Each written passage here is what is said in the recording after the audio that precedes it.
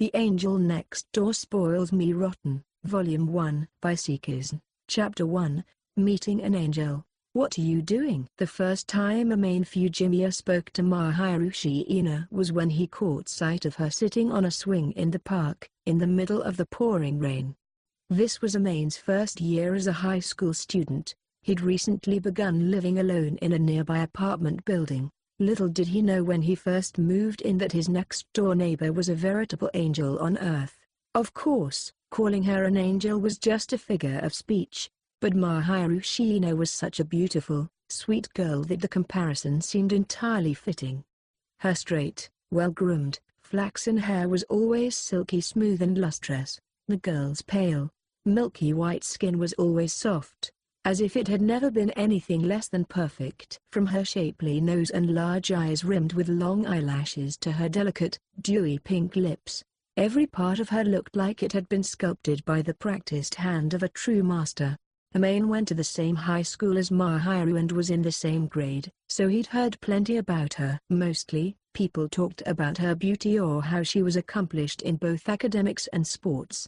As it happened, Mahiru always got the top score on exams and was a real ace in gym class, too. Amane was in a different class, so he didn't know all the details, but if the rumors were anything to judge by, Mahiru was some kind of superhuman being. Truly, she seemed without a flaw, attractive in face and figure and an excellent student. Perhaps most surprising was that she wasn't the least bit stuck-up about it. With her quiet, modest personality, it was no wonder she was so popular. Living next door to such a beautiful girl would have gotten most boys practically salivating at the mere thought. Amane, however, didn't intend to make a fuss over her or try to get too close. He certainly wouldn't deny that Mahiru Shiina was beautiful, but she had never been more than a neighbor to him. There hadn't really been any opportunities for them to talk, and not once did he consider approaching her himself. If they did somehow become involved in some fashion, it would definitely make a lot of other boys jealous, and that'd be trouble. Amane knew it was better to remain amicable next-door neighbors and avoid the wrath of her other admirers. It was possible to appreciate a charming girl without falling in love with her. After all, Amane recognized that Mahiru was the kind of girl best cherished from afar and had contented himself with existing in her life as only her neighbor. Thus, when Amane caught sight of her looking lost in thought and alone in the pouring rain without an umbrella, he couldn't help but stop and stare, wondering what she might be doing. The downpour was heavy enough to send the most everyone else scurrying home, but there she was, sitting all by herself on a swing in the park between their school and their apartment building. What is she doing in the rain? Amane wondered. Everything was gloomy beneath the darkened sky, and the rain, relentless since that morning, only made it even more difficult to see. Mahiru's conspicuous flaxen hair and her school uniform made it impossible to miss her. However, even veiled by the dismal weather, Amane did not know why she was sitting there without an umbrella, letting herself get soaked. Mahiru didn't appear to be waiting for someone, nor did she seem at all concerned by the rain. As far as Amane could tell, Mahiru was simply staring off into the distance. Her face was tilted slightly upward, and though she was always pale, her complexion appeared downright pallid. If she wasn't careful, she was sure to catch a cold. But even so, Mahiru sat there quietly, not making any move to head home. If she's content to sit there, it probably isn't my place to interfere, Amane thought as he made his way quickly past the park. He took one last look and could see that Mahiru's face was screwed up as if she might cry. Amane scratched his head nervously. He wasn't really looking to make any kind of connection with her or anything, but it seemed wrong to him to ignore another person who was making such a pained expression. "What are you doing?" When he called out to her in the bluntest voice possible, trying to convey that he was not a threat, she tossed her long hair, now heavy with water, and looked at him. Mahiru's face was as lovely as ever, even wet with rain. Its radiance was not dulled. In fact, every droplet only seemed to enhance her elegant features. One could say she was dripping with beauty. She stared at him with large, striking eyes. Mahiru must have been vaguely aware of Amane as her next-door neighbor because they occasionally passed each other in the morning. However, the look in her caramel-colored eyes revealed that she was slightly guarded. Someone she had never really spoken with had suddenly called out to her. "Fujimiya, may I help you?" Amane was rather shocked that Mahiru had remembered his name, but at the same time, he also figured that this level of familiarity most likely wouldn't cause her to drop her guard. It was only to be expected that Mahiru would raise her defenses when confronted by a stranger, even if he wasn't entirely unknown. She probably didn't want much to do with the opposite sex. It certainly seemed like she received plenty of romantic advances from the boys at school, regardless of what year they were in. Would anyone have blamed Mahiru for suspecting Amane of harboring an ulterior motive? "I don't really need anything. I was just wondering why you were sitting in a place like this, all alone in the rain." "Oh, you were? I'm grateful for your concern, but I'm here simply because I want to be. Don't worry about me." There was no edge of suspicion in Mahiru's soft, listless voice, but it was also clear that she had no intention of opening up to Amane. "All right, suit yourself." It was clear that there was something going on with her, but she didn't seem to want Amane to get involved, and he wasn't particularly inclined to pursue the matter any further. Amane had only approached her on a whim. He'd simply been curious about her situation, that was all. It wasn't really his concern. If this was what she wanted to be doing, then that was just fine by him. Amane sensed the evanescent beauty regarding him with some suspicion. He was sure that Mahiru was wondering why he'd even bothered speaking to her at all. "Ah, I see," he offered in reply. Pressing the issue wouldn't get him anywhere, so Amane decided to withdraw. There was no shared history between them, and perhaps that was for the best. The decision to leave her alone was an easy one. Even with a very good reason to depart, Amane still didn't think it seemed right to abandon her, and thoroughly soaked to boot. "You'll catch a cold, so take this and go home." No need to bother giving it back. Deciding this would be the one and only time he meddled, Amane offered Mahiru his own umbrella. After all, he didn't want her to get sick or anything. Amane handed over the umbrella, or to put it more accurately, he gave her little choice but to accept. Without giving Mahiru a chance to reply, he turned away and took off. As he left the scene, Amane heard Mahiru calling to him. Whatever she was trying to say was too quiet and became drowned out by the rain. Amane didn't stop or turn around until the park was well behind him. He had cared enough about the girl possibly catching a cold to foist his umbrella on her, so he didn't feel that guilty about the fact that he had originally intended to ignore her altogether. At any rate, Mahiru had refused his attempt to start a conversation, and Amane didn't intend to get any closer to her, either. After all, they had no connection to each other beyond this. Amane assured himself along those lines as he made his way home. Chapter 2, A Cold, and Being Nursed by an Angel. "Amane, your sniffling's annoying." "You're annoying." The next day, it was Amane who'd ended up with the cold. As his classmate and good friend Itsuki Akazawa had pointed out, Amane had been trying and failing to snort everything back up his nose. Trying to exhale only resulted in a terrible, wet, burbling sound.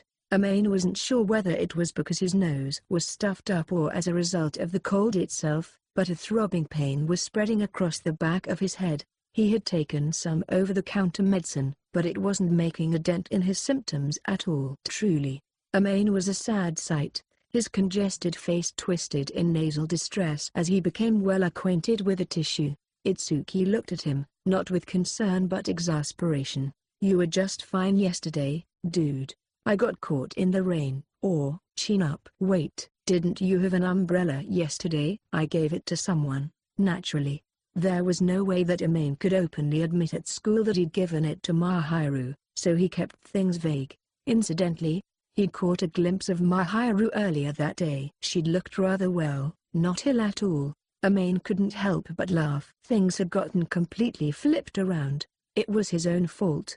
He'd neglected to warm up in the bath when he'd gotten home. "Don't you think you were being a little too nice, lending out your umbrella when it was pouring like that?" "Not really." "Even if I did, no point complaining about it now." "And who did you give it to anyway? Who was worth catching a cold?"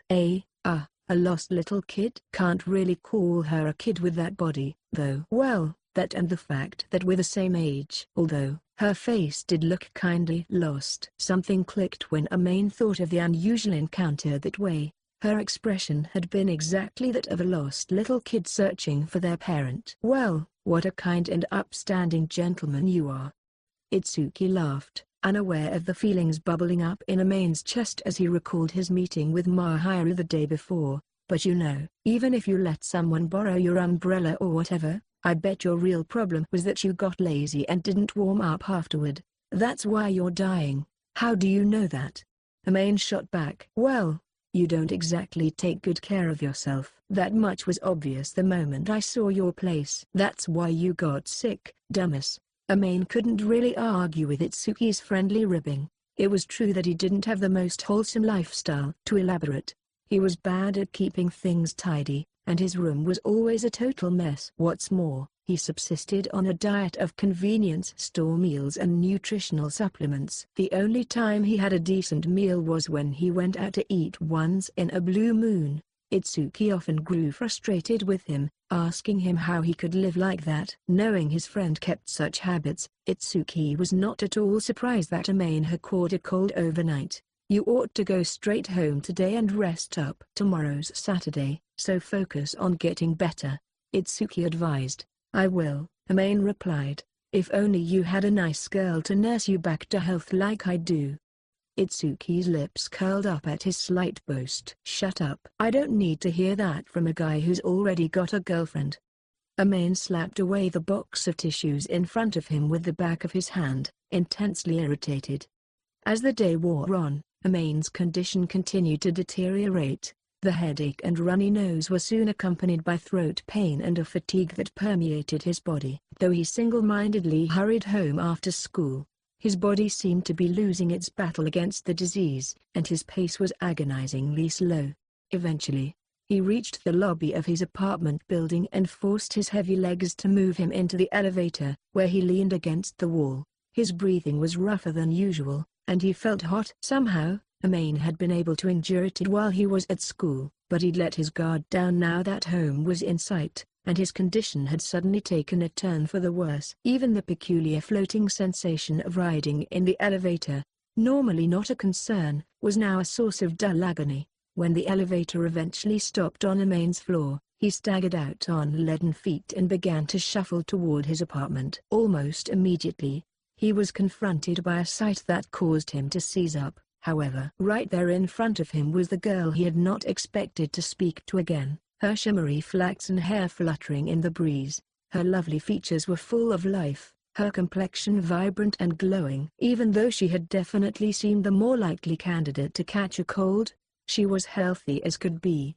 The benefits of her self-care were on vivid display. In her hands, Mahiru was gripping the umbrella that Amane had forced on her the day before, neatly folded and closed. "She must have come to return it, even though I told her she didn't have to," Amane reasoned. "Really? You don't need to give it back," he said aloud. "It's only natural to return something you borrowed." Mahiru hesitated as soon as she got a good look at Amane's face. You have a fever, don't you?" "It's got nothing to do with you," Amane frowned. This was perhaps the worst possible time to run into Mahiru, and all over a stupid umbrella, too. It was the kind of thing that shouldn't have been worth the trouble of returning. Mahiru was smart, however, and was sure to quickly figure out how Amane had caught a cold. "But you only became sick because you loaned me your umbrella." "That's totally unrelated. Besides, I loaned it to you on a whim. It most certainly is related. The fact is that you caught a cold because I was out there in the rain." I said it's fine. "Really, it's not something you need to worry about." From Amane's perspective, he had done her the favor for his own self-satisfaction, and he didn't want her fussing over him now. However, Mahiru didn't seem likely to just leave him be. Anxiety was written across her graceful features. "So yeah, it's all good." "See ya." Their back and forth was quickly growing taxing, so Amane decided to force his way out from under Mahiru's questioning and concern. Swaying and staggering, he snatched the umbrella from her and pulled his keys out of his pocket. Everything was going fine, so far. Unfortunately, Amane fumbled quite a bit as he opened the door to his apartment. The moment he got it open, all the strength left his body. Perhaps the feeling of relief on finally entering his home was to blame for how his body unexpectedly keeled over toward the railing behind him. Although Amane was alarmed, he trusted that the railing was solid enough that it wouldn't break, and he wouldn't fall. Surely it would catch him, and he'd be fine. The impact will probably hurt a bit, but I guess there's no avoiding it, Amane thought, resigning himself to the pain. However, someone firmly took hold of his arm and hauled him back upright. Just as I thought. I can't leave you alone like this. Amane heard a fragile voice through his feverish haze. I'll repay your favor.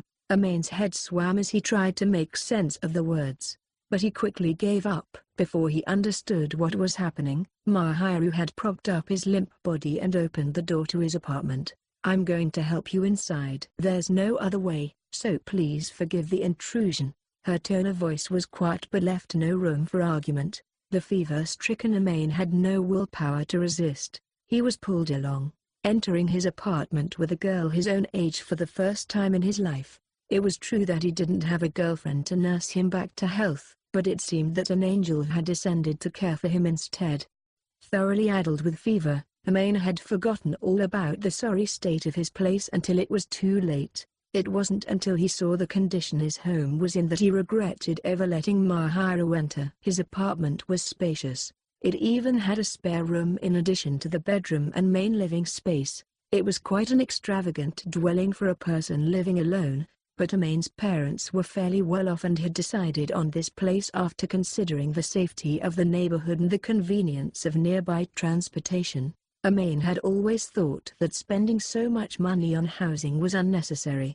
The apartment was much too large for a single person anyway. Still, his parents had insisted, and he wasn't about to complain. Setting that aside, Amane did live alone, and he was a typical teenage boy. Things were not kept especially tidy. Various items were scattered all over the living room, and needless to say, there was the state of the bedroom. This is too pitiful to look at. The angel, Amane's savior, gave him a frank assessment of his living conditions. Such harshness was quite the contrast to her charming appearance. Amane could hardly argue. It really was a sorry sight. If he'd known that he'd be bringing a stranger into his home, he might have moved some things, perhaps tidied up a bit, but it was too late for that now. Mahiru let a sigh slip from her glossy lips, but undeterred, she set to moving Amane into his bedroom. They nearly tripped along the way, and Amane vowed to do some serious cleaning sometime soon. First, I'm going out for a moment, so please go ahead and change clothes before I get back. You can do that, right? Mahiru asked. You're coming back? My conscience would never let me rest if I left you alone like this, even to sleep, Mahiru responded bluntly, apparently feeling the same way now that Amane had felt toward her when she was soaking wet the day before. Amane did not argue any further. After Mahiru left the room, he obediently did as he was told and started changing out of his school uniform. It's really a mess in here. There's nowhere to even step. How can anyone live like this? As he was changing, Amane heard an exasperated voice, quietly coming from the next room, and felt quite ashamed. After changing clothes, he went to lie down and must have fallen asleep without realizing it, because when he managed to lift his heavy eyelids again, flaxen hair was the first thing he saw. Following the hair, Amane looked up to see Mahiru standing silently at his side, peering down at him. The whole scene felt like something out of a dream. What time is it? Amane asked, confused. 7 in the evening, Mahiru answered matter-of-factly. You slept for several hours. As Amane propped himself up, Mahiru handed him some sports drink that she had poured into a cup. He accepted it gratefully and brought it to his lips, then finally was able to take a look at his surroundings. Maybe it was because he had slept, but he felt just a little bit better than before. He realized that his head felt cool and pressed a hand to his forehead. When he did, his fingers registered a slightly starchy sensation, like cloth. There was a cooling sheet stuck to him. Amane was sure he didn't have any of those at his place, and he looked up at Mahiru. I brought it from home, she answered immediately. Amane had no cooling sheets in his apartment, and no sports drinks, either. Mahiru must have brought that over as well. Thank you. Sorry for all the trouble. It's fine. There was nothing Amane could do but smile bitterly at Mahiru's curt answer. Mahiru had only offered to play nurse because she felt guilty. It definitely didn't mean that she genuinely wanted to spend time with Amane. He was sure of that. She was already talking with a boy she barely knew, and alone in his apartment no less. That she would make sure there were no misunderstandings about how she felt was only natural. For the time being, I brought you the medicine that was on top of your desk. It's better to take it with something in your stomach. Are you hungry at all? Mahiru asked gently. A little bit, Amane answered. Oh really? Well, in that case, I made some rice porridge, so you're welcome to have some. Huh. You made it yourself? Is there anyone else here but me? If you don't want it, I'll eat it all alone. No, I'll eat it. Please let me eat it. Amane had never imagined Mahiru preparing a homemade meal for him. For a moment, he was caught off guard. Frankly, he had no idea whether Mahiru even knew how to cook, but he'd never heard rumors of her failing cooking class, so he was fairly confident it wouldn't be awful. Although Mahiru looked surprised at Amane's sudden bow and insistence that he would eat her food, she nodded before handing him the thermometer that was sitting on the side table. I'll bring it to you, so take your temperature first. Okay, Amane said, taking the thermometer out of its sleeve. He began unbuttoning his shirt, and Mahiru quickly turned away. Do it after I leave the room, please. There was a slight rise in her voice, and Amane spied that the girl's pale cheeks were tinged red. Amane hadn't thought twice about taking off his shirt in front of her. He didn't consider it anything to worry about, but Mahiru was clearly flustered. Perhaps she wasn't accustomed to seeing much skin.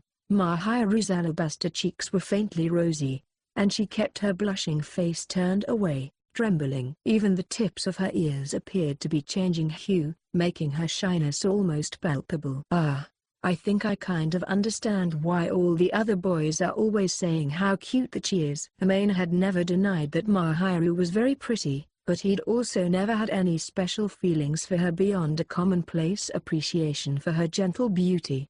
He had looked at her like something akin to a work of art and had been content to admire her like one would a distant masterpiece. Mahiru wasn't some far-off thing anymore, though. She was in his apartment, looking slightly flustered and very shy. In that moment, Amane saw her as a girl and not some idol, and it was strangely adorable. The two didn't have the kind of relationship where Amane could just up and say that he thought Mahiru looked cute. However, it would probably just come across as weird if he tried, which was why he kept his impressions to himself. Well then, do you think you could go get the rice porridge?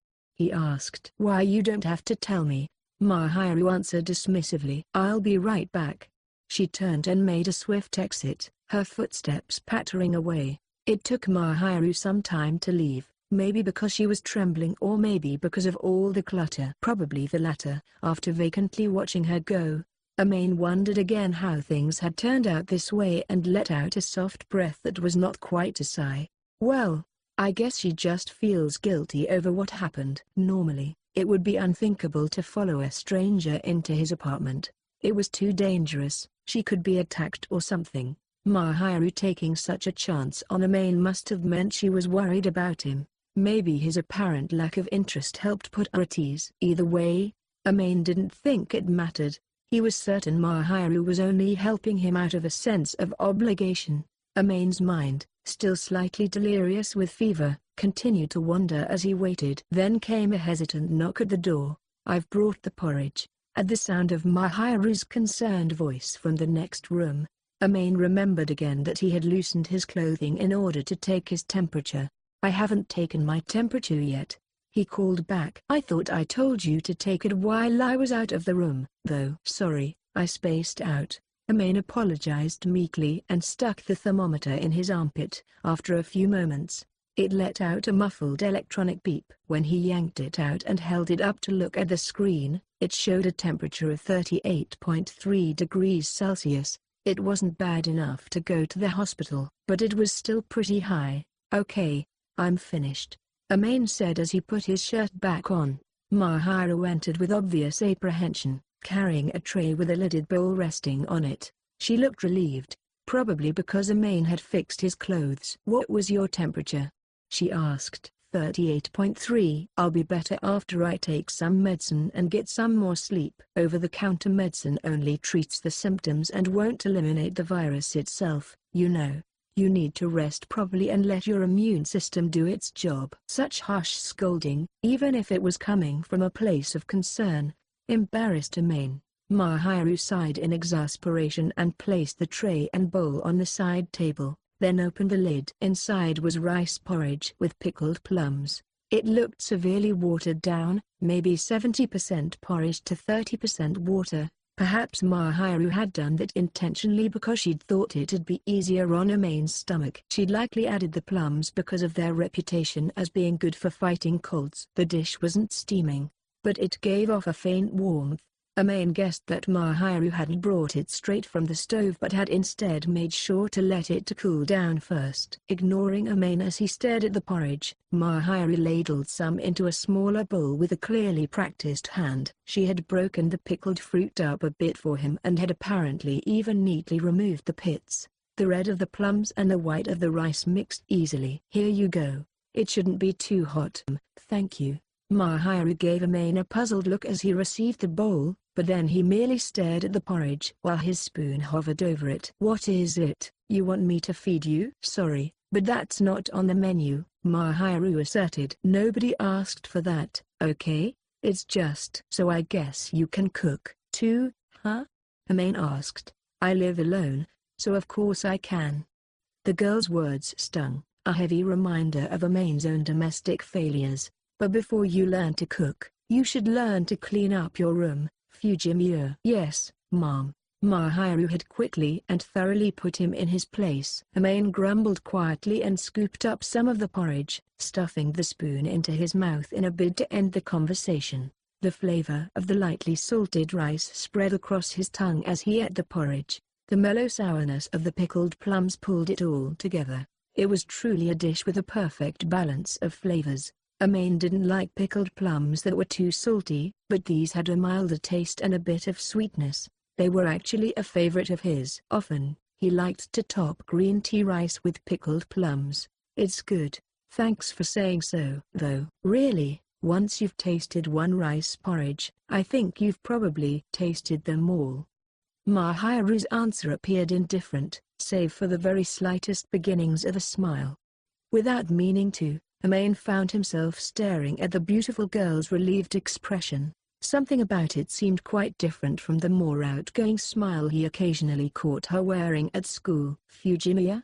Mahiru asked. Sorry, it's nothing, he answered. Amane thought it a shame that such a beautiful smile had been so fleeting, though he kept the musing to himself. Instead, he shoveled spoonful after spoonful of porridge into his mouth. Anyhow, you rest today and make sure to replenish your fluids. If you need to wipe away sweat, use this.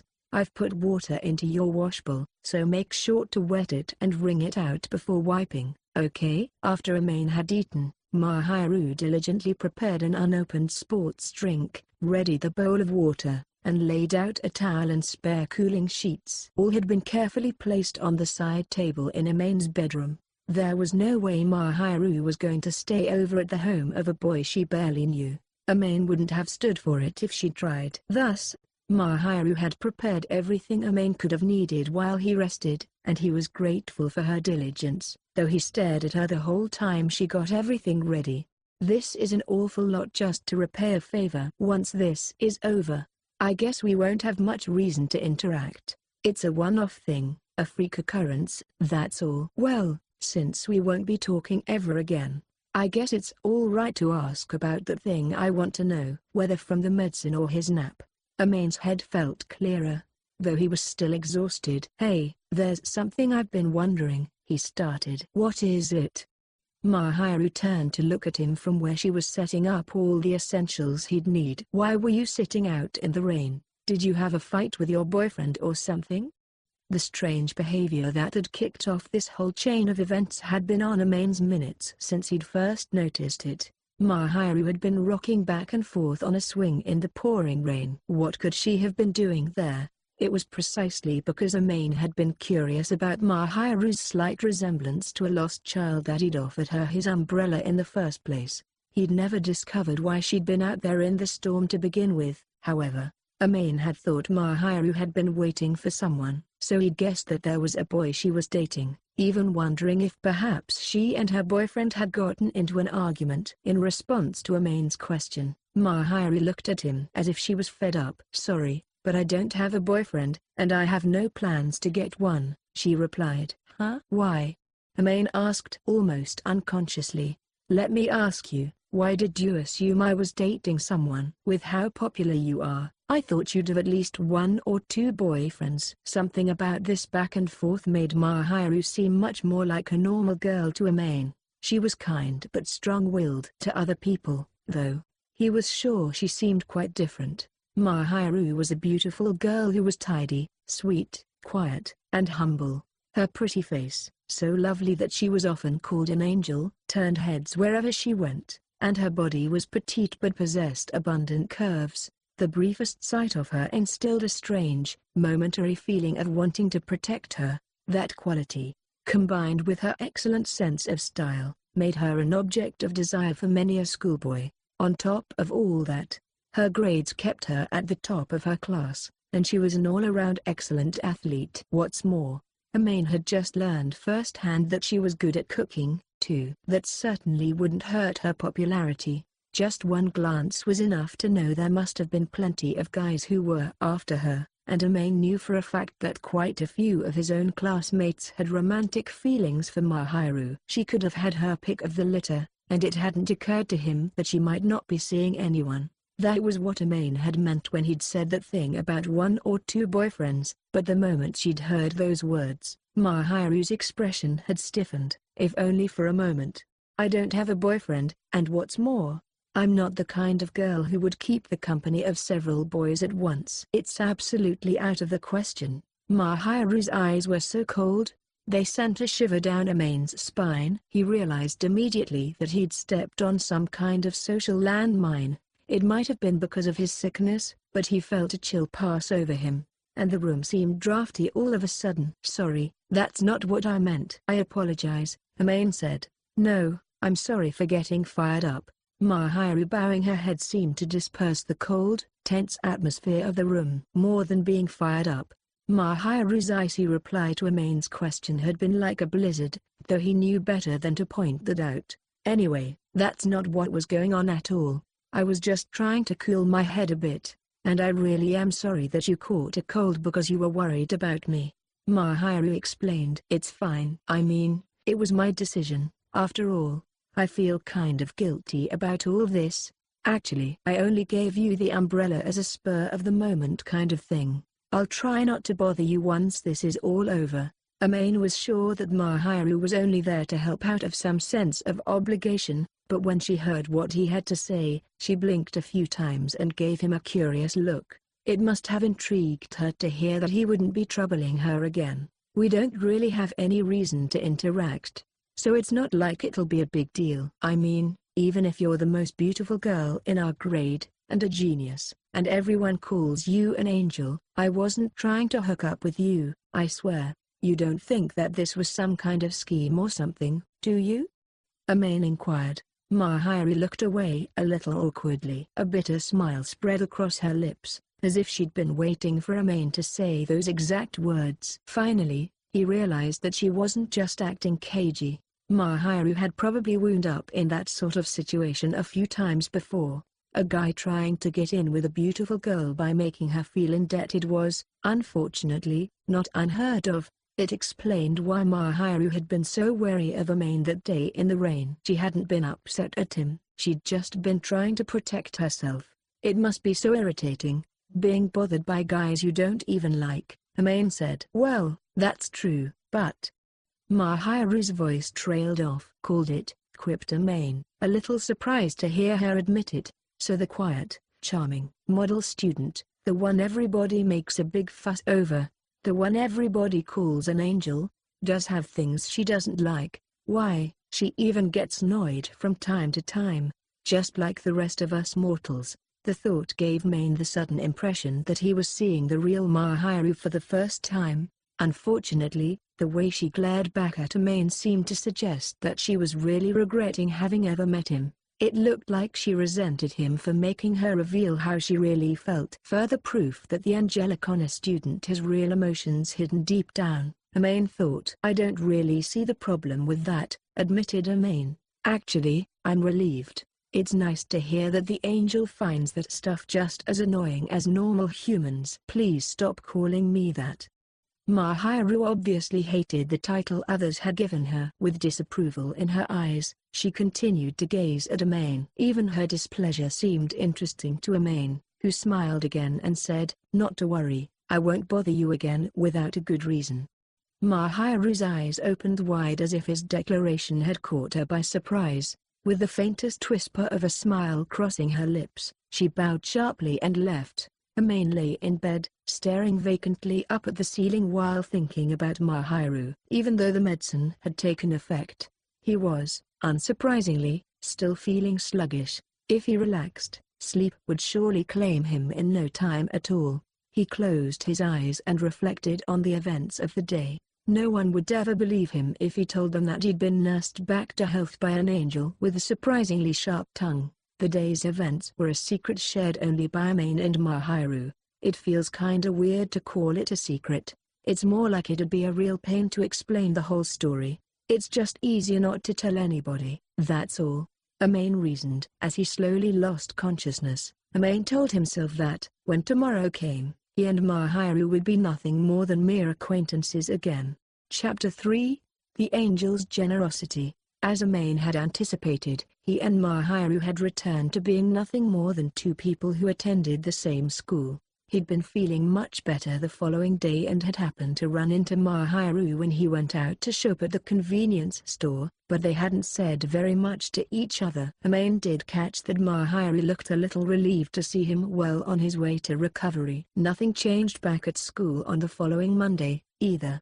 The two were back to being strangers. The only tiny difference was that now, whenever they encountered each other on the way to school, she would greet him with a quick bow. That was all. "Oh, Amane, you feeling better?" "I'm good, thanks." It seemed that Itsuki had also been worried about Amane. He'd been in rather bad shape last Friday. After all, Amane's condition had been the first thing Itsuki asked about when they saw each other outside the school building.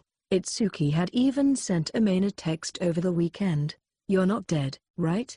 Amane had sent back a message that he was fine, but it seemed Itsuki had only been half convinced, because he let out a deep sigh of relief when he saw in person how much better his friend was feeling. "Yeah, well, when I saw you in such bad shape, even I started to worry." "Man, it's all good if you're better now. You ought to take better care of yourself. Start by cleaning your room or something. You sound like somebody else I know." Amane quipped. "Huh? Nothing. Something happened this weekend that kind of opened my eyes. I'll clean my place up in a few days." Itsuki didn't let up. "Nah, man. You gotta sort yourself out now." Amane turned away in a huff. It would probably take more than half a day to clean that mess up. Looking exasperated, Itsuki backed off a bit, saying, "I mean, you can live however you want, you know, but just clear a path you can actually walk through for the next time I come over." "I'll deal with it." Wearing a sour face the whole time, Amane changed into his indoor shoes and headed for his classroom. An extremely boisterous room caught his attention as he walked down a hall, however, and he couldn't help but peek in. Glancing in through a hallway window, Amane saw Mahiru, as beautiful as she'd ever been, surrounded by her classmates. Whenever someone spoke to her, she would turn to them with a quiet smile. Everything about her persona seemed totally different from the Mahiru he'd seen the other day. Amane suddenly broke out in a smile, noticing his friend's gaze. Itsuki's eyes followed the same path. He saw Mahiru and immediately understood. "Shiina, huh?" As popular as always, no surprise, given how pretty she is. "Well, you know what they say. She's an angel. What about you, Itsuki? Think she's cute?" Amane asked. "Yeah, I guess so. But I've got chi, so only in a sorta aesthetic appreciation type way," Itsuki replied. "Quit going on about your girlfriend already." Itsuki had a girlfriend named Chi, although that was a nickname. Her full name was Chitase Shirakawa. They were an extremely close couple, madly in love with each other, It gave Amane heartburn whenever he saw them together. Although Amane was quick to dismiss the girlfriend talk, Itsuki didn't seem particularly offended. Amane often said things like that. So Itsuki just laughed. "You're heartless." "So let me ask you, do you think she's cute?" "Amane, she's definitely beautiful, but that's all," answered Amane. "How bland," Itsuki commented. "She's like a flower on a high peak that my hand could never reach. I've got nothing to do with her. Looking is enough." Fair. Some quirk of fate may have brought Mahiru and Amane together that other day, but they were truly destined to live in different worlds. The idea that Amane, a self-admitted hopeless loser, and Mahiru, the beautiful super student who could do anything, might one day have any kind of relationship, let alone a romantic one, was frankly ridiculous. It was a veritable impossibility. "That's right," Amane thought. "There's no need to concern myself with her any further." "What are you eating?" The theory that the two would never interact again was quickly disproven. Amane was sucking down some nutritional jelly on his veranda while gazing up at the sky when Mahiru called to him. It had been too much of a bother to even go to the convenience store, so he was contenting himself with the pouch of jelly he had at home while getting some air when Mahiru unexpectedly came out onto her own veranda. She leaned over her railing slightly, looked at the nutritional jelly pouch that was in Amane's mouth, and frowned. For a moment, Amane was frozen. He'd thought she was done with him. "Can't you see? It's a 10-second energy replenishment jelly," he finally answered. "Don't tell me that's what you're calling dinner?" Mahiru asked, incredulous. "Of course it is." "That's all you're eating? A high school boy, with a healthy appetite?" "That's none of your business." Normally, Amane would have eaten a boxed meal from the convenience store or something pre-made from the supermarket, but today, he'd neglected to pick something up for dinner. And he didn't feel like instant ramen, so this was all he had. It probably wouldn't be enough, though, so he planned on having a snack later, too. "I guess I don't need to ask whether you can cook for yourself. It definitely doesn't seem like you can, at least, and yet you're living on your own, even though you can't cook or clean." Mahiru's observation was brutally honest. "Shut up." "That's none of your business," Amane fired back, though he knew he couldn't argue with the truth. He frowned and finished off the remainder of his jelly. He'd wised up about cleaning his place a couple days ago and was definitely planning to do something about it sometime soon. Ruminating on Mahiru's scolding only seemed to make Amane want to do it less. However, it also made him wonder why she was making such a fuss over him in the first place. Mahiru just stared at Amane, then let out a soft sigh. "Wait here," she instructed before disappearing back into her own apartment. "What now?" Amane grumbled as he listened to the clatter of the glass door closing behind her. He'd been told to wait, but he didn't know what for. Turning a puzzled gaze toward Mahiru's apartment, Amane stood there obediently, but there was no immediate answer. "It's starting to get chilly out here. I'd like to go inside." But he'd been told to stay put, so that was what he'd do. The autumn evening was colder than expected, and Amane's loosely fitting, casual clothes did little to help him stay warm. As Amane waited, watching his deep breaths come out white in the cold, he heard the electronic bell chime from his front door, announcing a visitor. It was pretty obvious who it was. Truly puzzled, Amane made his way toward the front door, dodging scattered clothes and magazines on the floor. He knew who it was without even looking through the peephole, so he slid his feet into a pair of slippers, took the chain off the door, and opened it. As expected, he came face to face with waves of sandy blonde hair. "What are you doing?" Amane asked. "I couldn't stand how badly you were neglecting your health. These are just some leftovers I had, but please take them," Mahiru stated plainly as she abruptly stuck a hand out in front of her. In her delicate palm, somewhat smaller than Amane's own, was a plastic container. He could vaguely see some sort of stewed dish through the semi-transparent lid. He couldn't tell exactly what it was. However, as the container had filled with steam from the warmth of the food, Mahiru seemed to understand the confused look in Amane's eyes as he stood there blinking. She let out a deep sigh. "You're not eating properly. Nutritional supplements are just that, supplements. You can't live on them alone. What are you, my mum?" Amane jeered. "I believe what I said is common sense. Also, shouldn't you have tidied up your room by now? There still isn't any room to walk." Mahiru narrowed her eyes in obvious disappointment as she looked past Amane at the room beyond, and Amane's words stalled in his throat. "I have. A little." "No, you haven't. Normally, people don't drop their clothes on the floor. Those just fell there. That wouldn't happen if you washed, dried, folded, and put them away properly. Also, you should bundle up your magazines after you're done reading them. That way you won't slip on one and fall." It wasn't that he couldn't sense the small barbs in her words, but he also understood that Mahiru was, for some reason, genuinely concerned for him, so he couldn't dismiss everything she was saying. After all, the clutter of magazines had almost tripped the both of them up just the other night. She had a point. Amane had no rebuttal. He screwed up his face, squeezed his mouth shut tight, and sullenly took the container from Mahiru's hand. The food suffused his palm with a welcome warmth, especially after all the time spent standing on his chilly veranda. "So I can eat this?" Amane asked. "If you don't need it, I can throw it out," Mahiru answered flatly. "No, I'm grateful for it. I don't usually get to eat an angel's home cooking." "Stop calling me that, seriously." Using her school nickname was a kind of petty, needling revenge for her critical comments. Her feelings about the moniker were written clearly across her pale cheeks as they turned red. There was no doubt about it. She hated being called an angel. Were he in the same position, Amane was certain he would hate it, too. That hardly needed to be said. Despite understanding Mahiru's stance, Amane couldn't help but smile when he saw her looking up at him with flushed cheeks and tiny, bitter tears forming. "I'm not going to say I'm sorry," he declared. It was clear that any further teasing would be certain to wreck what little goodwill she had left for him, so Amane figured it was prudent to give it a rest. "We're not even that close." Mahiru also seemed not to want to hear any more, and she emphasized this by clearing her throat forcefully as she pulled herself together. Her cheeks were still tinged with red, though, so she didn't look like much had changed. "Well, thank you for this. Though, you don't really need to worry about what happened before," Amane said. "I don't. I consider that debt settled. This is for my own self-satisfaction. I saw that you weren't taking care of yourself, and I was concerned, that's all."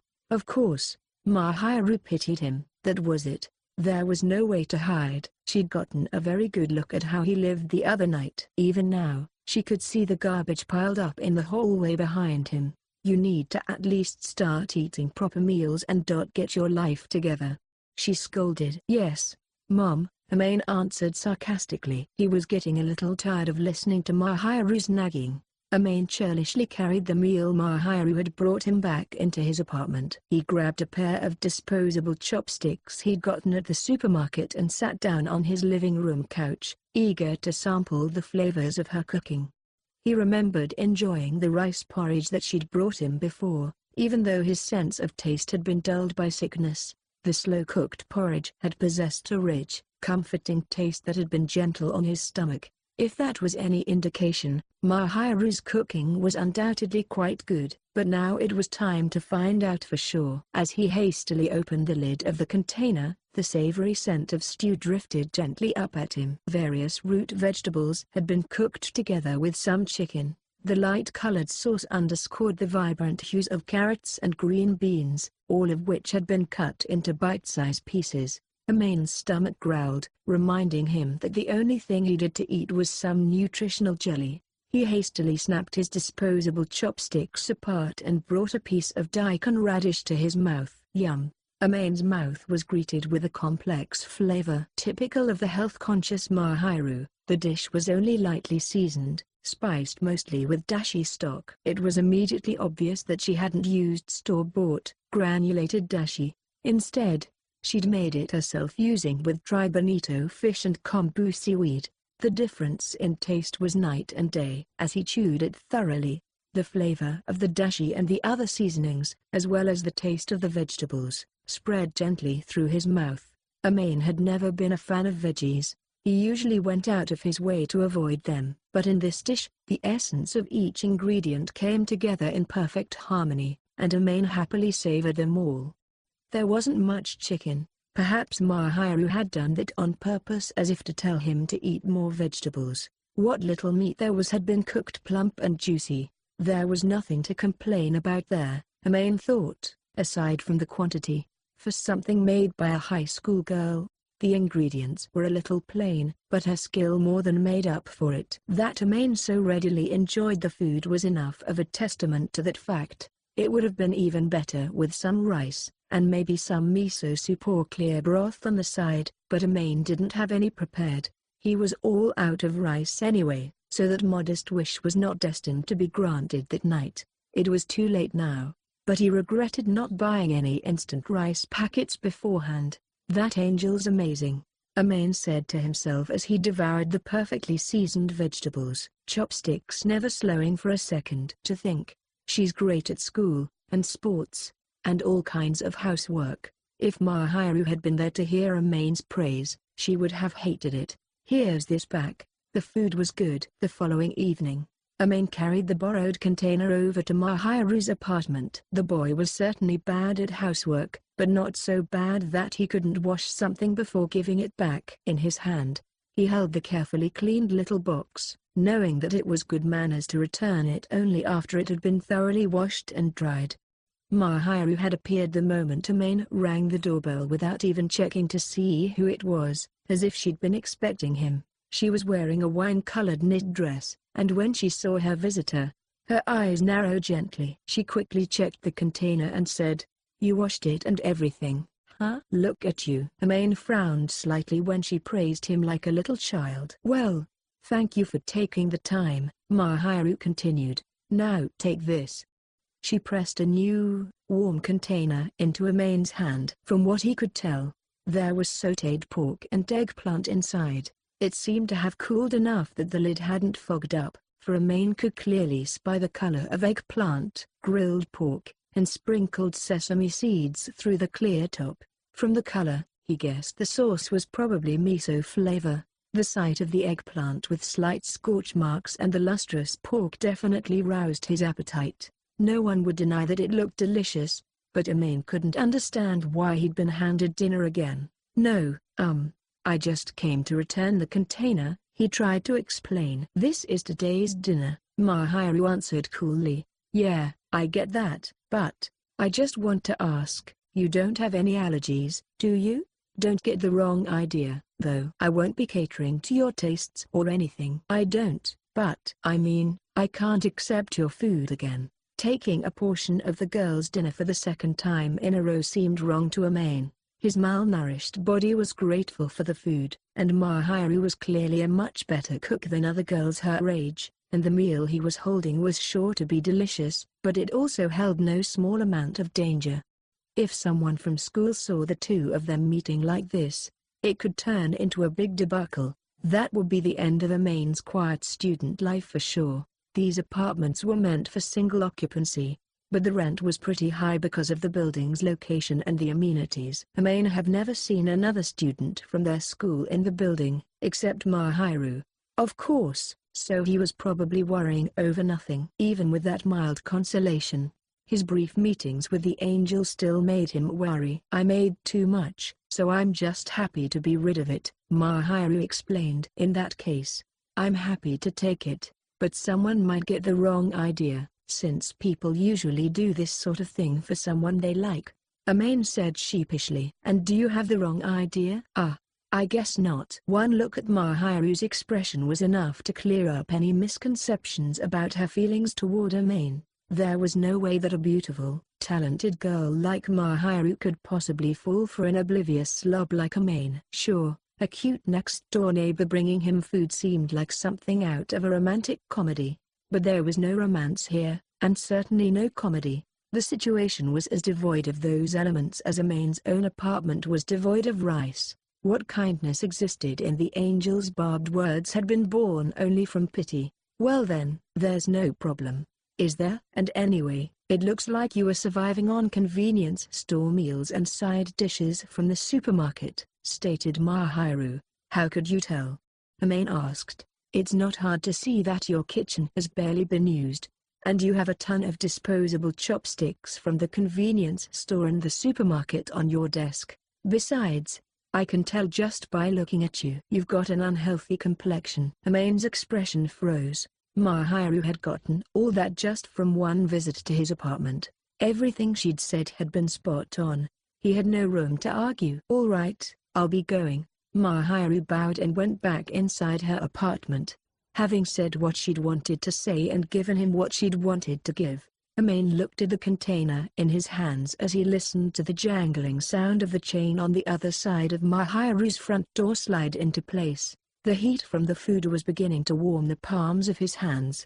He let out a soft sigh and returned to his place. As expected, the stir-fried sesame miso eggplant and pork was delicious. Amane found himself wishing even more than yesterday that he'd bought some rice. As time went on, Amane began swapping an empty container for a full one every day, and his diet improved dramatically. Mahiru's cooking was always light and healthy, and since every dish made him want rice, Amane started fixing microwave packets with each meal. The angel had a variety of cuisines in her repertoire: Japanese, Chinese, even Western. Each day brought something new, but every single meal was delicious, and Amane developed an appetite like never before. Like a wild animal grown fat on handouts, Amane quickly came to rely on Mahiru's charity. Even as he continued to obediently accept container after container, he knew it was presumptuous to expect a meal every day. Still, he happily, and hungrily,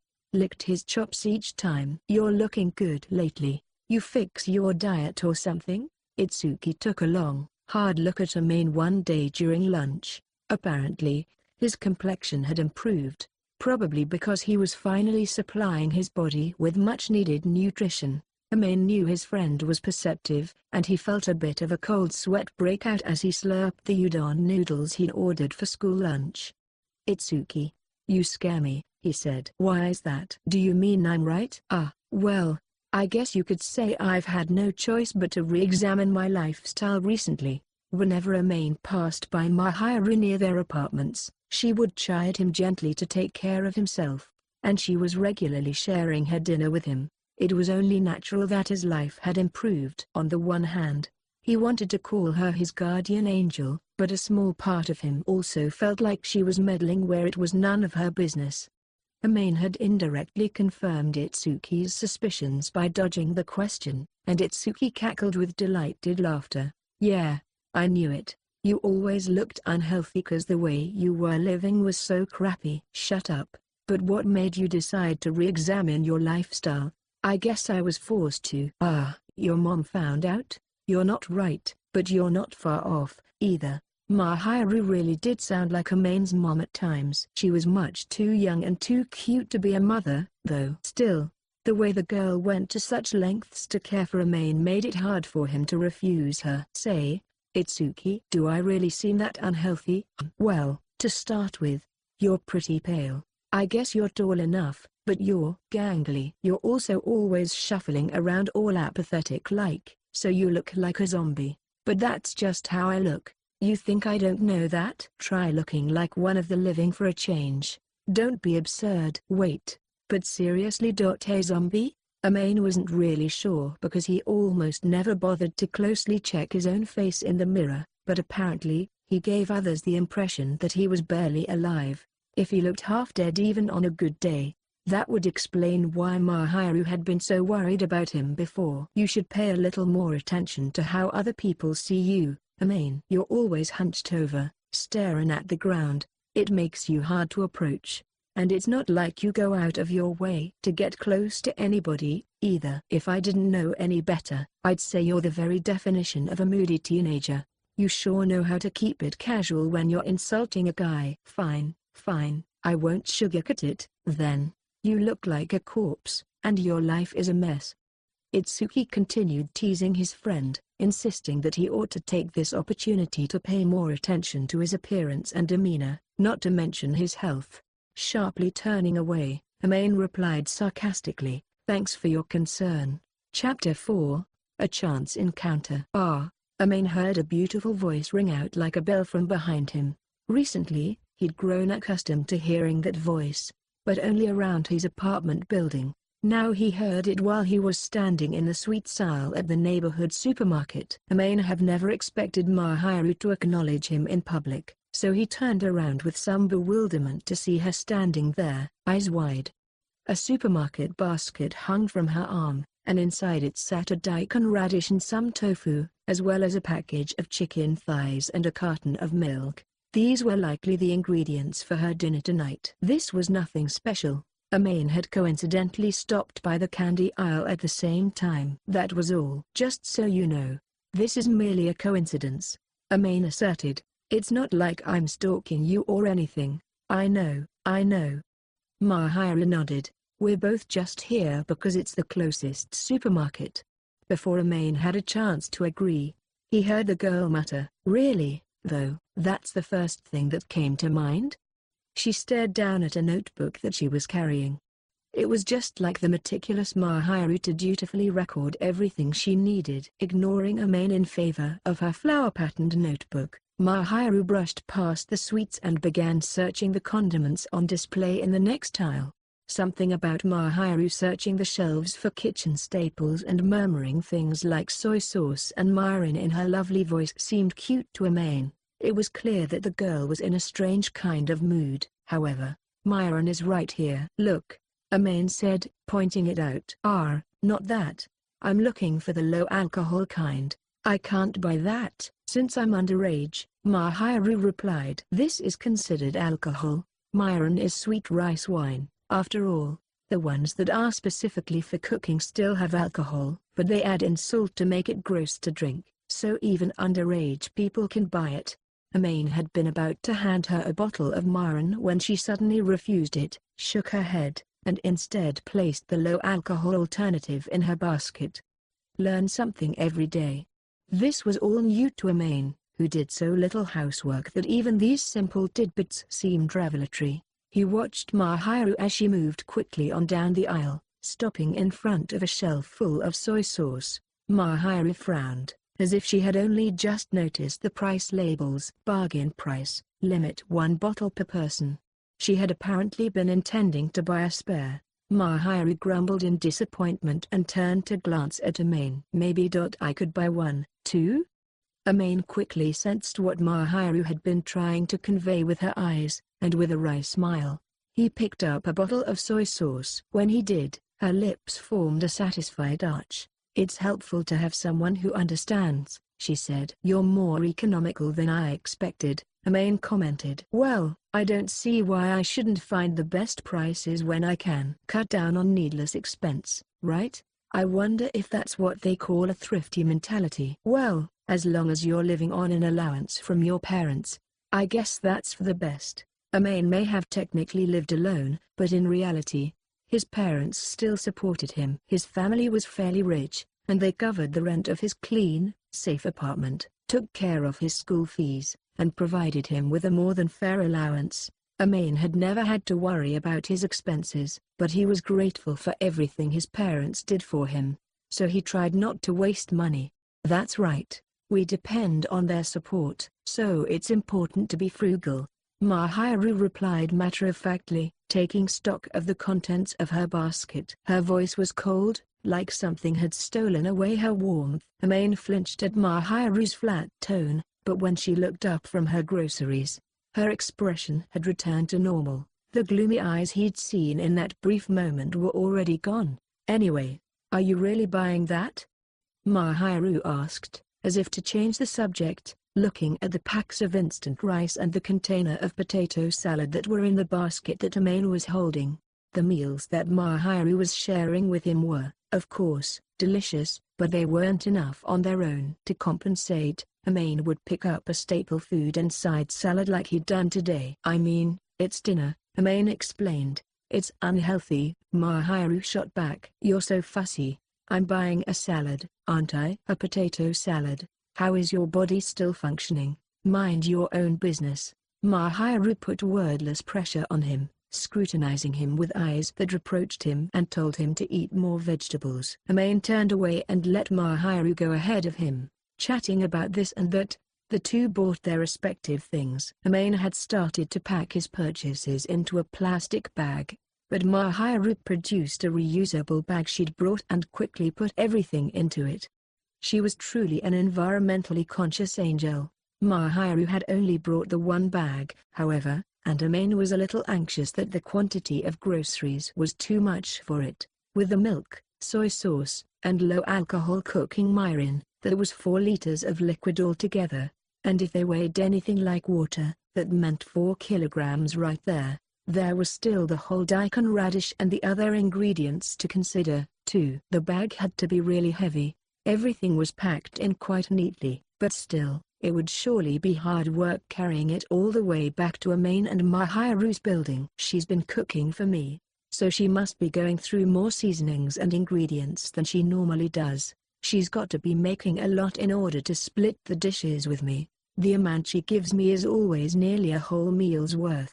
Mahiru says it's all just extra, but she must be making a lot of food on purpose. After Mahiru had gone through so much trouble to take care of Amane, it'd wound his pride if he didn't do anything to help her out now. As soon as Mahiru finished packing the reusable bag, Amane took hold of the handles and lifted it. It wasn't all that heavy to him, of course, but he could tell that it would definitely be difficult for her to carry for very long. Mahiru may have been really good at sports, but pure arm strength was an entirely different matter. Surely, Amane thought, his eyes tracing her slim figure under her clothing, surely there was no way that her slender arms could command the power needed to lift these heavy groceries. Caramel-colored eyes blinked rapidly. Mahiru looked surprised, or maybe a little concerned. "I'm not stealing it or anything," Amane said in his defense. "I'm not worried about that," Mahiru replied. "It's just I can carry my own bags, you know. It'd be more charming if you'd be quiet and let me take care of you for a change," quipped Amane. "That's basically saying I'm not charming," Mahiru answered flatly. "Well, think about how you act at school, then compare that to how you act toward me." Mahiru took a step back. Maybe Amane had unknowingly hit a nerve. The version of herself that she showed at school, the kind, gentle, modest girl everyone was familiar with, that was not the person Amane knew. Yes, Mahiru was always kind to him, but she was also far more direct. She never sugarcoated anything or hid behind niceties. Everything she said to him was brief and frank. Amane took advantage of Mahiru's stunned silence and briskly sauntered off toward the supermarket exit, holding his school bag in one hand and the reusable shopping bag stuffed with groceries in the other. He was leaving her behind, but he didn't care. Unconcerned, he continued on as the gap between them grew wider. He didn't slow down or give her a chance to catch up. They had already been standing next to each other in the supermarket. After all, if they walked side by side on the way home and somebody saw them, that could start rumors. So really, this kind of distance was best for both of them. Amane hurried on with his heavy burden while pretending not to be aware of Mahiru. As he strode along, he thought he heard someone mutter thanks behind him. Chapter 5. The Angel and the Great Cleaning Campaign. Amane was terrible at housework of any kind, but the thing he was worst at was cleaning. Surprisingly, he actually could cook. More specifically, he could prepare something hot and usually technically edible, as long as he was willing to set aside petty concerns like presentation or flavor and also assumed the possibility of grievous bodily injury at some point during the process. He wasn't completely incapable of preparing food. Laundry was all right, too. That much was possible for anyone, even Amane. If push came to shove, there was always the option of taking his clothes to a coin laundromat. All it boiled down to was a matter of stuffing everything into the machine and letting it run with detergent and water inside. Amane could pull that off, no problem. The one thing he was absolutely hopeless with, however, was cleaning. What do I do? One weekend, Amane had finally gotten tired of listening to both Mahiru and Itsuki lecture him day in and day out about cleaning his apartment and had resolved to finally do something about it. The only problem was that Amane was at a complete loss on how to get started. He knew that this was his own fault, but the first problem was that his things were piled up all over the place, and he couldn't figure out how he could even begin to get them in order. Unsure of what else to do, Amane started by washing his bed sheets and airing out his futon. What should come next? He wondered. Clothes and magazines are scattered everywhere, so there's really no room to walk. One small mercy was that he always threw out any food garbage right away, so there were no awful stenches or greasy stains. It was simply an enormous amount of clutter, enough that it seemed like an insurmountable problem. As Amane sighed softly at the mountain of work before him, the doorbell rang. He let out a little gasp. Rather than a regular visitor, he had begun to think of his neighbor more like a delivery person, a blessing from above who just handed over gifts and then left. As he stood before his messy room, however, Mahiru seemed like a savior. Amane scrambled for his front door but couldn't find his footing. He stumbled, caught himself, and carefully crept the rest of the way to the door with one hand pressed against the wall for balance. "Sorry, I wanted to pick up my container a little earlier today." "What are you doing?" Mahiru asked when Amane opened the door. "I was trying to clean," he admitted. Mahiru looked at Amane, still off balance, with a rather astonished expression. "I heard a loud noise just now," she said. "I almost fell." "I bet you did." "You haven't even begun to clean, have you?" "I wasn't sure how to start, I can tell." Amane grimaced at Mahiru's comment. It was no less candid than usual, and Amane really couldn't think of anything to justify his lack of progress. Besides, he knew that if he got sulky now and lashed out, he wouldn't be able to get her advice on how to go about cleaning his apartment. The trouble was that he wasn't sure how exactly to ask for Mahiru's help.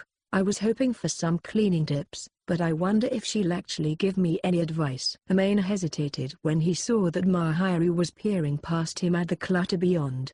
Her eyes conveyed her shock at the disastrous scene behind him. It truly must have been an awful sight. "Unbelievable." "I'll help you clean your apartment." "Huh?" Even Amane knew that it would be too shameless to ask Mahiru to help him clean. That's why he'd only been planning to see if she had any suggestions. Never had he dared to imagine that Mahiru would come right out and offer to help. "I hate the idea that the apartment next to mine is so filthy." Such scathing words, but again, Amane could offer no argument. "You must think it's so easy to live alone, but you can't even clean up after yourself. Worse, you act like it's no problem, like everything will sort itself out eventually, but it clearly hasn't." "Why don't you stop and take a moment to look at yourself?" Amane was at a loss for words. His mother had always told him that if he was diligent about cleaning regularly, it would be easy, but he'd ignored her, and this was the result. He was fully aware that he was suffering the consequences of his own actions. "Look, as long as you keep up with routine cleaning, your place won't get this bad again. It's obvious that you have some terrible habits," Mahiru said. "You're absolutely right," agreed Amane. He couldn't get angry with her. He already owed her so much, and she'd been so kind to him. Besides, everything she was saying about his past behavior was true. He had underestimated how difficult living alone would be, and he really did just sort of assume that everything would somehow work itself out, and this was the result. Amane could only nod solemnly at Mahiru's words. "Well, is it all right if I start with this room?" Mahiru asked. "Is it all right with you?" Amane answered with a question of his own. "I'm the one who's offering, so of course it's all right. I'm going to go get ready, so while I do, if you have anything you don't want me to see, or any valuables, please put them in a closet and lock them up." "I'm not worried about that." Amane refused to even entertain the idea that someone who had been so kind to him, even despite her sharp words, might steal from him. Not to mention that Mahiru was far too good-hearted to ever harm another person like that. "You're not?" she inquired. "There's no way that you would do something like that," Amane replied. "No, that's not what I..." "Look, aren't you worried that I might see something that, as a boy, you'd rather hide?" Well, unfortunately I don't happen to have any such things." "Well, in that case, it's fine, then." "All right. I'm going to go change clothes and fetch some cleaning supplies." "I don't take cleaning lightly, you know." Mahiru returned to her apartment, and Amane watched her go with a wry smile. She came back wearing different clothes, a long white t-shirt and khaki-colored cargo pants. The t-shirt closely followed the lines of her body, the delicate fabric bringing the curves and edges into full relief. Mahiru's long hair had been skillfully gathered into a perfectly round bun, and Amane felt strangely uncomfortable being able to see the white nape of her neck. Previously, he had only ever seen her in dresses and skirts, and he found there was something refreshing about this look. Amane had thought before that boyish clothes like this probably wouldn't suit her well, but he had clearly been wrong. He was beginning to realize that beautiful girls looked good in whatever they put on. This new outfit looked comfortable for moving around the house, but it was also a look that Mahiru could have worn around town. Amane never would have imagined that these were clothes that she was okay with getting dirtied. "You don't mind if those get messed up?" Amane asked. "I was planning to throw these out soon anyway, so it's fine if they get a bit dirty." Mahiru scanned the cataclysm that was Amane's apartment and sighed softly. "I'm only going to say this once. We're going to clean thoroughly. Got it? I understand. Good. Then let's get to it. I'm not going to go easy on you, and I won't let this end halfway through. I assume you have no objections?" Mahiru had posed the question so forcefully that Amane could do nothing but sheepishly reply in the affirmative. So began the great battle to clean Amane's apartment. A battle spearheaded by an angel. "First things first, let's toss any clothes into the laundry basket. Usually when you clean, you work from top to bottom, but we have to handle the clutter on the floor first before we can run the vacuum cleaner. Before we start the wash, we can divide the clothes into different loads, since there are too many to wash at once. Do you want to split them into things you wear and things you don't wear? Or do you want to wash everything? Just do it however you like," replied Amane. It seemed so obvious to him now. Of course they had to clear the floor before trying to do anything else. "There isn't any underwear out here or anything, right? Those are in my dresser, as you would expect." "That's fine, then. We can probably put off washing clothes for now, since even if we wash and dry them, we'll kick up dust by cleaning and just end up having to do them again. If you're not in a hurry, you can do the laundry after we finish cleaning." "Okay. Now, regarding the magazines." "Really, the only thing to do is to throw them out. I suppose it's a bit of a different story if you're collecting them, but from the way you keep them piled up everywhere, I doubt that's the case. If you do want to hold onto some part of one, tear out the page and put it in a scrapbook, then dispose of the rest. Tie up any magazines you're getting rid of and put them out for collection." Mahiru set about the task of cleaning right away, directing Amane to put his discarded clothing into the laundry basket as she gathered up every last magazine. She told him to speak now if there were any that Amane wanted to keep, but there weren't any in particular that he needed, so he simply shook his head. Having received the answer she required, Mahiru skillfully tied up the bundle using some plastic cord that she had apparently brought with her. "When you're finished gathering the clothes, please go through the other assorted clutter and decide whether to throw anything out. All these different things on the floor, same as before, sort them into what you need to keep and what you don't, then put the latter in the trash. Got it?" Amane answered meekly. "If you have a problem with taking orders, you'd better tell me now." "No, I don't. But I was just thinking about how quick you're doing all of this. If I don't, we'll run out of time.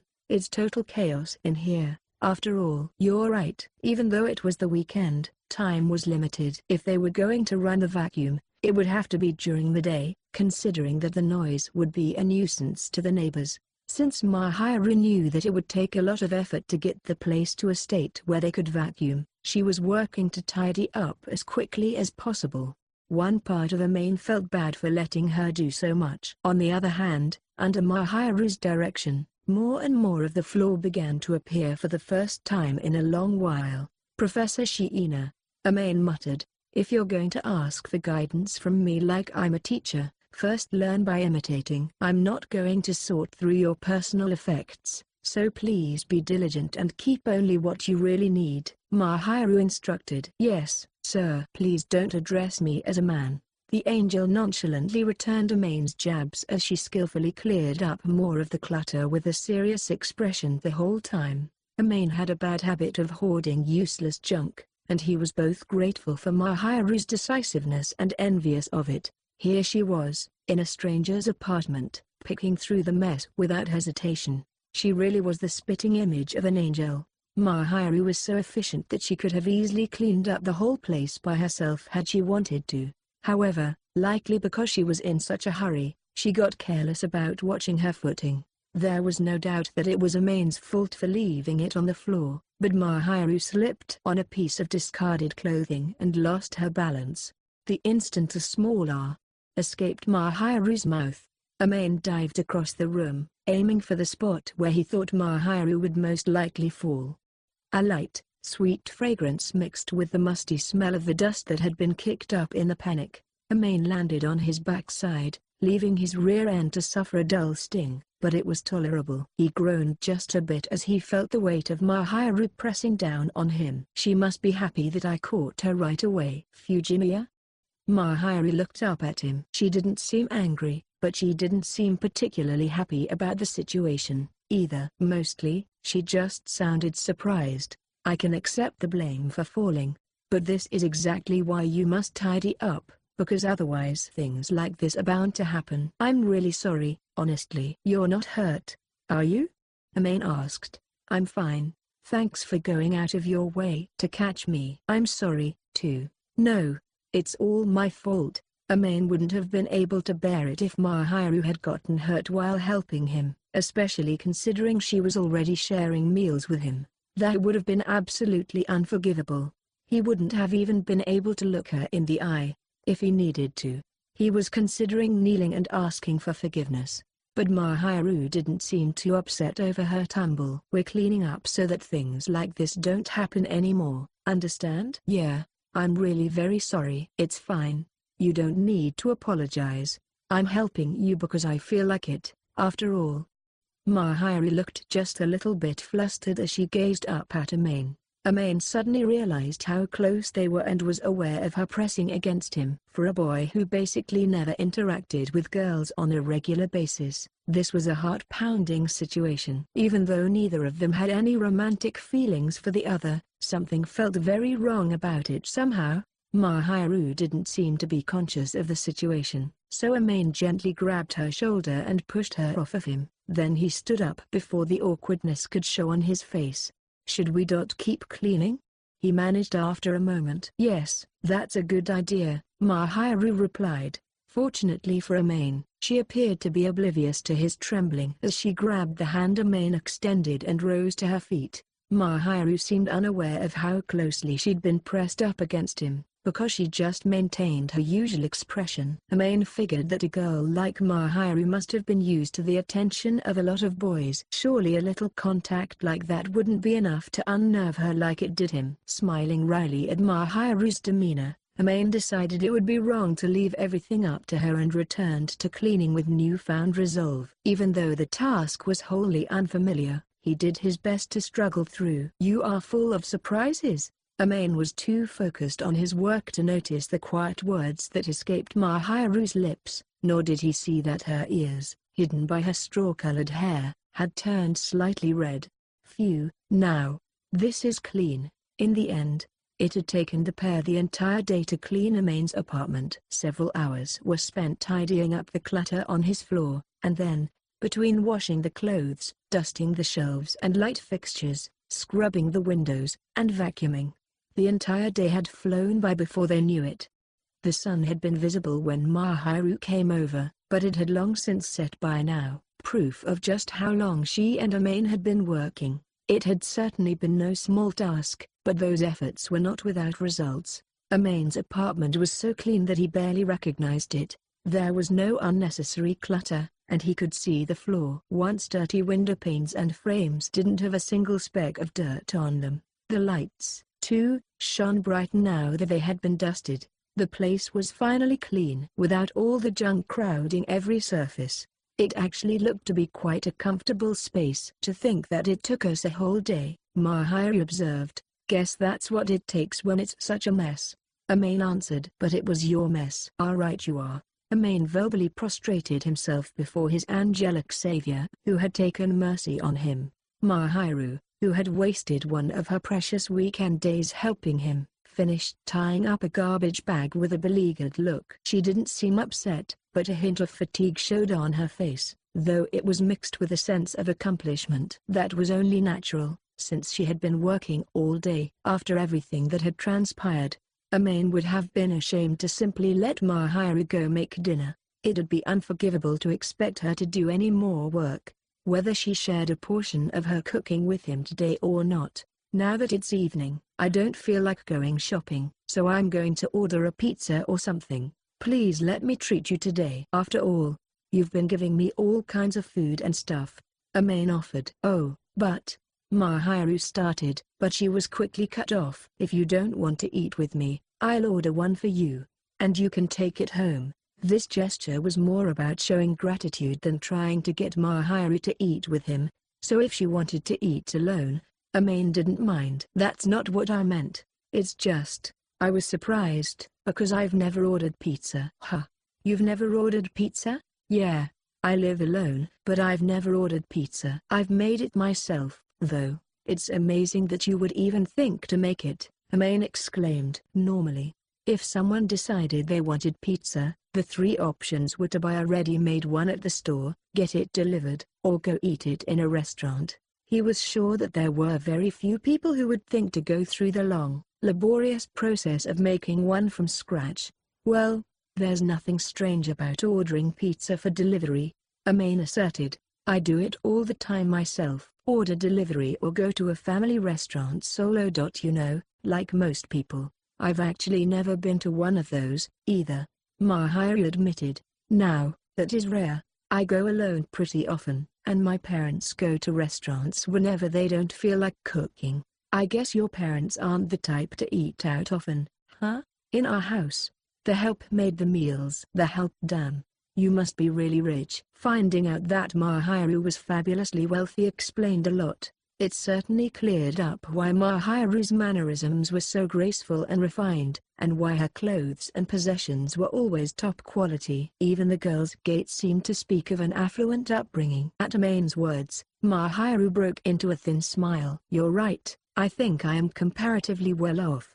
Quickly, Amane began to regret what he'd said, realizing that Mahiru's smile was not one of delight or pride but rather a display of self-mockery. It seemed that her family was an area of discussion that was better left alone, and Amane didn't plan to pry any further. Everybody has a thing or two they'd rather not talk about. It's only polite to respect that, especially with people you don't know very well. Well, then this will be an interesting experience, won't it? Here, order what you like. Dropping the topic of Mahiru's parents, Amane showed her a menu for a pizza place Amane occasionally ordered from. Out of all the places that delivered, it was the best. Their pizza was no match for one cooked in an authentic wood-fired oven, of course, but they did offer a wide variety of toppings. Their choices ranged from the standard fare to stuff more suited to little kids, so Amane figured that there was sure to be something that would appeal to Mahiru's tastes.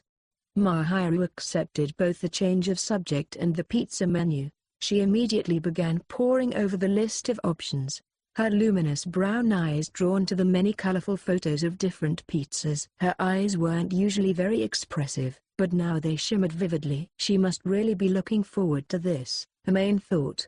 Mahiru seemed a bit nervous, but after considering it for a little while, she pointed out a party pizza with 4 types of toppings and said hesitantly, "All right, this looks good." She turned an expectant gaze to Amane. With a slight smile, Amane nodded, picked up his phone, and dialed the number printed on the menu. Mahiru's eyes sparkled with anticipation. An hour later, their pizza arrived. Mahiru dug in without hesitation. The pizza was divided into sections to allow the different flavors to be sampled on their own, and she'd hesitated a little over which one to try first but finally decided to start with a piece covered with a hearty helping of bacon and sausage.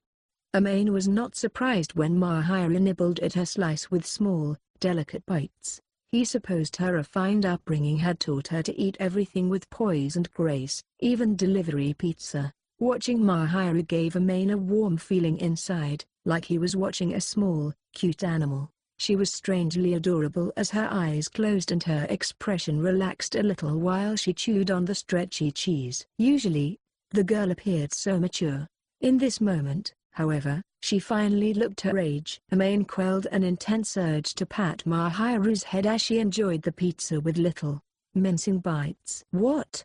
she asked. "Nothing, you just look like you're enjoying it," Amane replied. "Please don't stare at me so much." The frown she cast at Amane was anything but cute. "However, geez, you've really got no charm." "Well, that suits me fine. If I were to act like I always do at school, you'd say I was making you uncomfortable." "Yeah, I guess that's true. I'm more familiar with this version of you than the school version." At school, Amane barely ever even saw Mahiru, and they had certainly never spoken there. He only occasionally caught a glimpse of her, and she always wore that same impenetrable smile that she showed to everyone. Here, he got to see beyond that layer. This has to be the real Mahiru, Amane thought. At school, she always adopted her fake, public persona. "As far as I'm concerned," he continued, "I never get tired of this version. The version with no charm? Don't hold a grudge. You know, how do I put this? I can never tell what you're thinking when you're at school. Mostly about my schedule and my classes, I suppose. So even you can be clueless once in a while, huh?" Amane had meant to say that Mahiru always looked like she had some secret on her mind, but Mahiru apparently took his words at face value. She looked at him with a subtle protest in her eyes, as though she had meant something else entirely. "I didn't mean it like that," Amane quickly added. "It's just, you don't show what you're thinking. All I meant was that it's easier to be around someone who's honest about their feelings, even if they're a little rude, than someone who you can never read." "Do you think how I behave at school is bad?" Mahiru asked directly. "Well, I can't really hate on it, since it's probably the secret to your success. I just wonder if you ever get tired of it," Amane said. "Not really. I've been acting like that since I was little." "Hardcore, huh?" If she'd been keeping up this act since childhood, spending her whole life trying to be the perfect young woman everyone expected her to be, Amane could understand how it would definitely be difficult for her to set that persona aside. Amane had been able to infer a little bit about Mahiru's home life, but he knew that there was no way he could ask her more about it. "Well, isn't it nice to have a place where you can relax? And now you've even got a buddy to chill with." "Honestly, I don't find you relaxing at all. You make my stomach turn in knots," Mahiru stated coldly. "I'm sorry?" Amane apologized. A little dumbstruck, Mahiru gave an exaggerated shrug and let out a strange little laugh. Chapter 6, A Visit from a Friend. After the day-long cleanup, Amane felt like the wall between Mahiru and him had become ever so slightly thinner, but that didn't necessarily mean they had become much closer. They still had absolutely zero contact at school. They would make small talk sometimes when he went to get his portion of dinner from her, but that was all. Just the other day, Mahiru had scolded Amane, telling him that he had to keep his apartment tidy. Her words were definitely stern, but they also made it clear that she actually did care about him, at least a bit. Since Amane was receiving frequent reminders and tips on cleaning, his apartment remained as nice as it had been when he and Mahiru had finished tidying up the place. "Wow, it really is clean." That was the first thing Itsuki said when he came over on a day off. He muttered in an astonished voice when he saw the drastic transformation the living room had undergone. "I never thought your place could look this good. It was so dirty. I remember I helped you pick up stuff once before, but it was a wreck the very next day." "Give it a rest," Amane shot back at his friend. "No, but seriously, think about it. What's the longest number of days you've gone without dropping something on your floor?" "This is easily a new record. I've kept it going for 2 weeks." "2 weeks? That's it? That's nothing to be proud of, you know?" Amane scowled a little.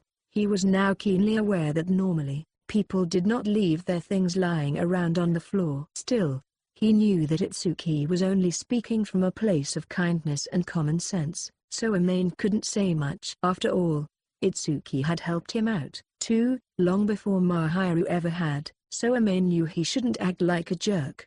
Itsuki smiled cheerfully at Amane's sullen silence. "Hey, I guess if your apartment's this clean, I could even bring Chi over." "No way. Why should I have to watch you two flirting in my own home?" "No need to be shy, Buddy, don't turn my place into your hangout. Why should I have to watch my friend and his girlfriend getting all lovey-dovey? Amane wished Itsuki could understand his position and appreciate what kind of torture it was like to have to watch a sickeningly sweet couple flirting all the time. He knew that Itsuki was just joking about bringing Chi over. But even so, Amane didn't find it very amusing that he constantly had front row seats to their cloying relationship. Relax, it was just a joke. Anyway, now that you've finally got the place clean, don't go messing it up again. You hear? I've got it under control, Amane assured. Someone like you. Well, whatever. Just make sure you get in the habit of putting things away after you take them out. Are you my mum? Now, Amane, dearie, you have to be diligent about cleaning your room. Itsuki mocked. That's so creepy, you sound so much like my mum. It's scary. Amane felt a shiver rocket down his back when Itsuki scolded him in a forced falsetto. He was sure Itsuki had never even met his mother, but still, the impression had hit the nerve. Itsuki's impersonation of a lady wasn't particularly soothing, either. Amane stuck out his tongue at him, and Itsuki cackled with amusement. Is that what your mum's like, Amane? Because mine is really cold toward me. Actually, I'm jealous. My mum bugs me whenever she gets the chance. She sounds like a mom who really cares about her son. I think she's just overly attached. No, I'm sure she has to look after you because you're such a slob. Oh, shut up. I mean it. You know that my mom is too clingy, perhaps because Amane was an only child. His mother was always fussing over him. She didn't exactly spoil him, but she did poke her nose around in his business and read too much into things. Amane certainly didn't hate her, but she made him uncomfortable at times. His mother had given him all sorts of instructions when he'd left home to live on his own and attend high school, and sometimes she would show up to check on him without warning. The pop-ins could be pretty awful. Well, doesn't that just show how much she treasures you, Amane? And her love is a heavy burden. Oh, I give up. You're the kind of guy who never appreciates what he's got till it's gone. You talk like you've got it all figured out, but don't you have your own problems dealing with that kind of meddling? Haha, it's Chi, man. What else can I do? Itsuki had all sorts of issues when it came to his father and his girlfriend, so his lecture really didn't have much weight behind it. Even so, Amane knew there was some truth to what his friend was saying, so he didn't argue any further. Itsuki sighed quietly, as if to tell Amane to let him worry about his own problems. His expression remained cheerful and carefree. However, I'll mess up anybody who interferes with me and Chi, Itsuki said, declaring something a little unsettling. Anyway, I'll figure out something for my dad's situation, so it's all good, for the time being. How about you sort your life out, Amane? Itsuki laughed loudly, and Amane responded by making a sour face. I know that. You don't have to tell me. He smiled secretly to himself, however, thinking how he'd heard that before from another person recently. Itsuki had come to visit Amane's apartment in order to see how he was living. Well, actually, he'd mostly come to hang out and mess around, so their discussion about the state of the room quickly wrapped up, and before long, they were playing a video game. Their initial intention had been to study for a test the next week, but that notion had been quickly discarded. Careful with the health packs. We're gonna run out, Amane said. We'll think of something. It'll be fine, Itsuki answered. Not at this level it won't. As Amane pondered how best to deal with his less cautious co-op player, the sound of the doorbell rang through the room and immediately gave rise to a different worry. A visitor? Itsuki looked up, too, after pausing the game. He knew that Amane had never really told anyone else where he lived, and that he didn't have any friends who might visit him at home, besides Itsuki himself. More importantly, any regular visitor would have been stopped at the lobby downstairs anyway, so a page should have come through the intercom. I don't really know, but it must be a neighbor, right? Distributing a community notice or something, Amane fibbed, knowing quite well who it likely was. Gotcha, Itsuki answered. I'll just be a minute. Amane did his best to dispel Itsuki's suspicions and hurried toward the front door, struggling to hide the twitch in his face that might give him away. He was lucky that Mahiru hadn't called out to him after ringing the buzzer. He opened the door quickly, not bothering to check who it was, and slipped through the small opening to get outside where he couldn't be seen. Amane made sure to close the door behind himself. Just as he'd suspected, it was Mahiru standing there, blinking in surprise at Amane, who must have appeared to have been acting very unusual. Immediately, he pressed an index finger to his lips and shushed Mahiru. "Please speak softly. Itsuki is here." "Itsuki?" she asked. "My friend. He came over to play games." "Ah, okay." Mahiru nodded in understanding of Maine's secretive behavior, then passed him a food container as she did every day without bothering to question him any further. Inside was a type of stew called udon, the perfect dish for the season now that the weather had gotten cold. Mahiru had probably been preparing it since morning. Amane accepted it with gratitude and let out a soft sigh as he looked at Mahiru. There was really no reason she ought to be doing this every day. "Look, I really appreciate what you do, but I don't have a lot of time." "Sorry," Amane apologized. "I wasn't waiting to be thanked or anything. I'm glad, that we cleaned up enough that you can invite friends over." Mahiru answered. "I guess I should kneel down and thank you." "No way. Don't do that." Mahiru looked at him with astonishment in her eyes. Perhaps she thought getting Amane to do something like that would make her akin to a tyrant. Amane smiled wryly. There had been a bit of earnestness in his statement, because he truly was indebted to her. She'd done so much for him that he really ought to be on his knees. Amane couldn't reconcile continuing to accept all the food for free, so he decided that he wanted to discuss paying her for the meals at some later date.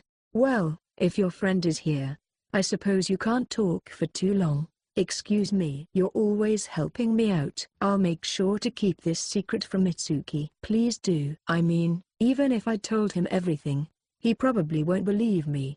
"I suppose not." Mahiru's honest confirmation raised some complex feelings for Amane, but he knew she was right. If he was in Itsuki's shoes and someone told him that Mahiru Shiina had been making meals for him daily, he definitely wouldn't believe them. Anyone would dismiss such a claim as a fantasy. That was how out of reach this angel was. Normally, it would be impossible to imagine Mahiru treating even a handsome, superior man to her home cooking, let alone a mediocre and slovenly guy like Amane. Hell would sooner freeze over. "Can I ask you one thing?" Amane called. "What is it?" Mahiru stopped before entering her apartment. "What good does it do you to keep sharing your meals with me?" Typically, people didn't give away food for free. They expected something in return. Amane probably wouldn't have thought about doing the same for Mahiru if their positions had been reversed. Even though he didn't believe for a moment that there was even the slightest possibility that she had feelings for him, he couldn't help but wonder. At Amane's question, Mahiru's gaze wandered upward as if she was giving it a bit of thought herself. Then, without any change to her expression, answered, "My own self-satisfaction. There's nothing more to it. It's just as easy for me to cook for two people as it is for one, and I guess I simply like treating people." "So it's because you like to cook?" "Well, there's that, too. I think it's also because I can give you food without you getting any weird ideas, and you'll genuinely tell me that my cooking's tasty without any ulterior motives. Plus, it's satisfying for me because I was concerned after seeing your eating habits." "Is that how it is?" Amane pressed, just the slightest bit disappointed. "That's how it is. So don't worry about it. Just think of it as a sudden bout of good fortune." "Yes, Mom." Mahiru didn't seem like she was going to give him any more of an answer than that, and after bowing courteously, she said pardon me and returned to her own apartment. "I guess that's how it goes," Amane mumbled to himself. "I still don't think it's right for her to give it to me for free, though." He opened the door back into his own place. "Who was it?" Itsuki asked. "My neighbor. She gave me some of her dinner. I'm gonna put it in the fridge, so don't restart the game without me," Amane replied. "Ah, sorry, I already beat the boss. You gotta be kidding me." Chapter 7, The Angel's Injury and a Show of Gratitude. Every day on his way home, Amane passed the park where he and Mahiru had probably met for the first time. The building where Amane lived was less of a family-use apartment complex and more aimed at single people and couples, so there were few children around. and the surrounding apartment buildings were much the same. Tucked away and out of sight, the little park close to Amane's building was often deserted. It was in that little park devoid of children. Amane saw Mahiru for the second time. "What are you doing in a place like this?" he asked. "Nothing." Mahiru was sitting on a bench with straight posture and didn't budge at all even after she recognized Amane and looked him over. In contrast to the first time the two had met there, this time they were already acquainted and were on speaking terms. That had made it easier for Amane to call to Mahiru, but the girl's voice had still been stiff when she answered. It didn't seem like Mahiru was on guard, as she had been during their first encounter. This was something different. Amane could tell that Mahiru was being careful not to let something show on her face. "Come on. If it was nothing, you wouldn't be sitting here making that face." "Did something happen?" Amane inquired. "Not really." Mahiru looked, as she had before when she was on the swing in the rainstorm, like she was lost and didn't know what to do. Seeing her like that worried Amane, but Mahiru didn't seem keen to speak on the matter. Though he was bound by their tacit promise not to interact outside their apartments, Amane hadn't been able to help calling out to Mahiru when he'd seen her all alone in the park again. Mahiru, for her part, probably did not much want to talk to him. Her expression was stiff and blank. Amane thought it was fine if the girl wasn't feeling up to talking. When he noticed that there were a number of white hairs stuck to her blazer. "You have some hair stuck to your uniform. Were you playing with a dog or a cat?" he asked. "I wasn't playing. I just helped a cat that was stranded up a tree get back down," Mahiru explained. "What a total cliché." "Ah, I get it now. Wait right there. Don't you dare move." Amane had finally realized just why Mahiru was sitting there alone on the bench. He sighed and dashed off. He was certain that Mahiru would do as he had asked and would not go anywhere. Actually, it would have been more appropriate to say that she couldn't go anywhere. Muttering to himself about how Mahiru chose the strangest times to act tough, Amane bought a compress and medical tape from the neighborhood drugstore, along with a cup of ice normally used for iced coffee from a convenience store. When Amane at last returned to the park, he found Mahiru sitting on the bench, just as he'd expected. She hadn't so much as shifted. "Shiina, take off your tights." "Huh?" He gave a direct order, and she answered in an extremely cold voice. "Yeah, I know it's kind of sudden." "Look, I'll put my blazer over you and turn around, so take the tights off." "We need to ice the injury and put a compress on it." As expected, Mahiru was none too happy at being ordered to take off her tights, so by way of explanation, Amane waved the bag full of medical supplies. Mahiru's face understandably tightened. "How did you know? You had one of your loafers off, and that ankle seemed slightly swollen. Plus, you didn't try to stand up. It really is a total cliché to sprain your ankle while rescuing a cat." "Oh, be quiet." Yeah. Now, take off your tights and give me your foot." It was something anyone would have known just from looking, but Mahiru was making a sour face, perhaps because she hadn't expected him to notice that she was hurt. Obediently, Mahiru accepted Amane's blazer and put it over her knees, so it seemed like she was going to listen to what he was saying. Amane turned his back to Mahiru, put the ice from the cup he had bought at the convenience store into a plastic bag, and poured water over it. After he tied the top shut so it wouldn't spill out, he wrapped it loosely in a hand towel that he kept in his backpack, making an impromptu ice pack. Then he turned around slowly. Mahiru had done as he had asked and removed her tights, exposing her bare legs. They were slender and smooth, and looked soft even as she tensed up. The unnatural swelling around her ankle was evident. "Well, it's not that badly swollen, but it could get worse if you move it too much. First of all, this is going to be cold, but let's ice it for a bit. Once the pain goes away a little, I'll put a compress on, so take it easy," Amane explained. "Thank you. From now on, just ask for my help. It's not like you owe me or anything. If anything, it's the opposite. I want to pay you back in some small way for everything you've done for me, so I'd appreciate if you would let me solve one or two problems for you." Mahiru sported her usual expression. Still, she didn't argue with Amane and quietly let him ice her ankle while her leg was propped up on the bench. "Has the pain gotten any better?" Amane asked after a moment. "Yeah, a bit," Mahiru replied. "All right.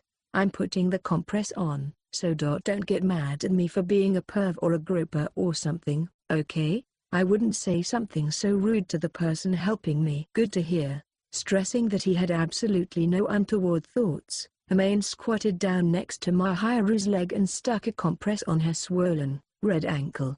When Amane initially asked about the level of pain, it sounded like the sort of thing where Mahiru could still stand and walk, but moving risked agitating the sprain further, so she was better off sitting here quietly. As long as she stayed off it, it would probably remain a minor injury. Amane had just finished sticking on the compress and was securing it with medical tape when he noticed Mahiru staring intently down at him. "You're surprisingly skillful with that," she commented. "Well, I can do first aid. Still can't cook, though." Amane shrugged, acting a little silly, and Mahiru let out a small laugh. He was glad to see her taut expression relax some, even if it was only a tiny bit. Reassured by Mahiru's slightly softened attitude, Amane pulled the pants of his gym uniform from his backpack. "Here," he said, handing them to Mahiru. "What?"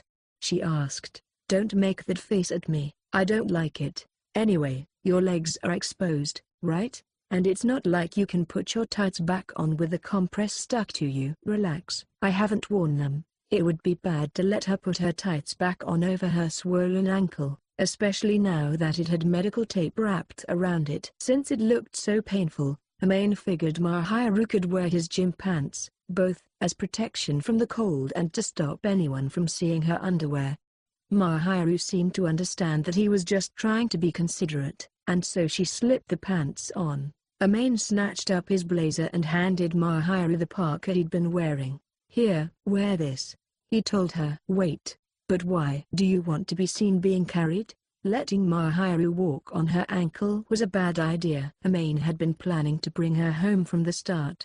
They were both headed to the same place, after all. "Oh, sorry, but could you put my backpack on?"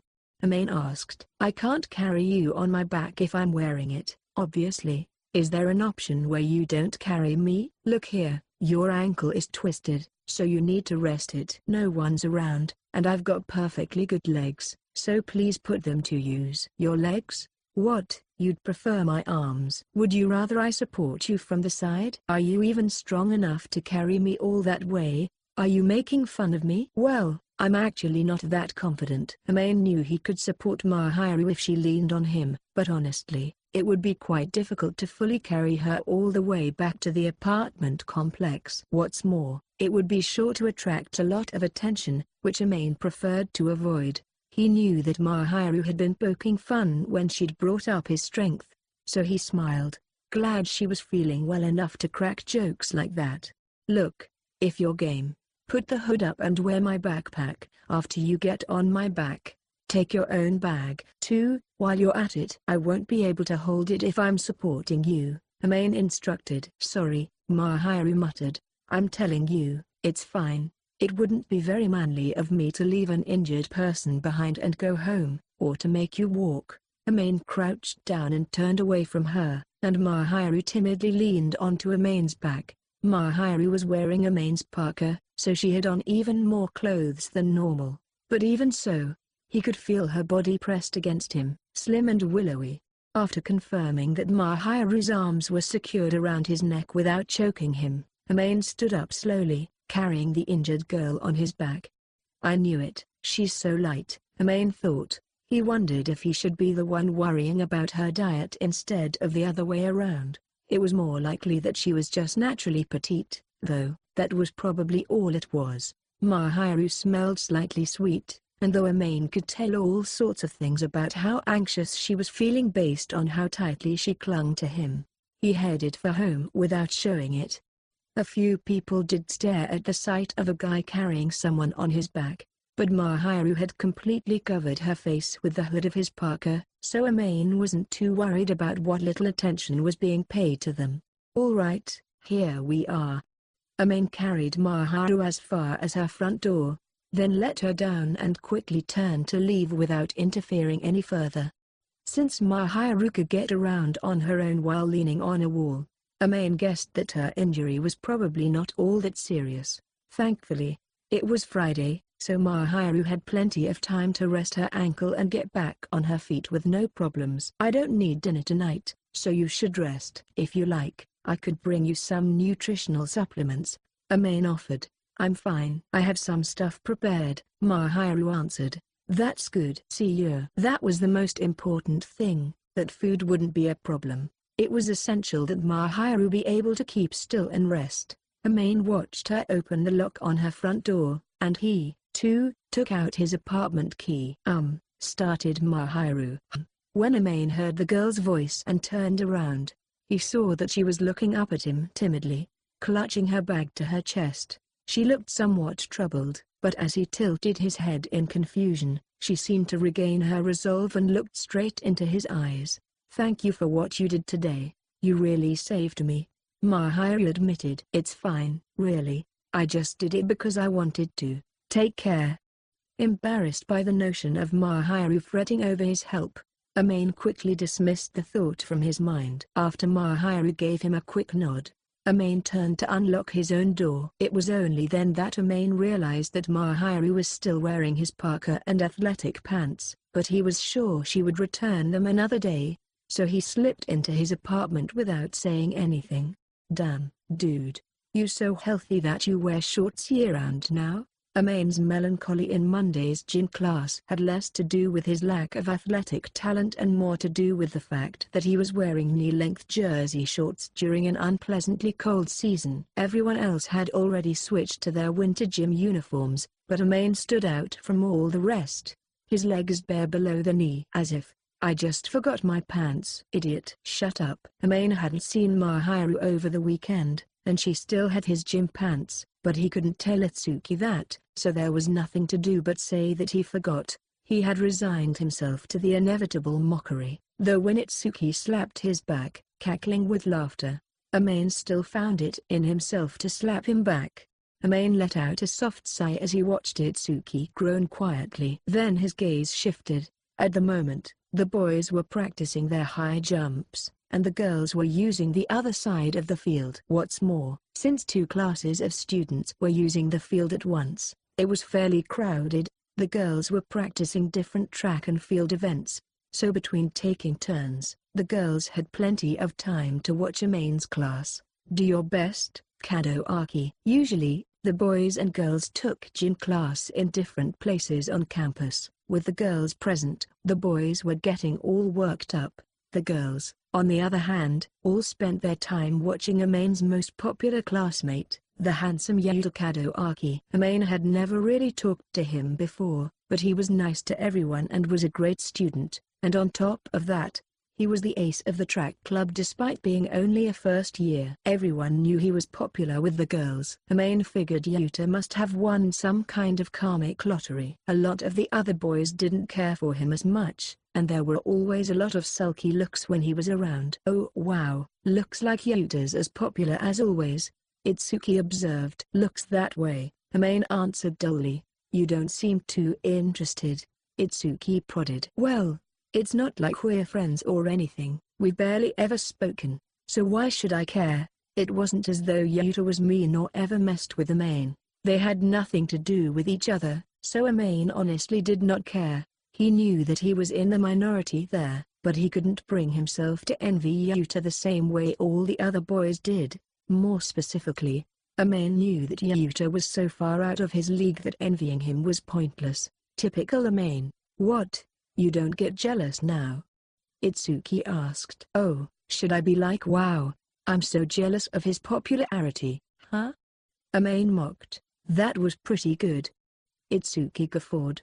Amane looked over at Yuta, who was wearing a brilliant smile and basking in feminine adoration. Even Amane had to admit that Yuta's athletic body and handsome face made him look just like a prince. In fact, some girls had taken to calling him that. Yuta rewarded the girls' passionate gazes and shrill voices with another radiant smile and waved back at them. He really knew how to cultivate a following. "Well, He sure is popular. No arguing with that, admitted Itsuki. I know. The other guys can't contain their jealousy, Amane said. Haha, but the girls are real energetic, too. Itsuki only had eyes for his girlfriend, Chita's. He had no interest in other girls, so he saw the Yuta issue as everyone else's problem. Chita's wasn't the least bit interested in Yuta, so Itsuki probably didn't spend much energy thinking about him. We've got a prince and an angel. This school has a lot of people with crinny nicknames. Come to think of it, I wonder if Mahiru the angel ended up getting enough rest. Amane hadn't seen her leave her apartment over the weekend. It was good she was resting comfortably, but he still wondered about the state of her injury. Amane stealthily scanned the field with his eyes. His class was sharing the field with Mahiru's, so she should have been there. Without too much effort, Amane spotted her. Even in a crowd, the angel was easy to pick out. She hadn't changed into gym clothes and wasn't practicing with the rest of her class. Evidently, she was sitting out today. Amane was sure that he was not the only boy staring at Mahiru, who sat there looking small and quiet. Though they were far away from each other, their eyes met suddenly, and when Amane shifted his gaze around awkwardly, he saw a small smile pass over Mahiru's lips. Since she was looking toward Amane, that meant she was also looking toward the rest of the boys. Each of Amane's classmates took the smile for their own, nearly inciting a riot. Did she just smile at me? No way. Must be me. This is our chance. We've got to impress her. The prince is hogging the spotlight. To think that Mahiru could cause such excitement with just one meager smile. Amane didn't know whether it was because she was that amazing or because the boys were all that simple. Bunch of morons, Itsuki muttered. He'd apparently been thinking the same thing. Amane chuckled. Well, if we don't want to fail gym class, we'd better get moving, too. What's that, Amane? The angel's heavenly gaze got you all riled up, too? No. Nothing like that. I told you, I'm not interested. Well, guess I'll drop it, then. Since you don't care and all. Itsuki seemed like he was about to start boasting about how great girlfriends are, likely citing his own personal experience. But Amane was quick to brush him off. Yeah, he said. He spared one more glance in Mahiru's direction and smiled wryly. Thank you for what you did the other day. Here's your parka and sweatpants back. That evening, when Mahiru brought him his portion of dinner, she was carrying a paper bag in addition to the plastic container. Amane could see at a glance that the parka and pants he had loaned her a few days ago were folded neatly in the bag. How's the ankle? He asked. The pain is already mostly gone. I've decided not to do any exercise until it's completely healed, Mahiru replied. That's for the best. Looks like you're sitting out gym class, too. Yeah, Mahiru had decided to play it safe and not participate in gym, and Amane figured it was probably the right thing to do. Her ankle didn't look like it was hurting her anymore, but she still slightly favored that leg when she walked, indicating that it was not yet entirely healed. As Amane was nodding at the girl's sensible decision, he thought back on the day's gym class and smiled suddenly. You know, you're really amazing, Miss Angel. With a single smile, all the boys were practically bursting with excitement. I told you to stop calling me that, and it's not as if I like that kind of attention. It really bothers me. You know, Mahiru said. Well, who wouldn't get fired up when a beautiful person looks at them? You know, the girls started shrieking today, too, when Kadoaki waved at them. Kadoaki. That super popular guy? Mahiru didn't seem to be too interested in the prince. Actually, it seemed like she didn't even recognize his name. Amane had to describe him a bit before Mahiru realized who he was talking about. Yuta wasn't as popular as the angel, but he was a fairly well-known boy in their grade, so Amane was surprised that she didn't know who he was. You're not interested in him? Amane asked. Not particularly. We're in different classes, and we've never really spoken, Mahiru replied. The other girls go bananas for him, though. They can't get enough of the cool dude. Well, he does have a handsome face, but we don't talk. We don't have any connection. So I don't really care. You're so candid about things like that, Amane observed. Well, if looks are so important, don't you think it's strange that you don't like me? Asked Mahiru. Oh, So you do realize how beautiful you are? Mahiru was quite right in what she said. Beauty could be the spark that ignited greater affections, but it was rarely the sole source of love. Amane agreed with that, just as he agreed that Mahiru was very pretty. It was certainly a surprise to hear her say that herself, though. I know that, objectively speaking, I'm considered very attractive, and I do work hard to maintain my appearance. It's only natural. Given how often people make a big deal about my looks, I can tell what they think of me even if I don't want to know. Mahiru didn't seem to be boasting in the least. She was certainly being honest about how much effort she spent on her appearance. Mahiru had always had a good-looking face, but clearly she was not content to coast by on natural good looks. Her hair was like a radiant halo, befitting her angelic nickname, and the luster of her skin was also always perfect, without a single blemish. Her hands didn't get chapped, even when she was doing housework, and even her fingernails were beautifully polished. The gentle curves of her body spoke to a well-balanced figure that had likely taken some effort to cultivate. I'm going to say something straight up, so don't get mad at me, Amane began. But you don't seem to be embarrassed by all this praise. I'd get annoyed before I get embarrassed if someone wouldn't stop flattering me, Mahiru answered curtly. Guess being beautiful has its own struggles. Still, beauty does have its advantages, so I suppose I shouldn't complain. You say that like you wouldn't know. What? Would you rather I bashfully say, oh, no, that's not true? No. As someone who knows what you're really like, that would be weird. Exactly. Honestly, I don't see the point in putting on an act like that in front of you. Glad to hear it. Mahiru had only recently dropped her public persona around Amane, so if she changed back now, Amane could feel goosebumps prickling at the thought of facing the distant angel he saw at school rather than the girl he was gradually getting to know. In the end, things between the two of them remained as they were. Amane looked at the food container he'd been handed. There was actually more food than usual. The container was packed with several side dishes, each one a large portion rather than leftovers. It was more like Amane had been handed a fancy boxed lunch. Today's quite the smorgasbord, he said, because you took such good care of me. Mahiru replied. I told you not to worry about that. Oh, there are croquettes in here. Amane could never say no to croquettes. Croquettes were frequently sold à la carte but could be a big pain to make yourself. As such, you could consider them the pinnacle of home cooking. After steaming potatoes, mashing them, stirring in sautéed beef, onions, and more, and then forming the patties, you had to completely chill them. Then add batter and fry them. It was a very involved process. Even Amane, who rarely cooked anything, had watched his mother make croquettes and had decided never to make them himself because they were such a pain. Well, I had them already made and chilling, so I only had to fry them, Mahiru explained. Is that why there's fried chicken, too? Asked Amane. That's right. Living alone, Amane didn't get to eat a lot of fried dishes, so he was grateful for the handmade food. Of course, they were best when they were freshly made, while the coating was still nice and crispy, served with hot rice. Sometime, I'd like to try them straight out of the oil, Amane muttered. Mahiru had packed the fried chicken into the container after letting it cool, perhaps for hygienic reasons. So no matter what, Amane would need to warm the food back up. Though fried foods could be restored to a crispy texture via a toaster oven, it still wasn't the same as eating the stuff fresh. Amane had no doubts that Mahiru's cooking would still be delicious. Of course, but it would probably be even better right from the pan. Amane hadn't meant to whisper what he had been thinking. His desire had simply leaked from his lips. Unfortunately, he'd said it loud enough that Mahiru raised her eyebrows a little. Are you inviting me over? She asked. That's not what I'm saying at all. It's already too presumptuous of me to share your meals.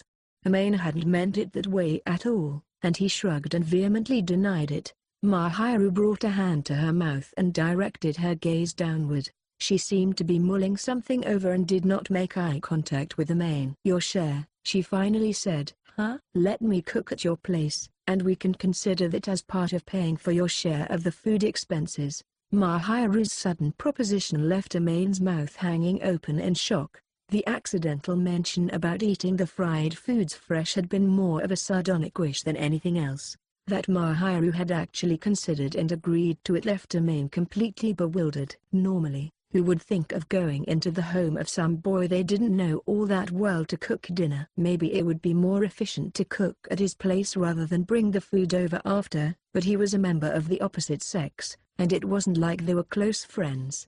Wouldn't doing that make Mahiru uneasy? You definitely don't need to do that. I've already received way more than I could ask for, way more than I deserve. Aren't you worried about your safety? If you try anything, I'll crush you hard. No mercy. You're scary. I felt a chill. Well, I don't suppose it will come to that. You already know what the risks are, and I've decided you won't do anything. You know how popular I am at school, right? Even supposing I did try something, it'd be the end of me. Mahiru was vastly more popular than Amane, and on top of that, everyone saw her as this delicate girl. So if word got around that Amane had so much as thought about doing anything inappropriate to her, he was sure he'd never be able to set foot on school grounds again. Amane was not so foolish or so unprincipled as to try something knowing that it would mean, at best, social ruin. He wasn't interested anyway. Besides, Mahiru added, besides?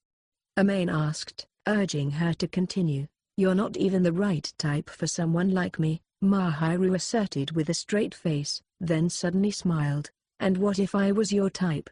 Amane pressed. First of all, I believe you were the one who insisted on talking to me and then wanted nothing to do with me, and that won you over? Amane asked. I mean, it told me that you're harmless enough, Mahiru explained. Ah, thanks, I guess. Whether that was a good thing or not, Amane couldn't deny it was true. After all, he had never had any intention of doing anything with Mahiru in the first place. One thing was certain, however, Amane was not going to pass up the chance to enjoy a freshly made meal. He accepted the title of harmless guy and gained the privilege of sharing dinner. Chapter 8. The first meal together. Mahiru was going to start cooking dinner at Amane's apartment, and she presented him with a list of conditions.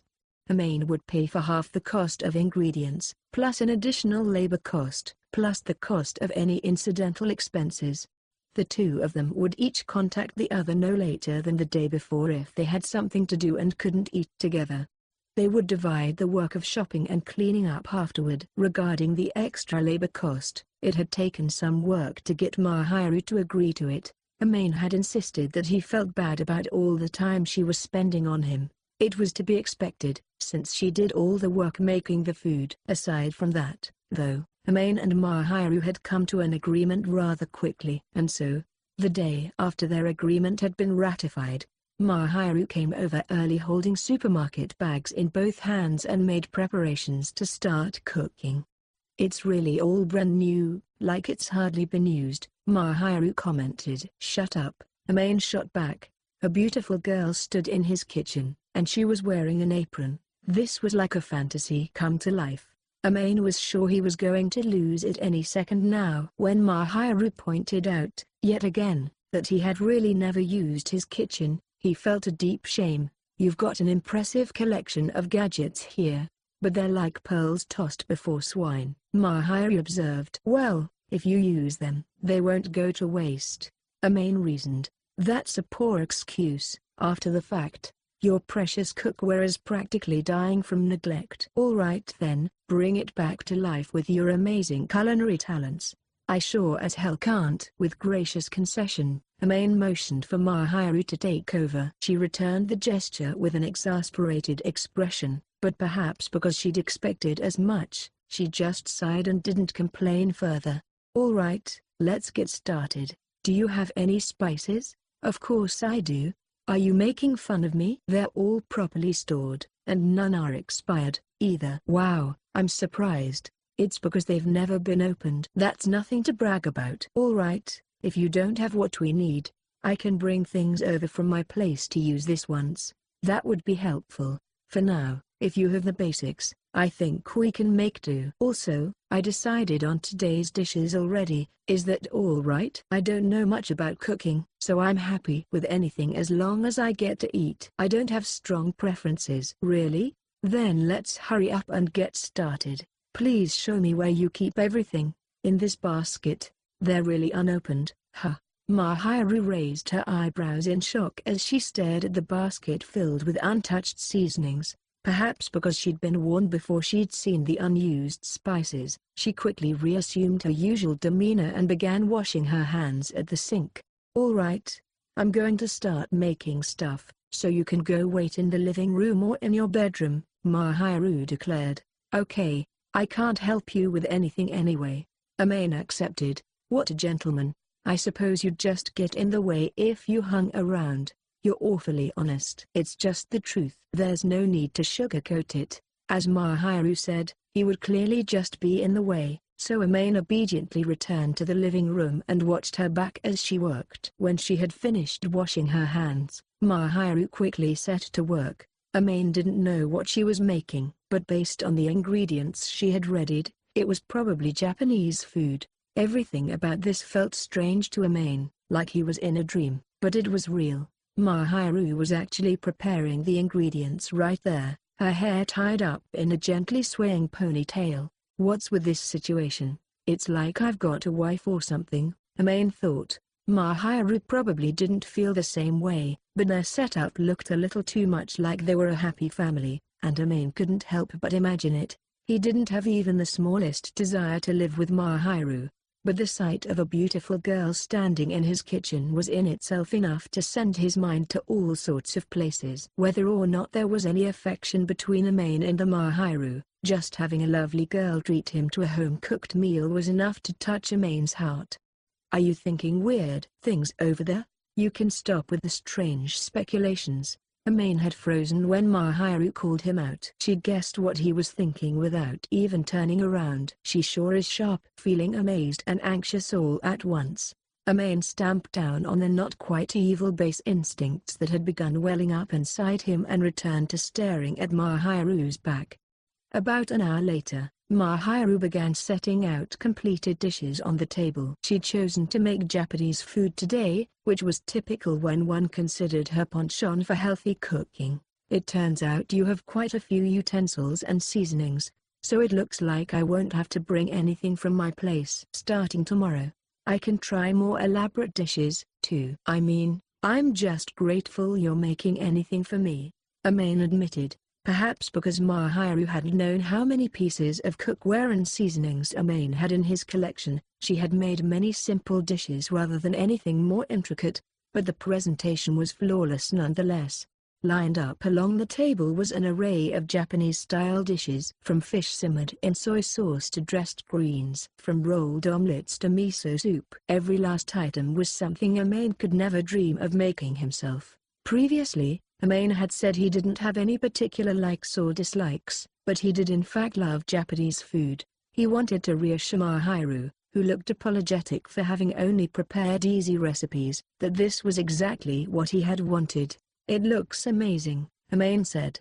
I'm happy to hear you say that. Eat up while it's still hot. Mahiru sat down in a chair next to her, so Amane took a seat across the table. His dining table was small, since he lived alone, so no matter how they sat, they were still close together. It was lucky that Amane happened to have two chairs just in case a guest stopped by, but seeing a beautiful girl sitting right before his eyes evoked some indescribable feeling from within him. Once Amane sat upon the food, however, even Mahiru's beauty ceased to matter. Hurriedly, he said let's eat and started with the miso soup. The moment he brought the bowl to his lips and took a sip, the fragrant miso and the flavor of the dashi spread through his mouth. The gentle taste was so completely different from instant miso soup. Amane could tell that it must have been prepared with great care. The miso flavor wasn't overpowering, and it was thoughtfully seasoned to allow the taste of the dashi broth to come through. At first, Amane felt that the soup's taste was just a little bit strong, but after he considered drinking it while eating the other dishes, he realized that it struck the perfect balance and knew he would empty his bowl. Rather than being overwhelming, the miso soup was a comforting flavor. It was a taste that made you want to eat more. Delicious, Amane said with sincerity. Thank you for saying so. Mahiru's eyes crinkled in a relieved smile. Amane had been complimenting Mahiru's cooking for a while, but she'd probably been feeling nervous with this being the first time she'd cooked right in front of him. Mahiru watched Amane for a few moments before eating anything herself. Once she finally did start digging in, Amane extended his chopsticks toward the other dishes, sampling a bit of each dish. It came as no surprise to Amane that everything Mahiru had prepared was fantastic. The simmered fish was bursting with juicy flavor without sacrificing its tenderness. Usually when fish was cooked for a long time to bring out the taste, it would naturally lose some moisture and dry out, but this one was plump and had a nice texture. As for the rolled omelets, they were tailored exactly to Amane's tastes. They were an enticingly vivid yellow, and when Amane stuffed one in his mouth, he was unsurprised by the gentle seasoning of dashi that greeted him. When it came to Japanese-style omelets, Amane knew, some people added sugar when making them, while others only used salt. These rolled ones had been flavored with dashi, however. In addition to the rich taste of the dashi, Amane could also taste a faint sweetness. He wondered if that light undertone came from honey. There probably wasn't that much in the rolled omelets, but the satisfying hint of sweetness brought out a real depth. Amane had no real preference between sweet or salty when it came to egg dishes, but the ones he liked best combined the complex flavor of dashi with what he suspected was a bit of honey. Mahiru had accomplished that expertly, and Amane found himself quite impressed. Quietly muttering that the rolled omelets were delicious, Amane grabbed another one with his chopsticks and quickly tossed it in his mouth. Not only had they been perfectly flavored, they'd been skillfully cooked as well. The stock added to the eggs made them extra juicy. These are definitely better than Mom's rolled omelets. He kept shrewd thoughts about his non-present mother to himself as he smacked his lips happily. Then he realized that Mahiru was staring at him. "You really seem to be enjoying it because it's all so good. I'm paying my respects to the delicious food." "Sure, all right. Besides, doesn't it feel better when I'm honest about how much I enjoy it rather than sitting here eating with a blank expression? If you think something's delicious, you've got to really act like it, otherwise, the person who made it will be left wondering. Even if you say you enjoy it, who would believe you if you didn't look the part? It's better to be honest and just let how you feel show directly on your face. Whether you're the one giving thanks or being thanked, it's best to do what feels good." "Yes, I suppose so."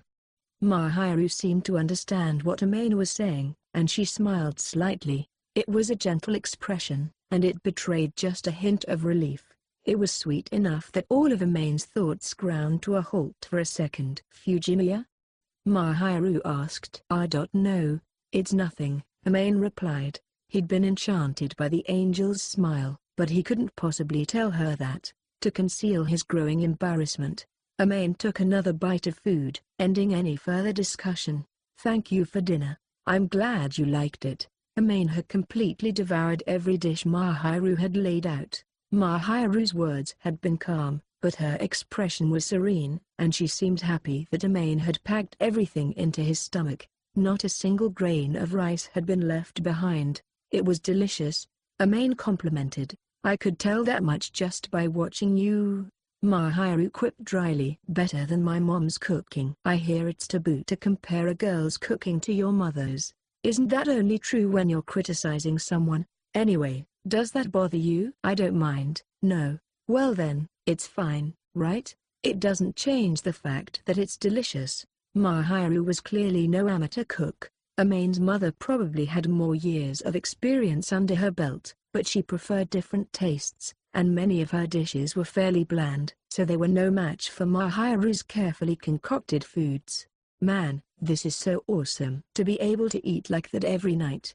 exclaimed Amane. "As long as I don't have anything else going on, that is," Mahiru added. "So I can really host you every night for dinner? I wouldn't have suggested it if I was against the idea." "Well, I guess that's true." Mahiru was a straight shooter, so of course she would have never agreed to it if she didn't want to in the first place. Amane still wasn't sure if it was okay to have her cooking for him like this so often. However, he was paying for half the ingredients, plus a bit extra to cover her labor. But even so, He couldn't help feeling like the burden on Mahiru was too large. "Do you normally cook for boys you don't even like?" Amane asked. "I'm doing it because you are neglecting your health. Besides, I enjoy the act of cooking itself, and I don't hate seeing you eat it with such gusto." "But," Amane started, "if it bothers you that much, it would be no problem to stop." "No, please. I'm begging you." At the first sign of Mahiru possibly not cooking for him anymore, Amane instantly retracted any and all complaints. That was just how much her food meant to him. To have it snatched away now, it would practically be a matter of life and death. Amane was entirely aware that Mahiru had gained full control of him by way of his stomach, but Mahiru's cooking was just too delicious to refuse. Returning to convenience store meals now would be like robbing the world of color. Shocked at Amane's immediate reply, Mahiru was stunned for a moment before breaking into a smile. "Well then, please continue to enjoy." "Okay." It appeared that Amane's days of dining with the extremely charitable angel who made all the food by hand would continue for a while yet. Amane couldn't help but sigh from happiness, guilt, and anticipation. Chapter 9. The Angel's Birthday. Amane, how'd you do? Semester exams had finally ended. Having survived their collective hell, the students gathered in their classroom, more excited and animated than usual. Amane and Itsuki, both relieved that they had wrapped up all their tests, were comparing their performances. "Oh, pretty average," Amane answered. "Not that great. Not that bad." The exam had covered the expected material, so for anyone who studied daily, it wasn't that difficult. Amane had done about as well this time as he had with other tests, leaving little to say about his academics one way or the other. Amane got bored easily, but he nevertheless always made sure to study. He was able to retain most of the things taught in class, but it was far too difficult to get a perfect score, so his scores usually floated between a solid 80 and 90. "I bet you'll make it into the top 30, if you didn't outdo yourself. You egghead," Itsuki teased. "It's because I study every day," Amane shot back. "Well, how nice for you. Don't start. You're the one forgetting to study 'cause you're too busy flirting." The difference between Amane and Itsuki probably had less to do with their intellectual capacities and more to do with which one of them spent all their free time with a certain girlfriend named Chitters. Itsuki had the ability to make it into a pretty high score bracket if he ever bothered to study seriously, but since Chitters was his real priority, his actual rank was much lower than Amane's. "Girlfriends are great, you know?" Itsuki said wistfully. Yeah. Hey, Amane, you should get a girlfriend, too. If guys could just get girlfriends whenever they wanted, the men of the world wouldn't shed so many bitter tears." There were plenty of unsatisfied men who would have taken offense at Itsuki's thoughtless remark. Amane, though, wasn't really inclined to get angry with him over it. In fact, he'd never really felt that way about any girl, so he was content to let the comment pass. "Assuming I did get one, what then?" Amane inquired. "A double date," Itsuki replied. "That would end in a bad case of heartburn for my fictional girlfriend and me. We'd have to break up. You could flirt in front of us, too, you know." "Do you really think I can find a girlfriend, the way I live? I guess it's impossible, right?" Amane was honest to a fault, even with himself. He'd always found other people difficult and exhausting, and he was aware that many people found him to be standoffish. That, plus the blunt way he spoke, meant he was not all that popular.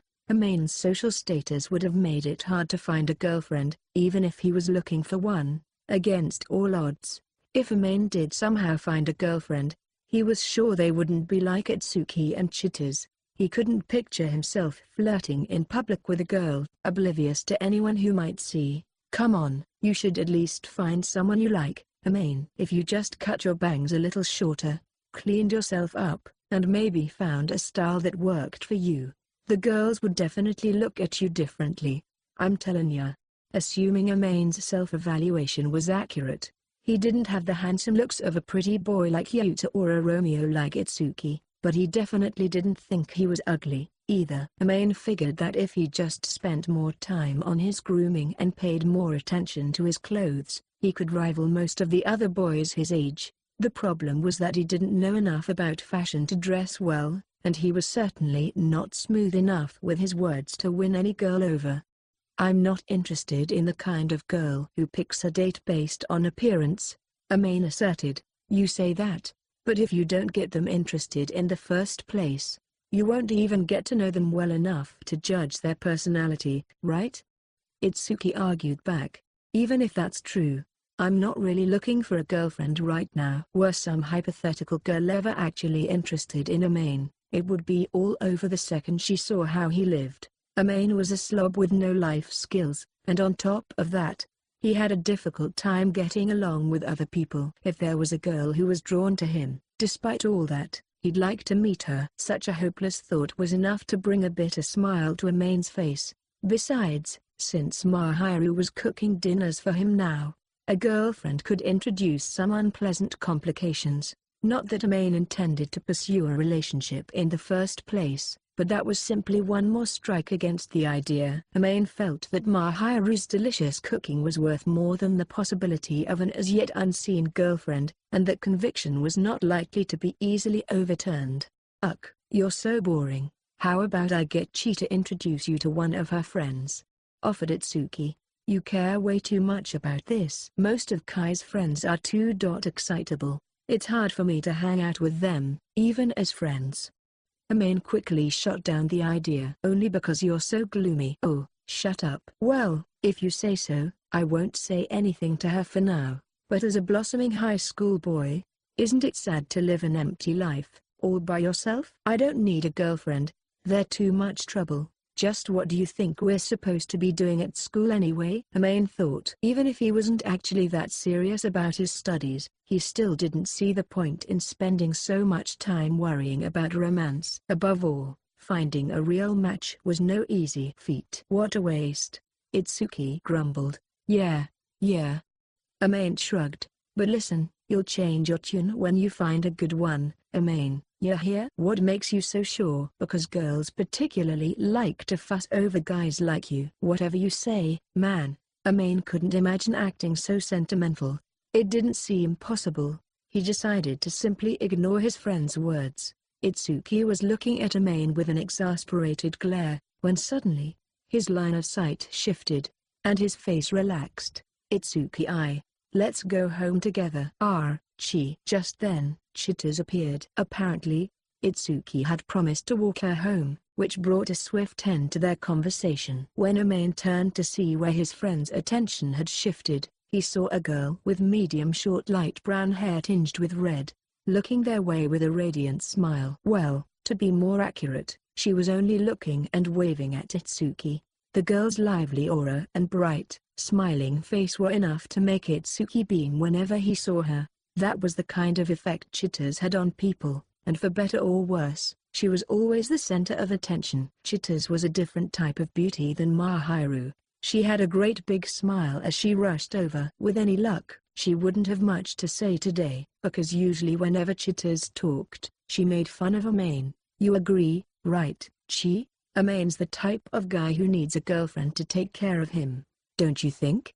Itsuki asked. "Don't stick your nose where it doesn't belong," chided Amane. "Wait, what? Do you have a girlfriend, Amane?" Chitters exclaimed excitedly. "No way, or, bummer," Chitters said, pouting. "If you did, I'd want to be friends with her." "Knowing your idea of friendship, I would feel bad for my imaginary girlfriend," Amane said. "Oh, so you have an imaginary girlfriend?" Chitters asked. "Weren't we just talking about what if I had one?" Kidding. I get tired just talking to you. That's just because you don't have the stamina to handle me.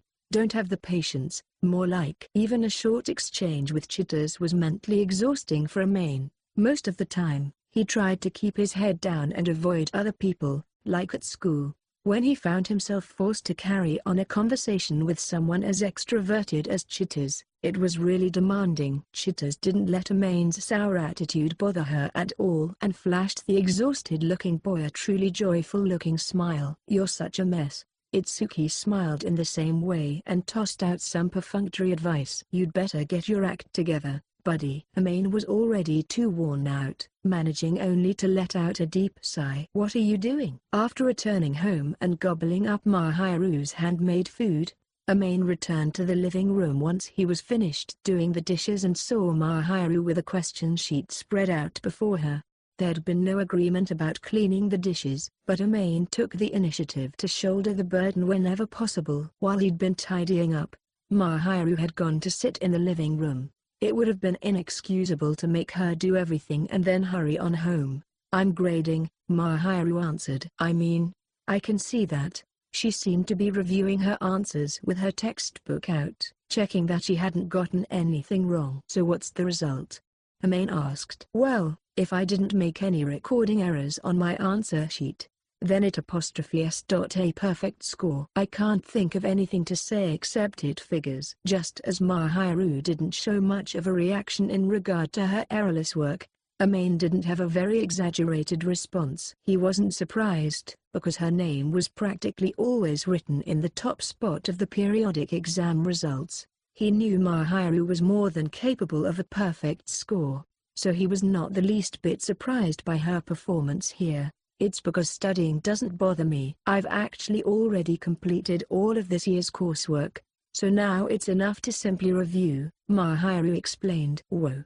You really go all out," Amane replied. "You study a lot yourself, Fujimiya." "You know what my grades are like? I sort of remember your name in the ranking list." Apparently, Mahiru had known a little bit about Amane before they ever spoke. She must have noticed him among the top ranks, because she recounted his exact placement on the most recent test without hesitation, almost like she was looking at the list right now. Amane did work pretty hard at his studies, but it wasn't because of some earnest drive for success or anything. It was because of an agreement he'd come to with his parents. In order to live alone, he had to maintain good grades. "Well, it's a condition for my current lifestyle.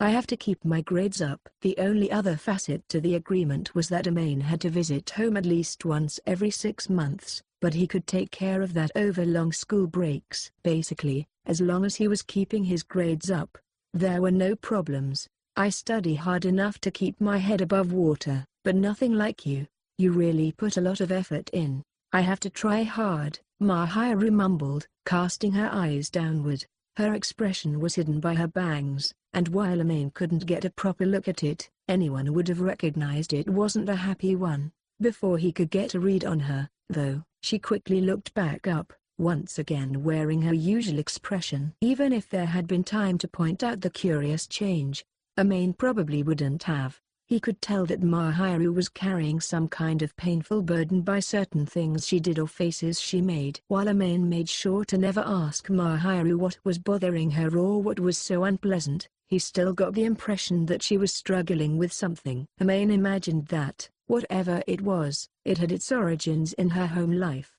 It was hardly the kind of subject he could just casually broach with a girl. He understood that this was not an area in which an outsider like himself could intrude, and so Amane never touched the subject, and he persistently tried to maintain a sense of distance appropriate for a neighbor. Everyone had things they didn't want to talk about. Even Amane. Treading thoughtlessly on Mahiru would be rude, and he was sure that she appreciated the fact that he pretended not to notice her distress. Having disguised her abrupt change in mood, Mahiru declared in a clear voice that she would be heading back to her own apartment. She put her textbook and her answer sheet back into her bag. Amane didn't have any intention of stopping her, so he replied simply, "Sounds good," and watched Mahiru get ready to leave. When the angel had finished putting everything away, she stood up from her seat, and Amane noticed that she'd left something behind next to her empty cup. He picked it up and discovered it was a case holding Mahiru's student ID, the kind any student would have. She'd probably pulled it out along with her textbook and forgotten to put it away. Along with her name and picture, the little plastic card displayed common information, like her student number, birthday, and blood type. After staring at it for a second, Amane called out to Mahiru, who was in the entryway and putting her shoes on. "You forgot this," he said. "Oh. Sorry for the trouble. Well then, good night." "Night." Mahiru gave a quick, polite bow and turned her back on Amane's apartment. With a small sigh, Amane watched her leave, thinking back to the birth date listed on Mahiru's school ID. Amane put a hand to his forehead as he realized something. "That's in 4 days, isn't it?" If he hadn't unintentionally seen the girl's ID, he likely never would have found out. Amane wished that he'd known about Mahiru's birthday a little earlier and let out another sigh, a deep one. "Hey, I was wondering, is there anything you want?" The following day, Amane tried to see if there was anything Mahiru might like as a gift. There was no ulterior motive behind the gesture. In fact, Amane had been thinking for a while that it might be nice to get something for the girl who had been taking care of him every day. A birthday seemed like the perfect time. There must have been something odd about the way Amane phrased the question, however, because Mahiru gave him a puzzled look. One that made Amane begin to regret asking such a direct question. "Why are you asking all of a sudden?" Mahiru inquired. "You don't seem very materialistic, so I was just curious." Out of nowhere again. Amane thought that he should probably have tried to play it a little smoother, but it was too late for that now. The one possible saving grace was that Mahiru didn't seem to have realized that this was about her birthday. As far as she knew, Amane should have had no way of knowing her date of birth. Hopefully, that would keep her from catching on. "Well, let's see. There is one thing I need. I guess that's what I want right now." "What do you want?" "A whetstone." "A whetstone?" Unconsciously, Amane repeated Mahiru's words, because the girl's answer had been far too unexpected. No one could have expected that kind of answer from a high school girl. Normally, you'd think they would want cosmetics, or accessories, or bags, or something like that, Amane thought. He would never in his wildest dreams have expected a girl to want a tool for sharpening metal. "That's right, a whetstone. I already have several, but I want one with a finer finishing surface. You see," Mahiru explained. "Are you sure you're really an ordinary high school girl?" Amane asked. "Please don't expect me to be ordinary." It was difficult for Amane to object to that. Mahiru could not be called an ordinary high schooler, by any standard. Describing her as an angel seemed entirely accurate. Mahiru was a prodigy who was good at school and sports. What's more, she was an excellent cook and a skilled housekeeper. As if that wasn't enough, Mahiru was a noble young lady who spent so much time taking care of a slob like Amane that she could have been mistaken for a married woman. Still, who could have imagined she'd want something like a whetstone? Mahiru had to be the only high school girl in the whole world who wanted such a thing. "You can't buy it yourself?" Amane wondered aloud. She was well off, after all. "It's not exactly that I can't buy it, you know. It's just, I won't have that many opportunities to use it. And it's pretty expensive." After considering all that, I couldn't really justify the purchase. "I already have one that can put a decent edge on, so I keep telling myself that I don't really need it." Amane had to admit that it was more than a bit frightening to know that Mahiru owned several whetstones already. How many high school girls out there sharpen their own kitchen knives? He asked. "Quite a few," Mahiru replied. "Even if there are, you're the only one I know, and you're also the only one who wants another whetstone." "Well, I suppose it's nice to be unique, if you say so." This certainly was an angel with unusual interests. Amane couldn't make heads or tails of her.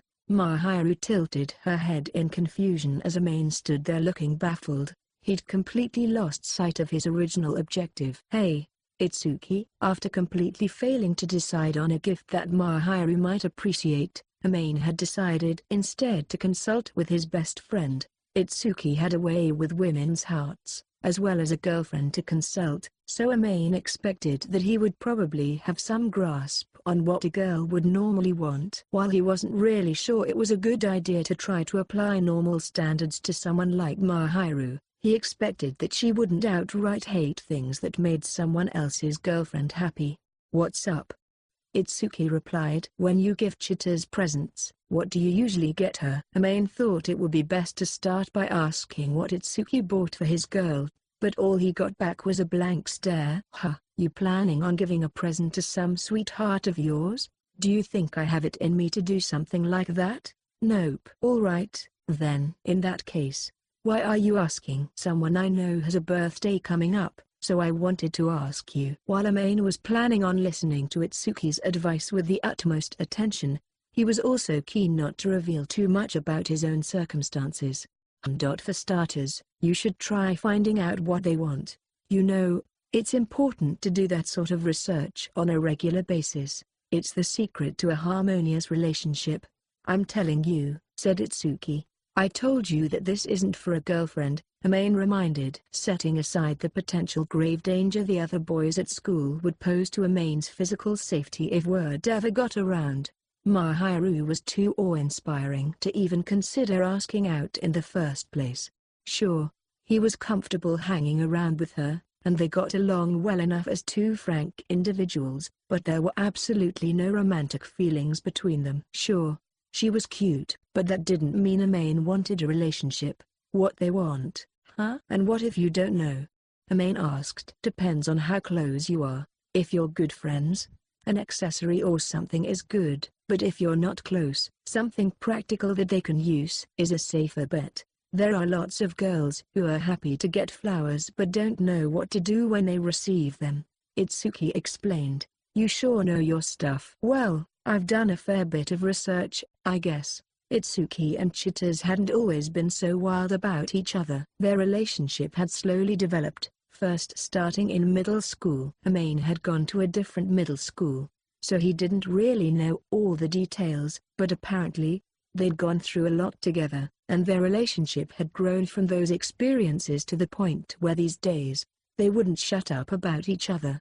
To hear him tell it, Itsuki had also been fairly lost the first time he'd had to give Chittas a present, so Amane figured he could benefit from his friend's experience.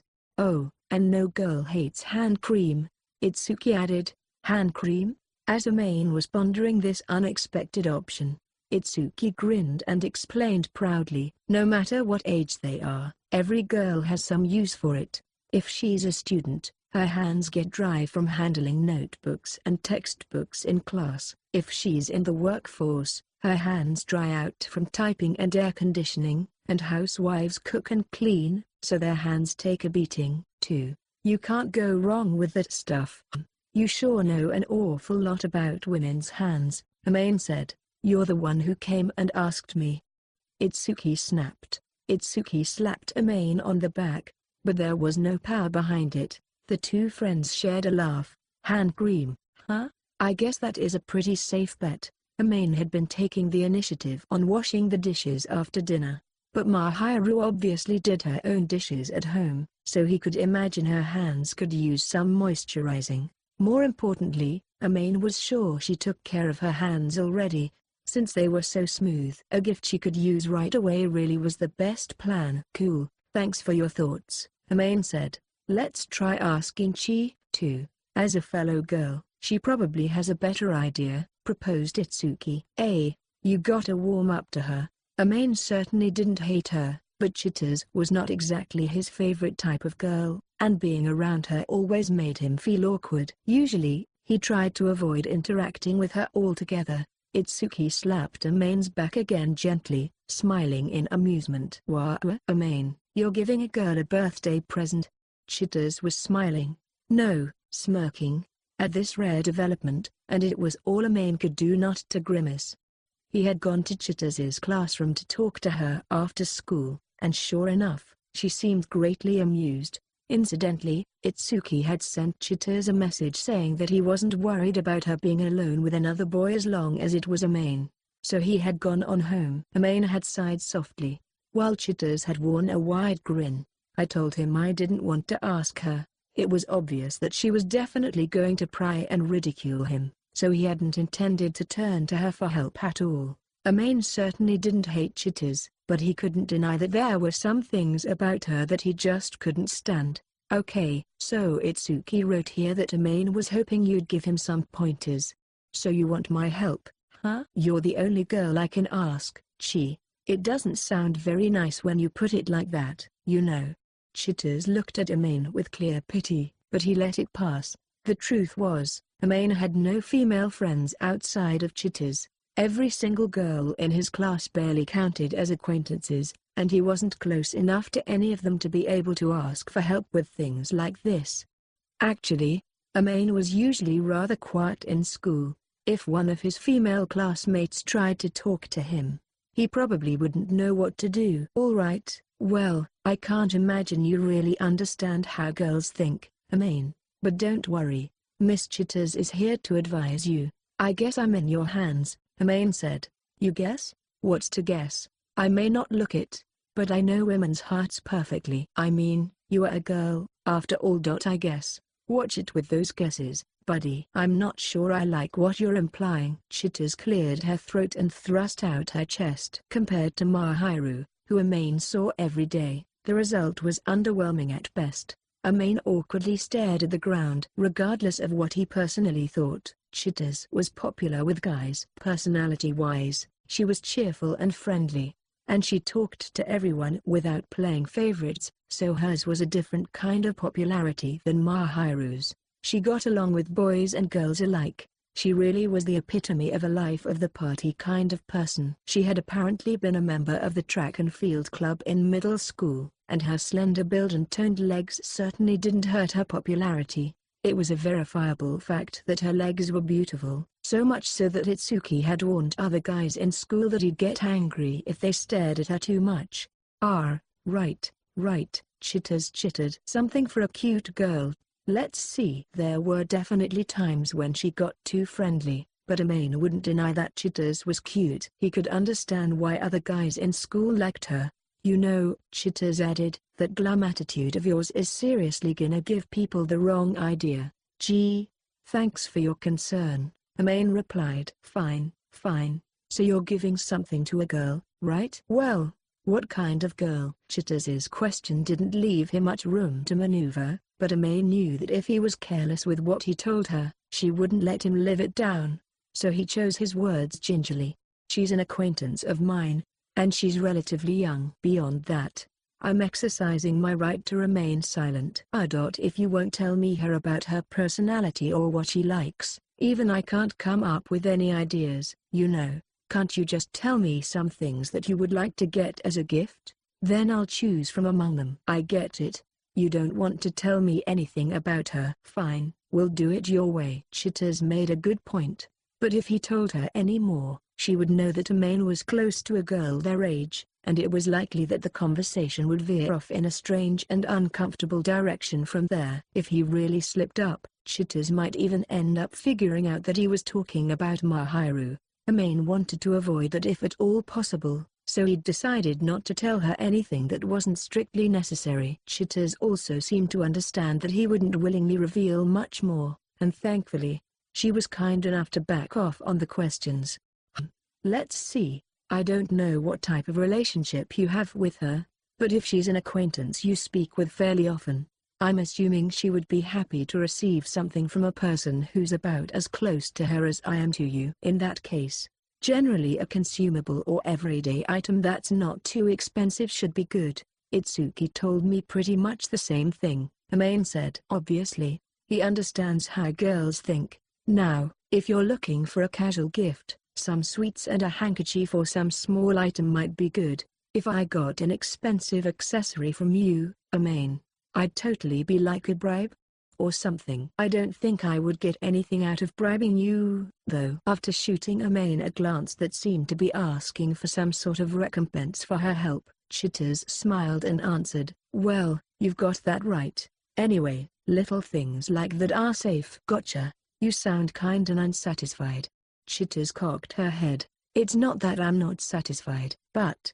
Amane trailed off. In truth, he just wasn't sure that Mahiru would appreciate the sort of gift that he would select. She probably had impeccable taste, and she seemed like the type to choose things that combined quality and functionality. Amane wasn't sure if his choice would measure up. Chitters could sense a slight hesitation in Amane's demeanor, and she hummed a bit to herself. Let's see. Another option might be something cute. Such as? Depends on the person's tastes. For example, a stuffed animal or a keychain with an adorable character on it. I think giving her something like that might work. Amane blinked back at Chitters after hearing the unexpected suggestion, and Chitters smiled knowingly. Most girls enjoy cute things, you see. There are even some people who keep collecting stuffed animals long after they grow up, and lots of girls like them in general, right? A stuffed animal, huh? Amane didn't know whether Mahiru had any girly interests, but she did wear clothes decorated with cute frills and ornaments, so she probably didn't hate cuter things like stuffed animals. Amane could certainly imagine Mahiru being happy to receive a plush toy. "Oh, do I sense some interest?" Chitters smirked. Apparently, she had caught the minute change that had come over Amane. He nodded, though he was still unsure, and let out a small sigh. "But it'll be too weird for me to buy a stuffed animal, I think," Amane admitted. "It's a present. You're not buying it for yourself." "What's the problem?" Chitters asked. "I mean, a guy my age, carrying a stuffed animal to the register? You really are pathetic, you know that?" There was no denying it, but it still hurt Amane to hear it. He ought to be able to get over such a petty hang-up, but even walking into a store that carried stuffed animals by himself was enough to make him feel embarrassed. Fortunately, Chitters was with him today. Amane thought he might be able to convince her to accompany him to a shop on the way home. It certainly wasn't out of the question. "But Chitters, come with me," said Amane. "What you mean?" "Please accompany me to go shopping." "I wonder if I should." It was just like Chitters to tease him like this. Of course, she didn't really have any intention of refusing Amane's request, but there could be no doubt that she was putting on a deliberate act, both to make fun of Amane and to force him to beg for her help. "I'm asking you, please. I'm really counting on you," Amane pleaded. I guess I could go." "By the way, Amane, I feel like eating something sweet." "And the crepe stand in front of the station has a super delicious looking limited time item. Please allow me to treat you." "Yay!" Amane grimaced at Chitters' clever manipulation, but he realized it was a small price to pay for her help. It was way better to pay for one crepe than to go into a cutesy shop all on his own. Amane let out a powerful sigh as he looked at Chitters, who was grinning impishly, then mentally calculated his approximate budget based on what was in his wallet. After consulting Itsuki and Chitters, Amane had at last made a decision on what to give Mahiru for her birthday. Staring at the back of the girl in question, a nervous expression overtook Amane's face. As compensation for a deluxe crepe from the shop in front of the station, the wintertime limited edition Berry special to be exact, Amane had asked Chitters for one more thing. It and the actual present were now sitting in a bag together. The problem was that Amane was completely at a loss for when he should give the gift to Mahiru. The birthday girl was fixing dinner as usual, with no change in demeanor. Amane didn't know what was on the menu, but it had the air of Japanese food and certainly didn't seem like anything special. She seemed relaxed as she went about her preparations. Mahiru had made no indication at all that today was anything but another regular day. She was acting so normal that Amane wondered if perhaps she even knew. As Mahiru started setting the table, Amane couldn't help but notice that her face remained completely unchanged. The two ate an extremely typical dinner and held a totally normal conversation. Through it all, Amane remained completely unsure of when best to present her with the gifts he'd gotten. Frowning, he glanced in the direction of the paper bag hidden behind his sofa. He decided to wait until they had cleaned up after dinner and return to the living room, when he could take a seat beside Mahiru on his two-person sofa. She'd brought some books to look over after their meal, so that seemed as good a time as any. True to her nickname, the angel was just as beautiful when she was reading. Without knowing why, Amane hesitated a little to sit next to her, but even if he hesitated, there was no way around it, so he grabbed the paper gift bag from its hiding place and sat down next to Mahiru. Immediately, the girl's head snapped up. Whether she'd noticed Amane's presence or heard the sound of the crinkling paper bag was unclear. Either way, her caramel-colored eyes turned toward Amane before shifting to what he was holding. Mahiru looked confused, as if she still hadn't realized that this was about her birthday. "Here for you." Amane placed the bag on Mahiru's knees, and the girl's expression grew even more puzzled. "What is this?" she asked. "It's your birthday, right?" "That's true. But wait, how did you know that?" "I don't remember telling anyone." Mahiru was suddenly on guard. "Remember when you dropped your school ID in my apartment?" Amane reminded her. She seemed to understand, and her normal expression returned.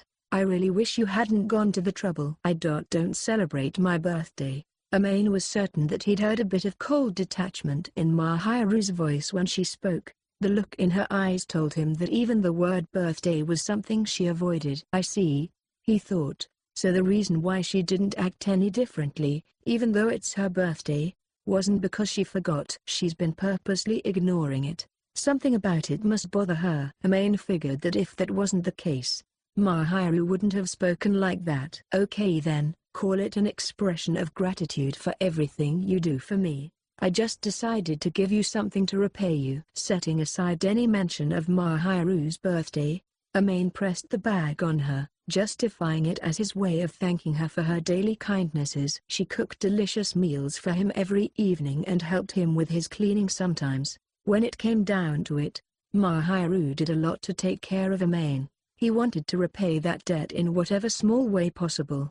Amane held out the present to Mahiru, but she shrank away. First, she looked confused, then she frowned at Amane's determination. Finally, she accepted the gift bag. Well, can I open it? Mahiru asked. Yeah, Amane said. Mahiru nodded and gingerly pulled out the box that was inside the paper bag. Then she carefully untied the ribbon and removed the wrapping paper.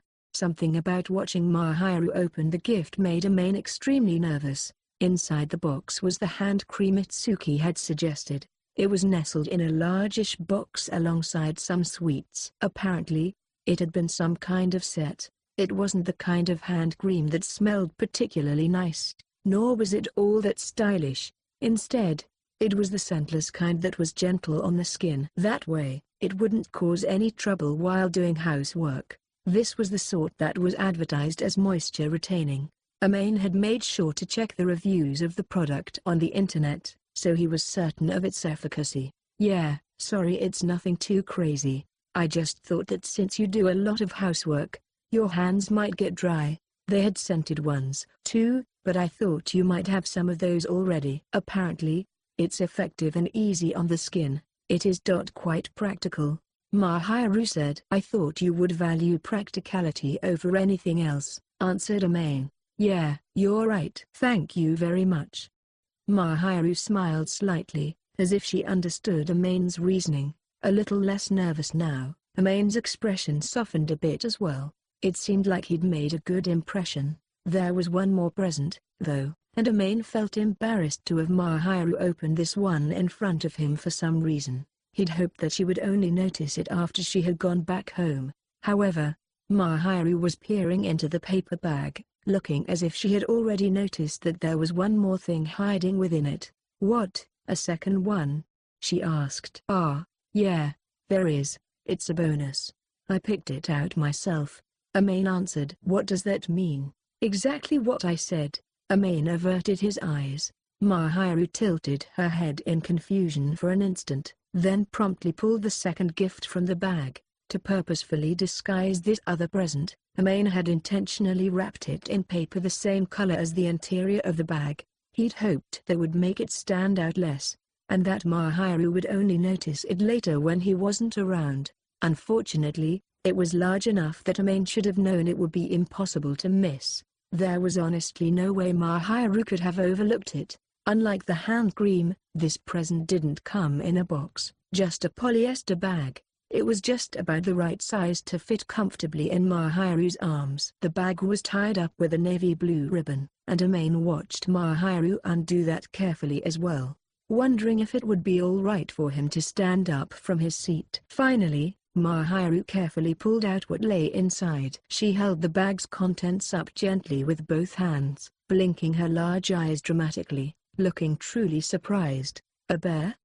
Mahiru mumbled. It was a stuffed animal, not too large. It was perfectly proportioned for an elementary school student. Its light-colored fur was soft, much like Mahiru's own hair. A light blue ribbon was tied around the toy's neck to form a collar. It had a rather cherubic look stitched onto its face, and the round, cute button eyes had a luster to them that reflected Mahiru's face as they stared at her.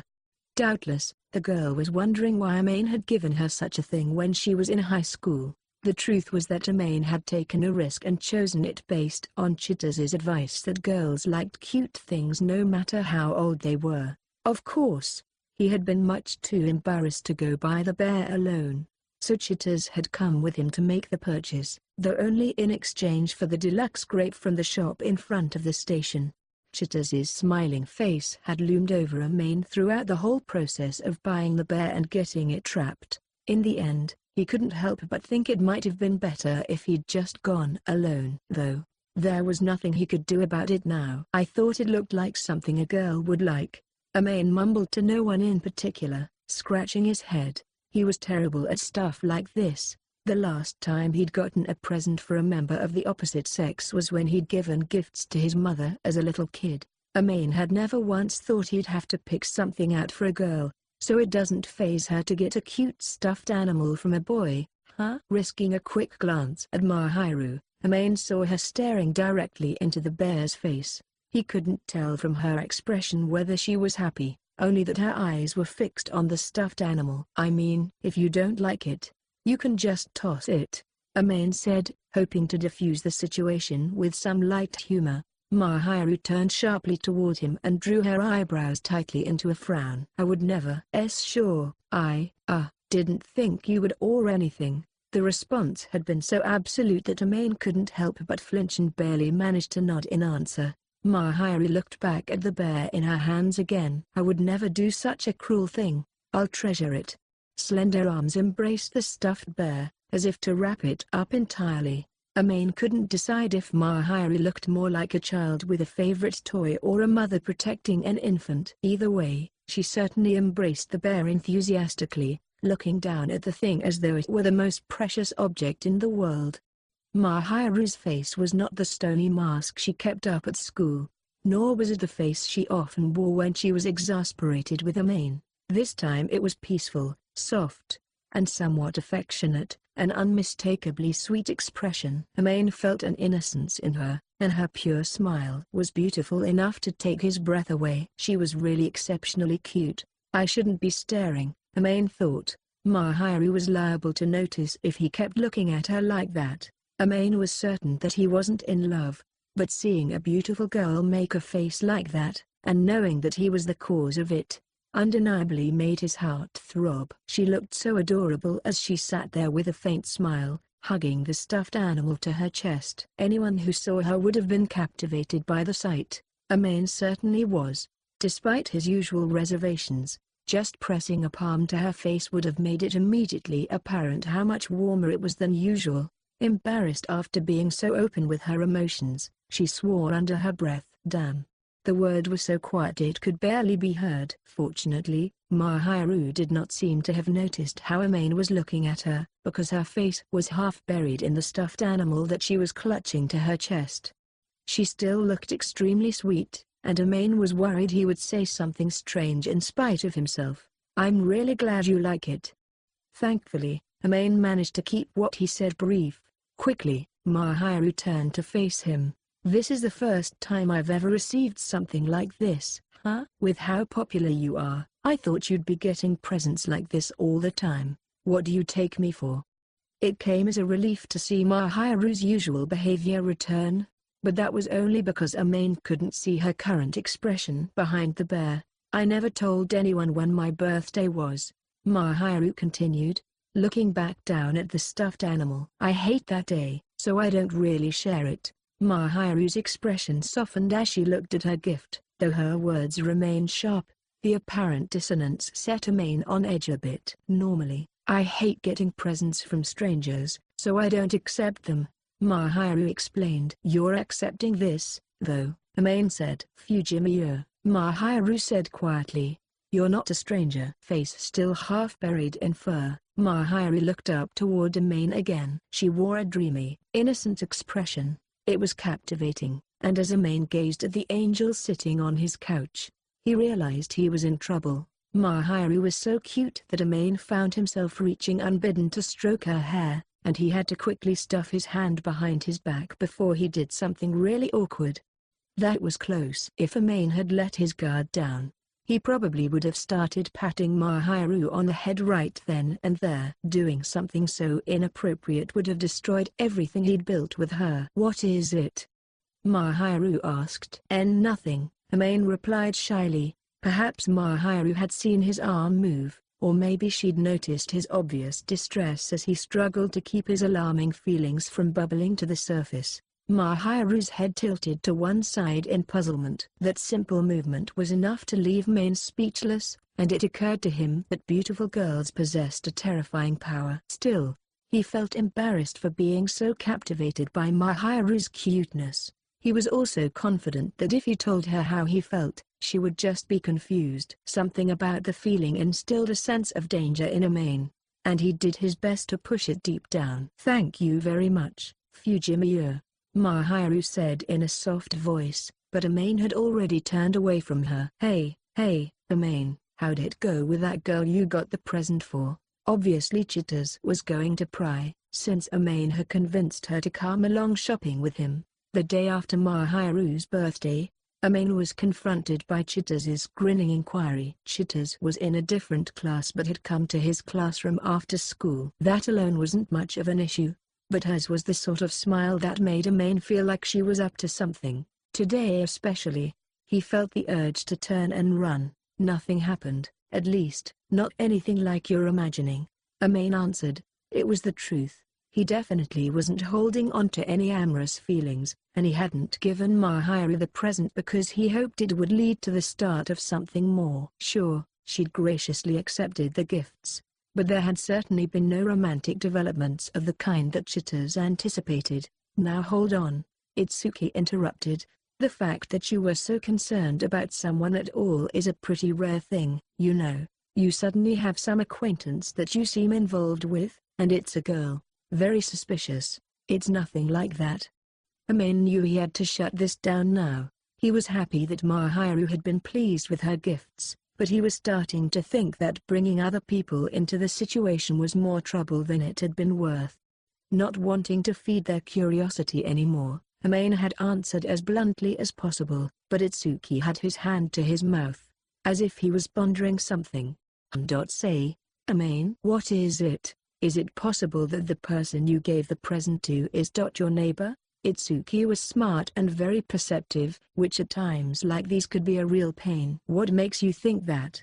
Amane asked nervously. "Well, she's the only person I could think of that bothers taking care of you. And you're not from around here, so you don't know many people. Plus, you don't hang out with many girls. She brought you dinner that other day, right? I was thinking that maybe this was about you wanting to return the favor." "Well, Amane has been looking very healthy recently, right, Chi?" "Oh, I thought so, too. She must be bringing him meals pretty frequently, huh?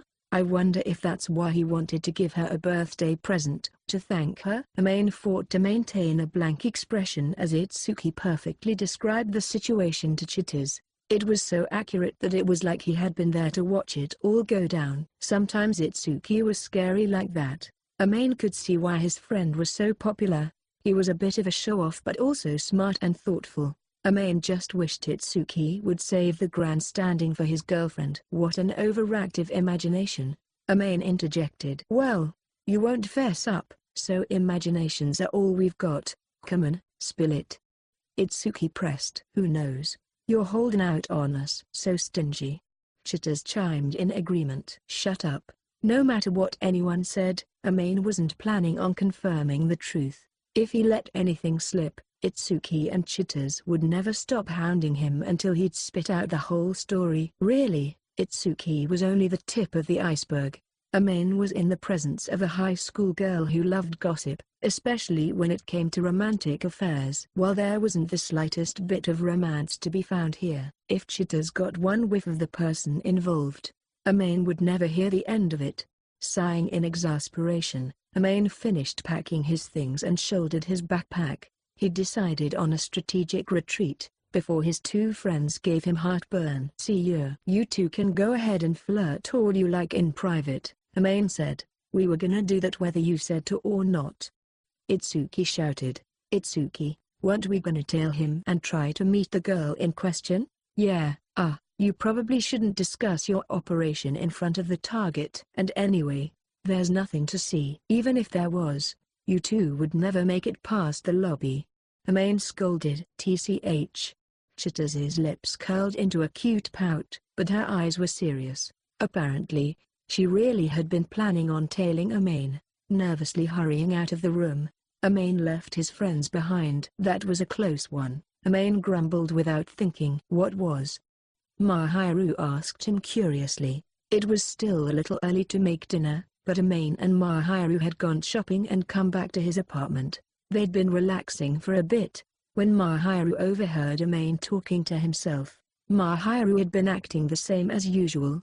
There was no trace of the girl who'd been so enamored with the stuffed bear. The same placid expression remained, and Amane wondered if perhaps he'd dreamed up the whole birthday incident. Actually, he preferred her this way. He wasn't sure his heart could stand regularly seeing her look at him the way she had the other day.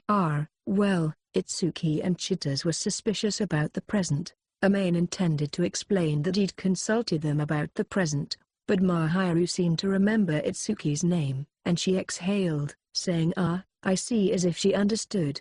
Well, it didn't seem like the sort of thing you would buy on your own. That's not what I was concerned about. Apparently, no one thought Amane was capable of getting a gift for a girl. If he was being honest, he really didn't think he'd ever experience the many sweet and bitter feelings that were supposed to accompany love all at once.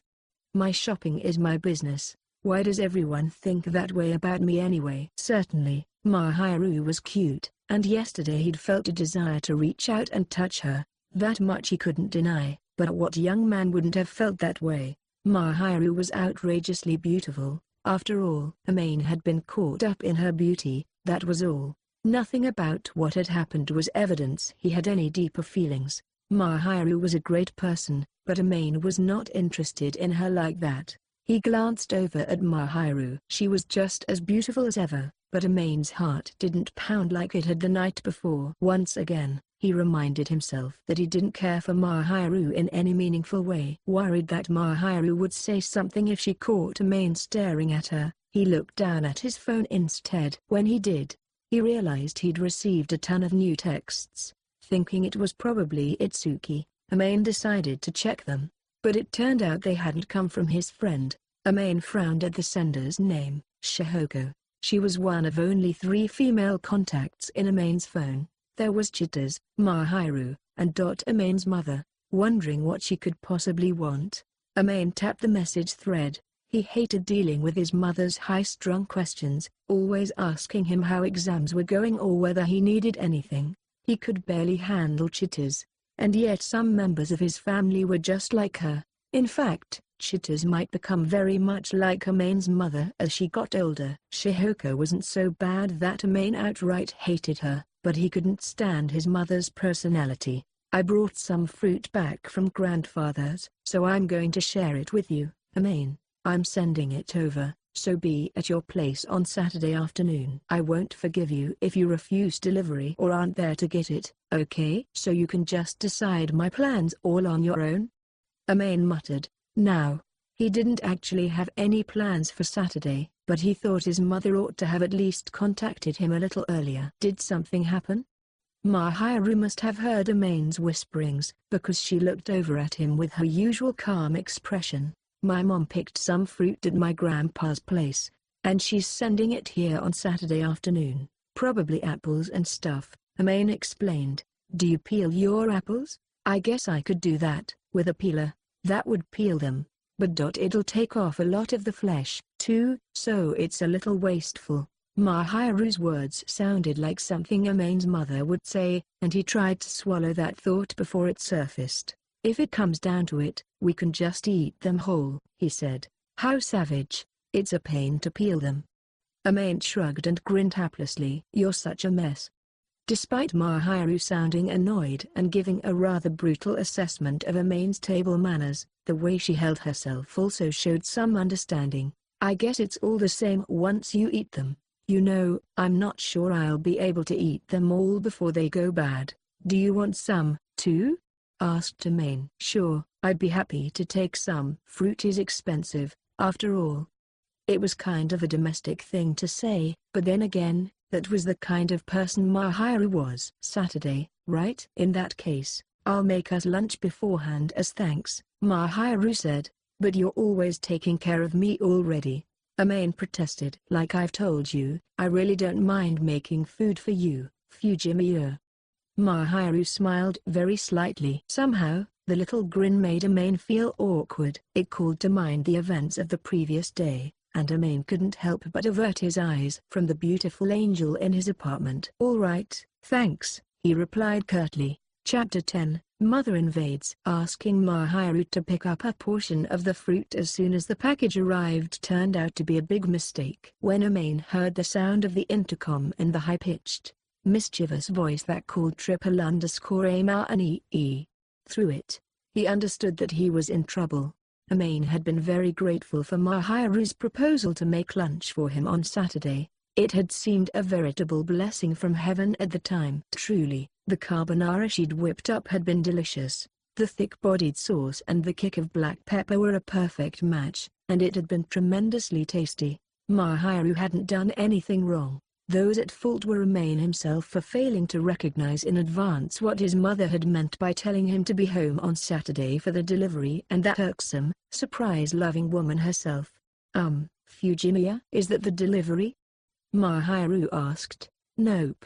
That would be my mother. She's probably using her duplicate key to get through the front door and is heading up right now," Amane explained. Thinking back on it, it had been his own mistake to take what his mother had said at face value. One way or another, she always created situations that allowed her to come by and check in on him. Amane's mother could never resist employing a little misdirection. "Ah, your mother? She probably came to see whether I'm getting along okay. And she didn't tell me she was coming. Probably because she knew I would clean up in advance."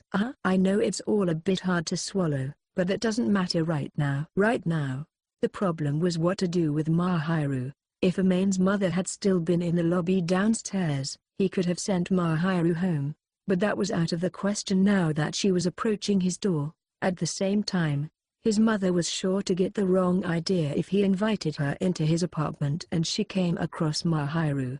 There was no doubting that Mahiru would hate that as much as Amane would. The longer Amane puzzled over what to do, the closer his mother was getting to just barging right in. "I can't believe this is happening." Amane did have an idea, but he didn't like it. "I'm sorry, Shiina, but could you please hide in my bedroom?" What? "Take your stuff with you, and once I find some way to get my mom outside, you can go back home." "I'm really sorry, but please." With no other viable option, Amane took the helm and steered Mahiru into concealing herself. Thankfully, they'd already finished cleaning up after lunch, so that wouldn't be a giveaway. If he hid her shoes in the shoe closet, they wouldn't be discovered, and Mahiru could just bring her personal effects into Amane's room.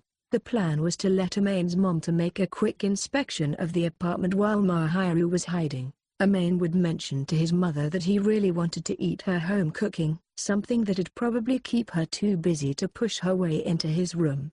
Whatever it took, Amane had to keep his mother from breaching the bedroom. He would purposely request that his mother cook something that used an ingredient he didn't have in his refrigerator. If the two of them went out shopping together, that would provide Mahiru with a window to escape. Amane hurriedly explained to Mahiru that such a scheme was the only option as he handed her his extra key and asked her to cooperate with the greatest sincerity he could muster. "Oh, okay," she said, nodding in bewilderment. In truth, the storage room was also an option, but Amane didn't want a girl to wait in there. It had no heating, which meant it was quite cold this time of year. Amane's bedroom had a proper heater, as well as soft cushions. It wouldn't do to have Mahiru sitting on a bare floor while she shivered from the cold. "All right, I'm counting on you. I have to deal with my mum, so." Even before meeting his mother, Amane looked dejected.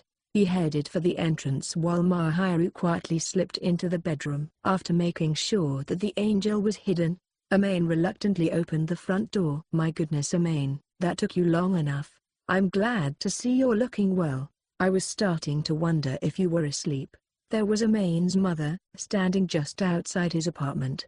He hadn't seen her since summer break. Although she was a parent, it would have been difficult to tell from her looks alone. It wasn't just that her face looked young, she never acted her age, either. She wore the same sort of happy expression she often had back when Amane was still living at home. Yeah, I'm perfectly fine. So how about heading home?" "How can you say that to your own mother? It took me several hours to get here, you know." Don't I even get a thank you? Thank you very much for traveling a great distance. Now please go home. Come now, don't say such things. It's not very endearing. You should act more like Shuto, your father. Men don't need to be endearing, do we? While Amane had spat his words acidly, his mother, Shihoko, didn't seem bothered at all, instead breaking into a fit of laughter.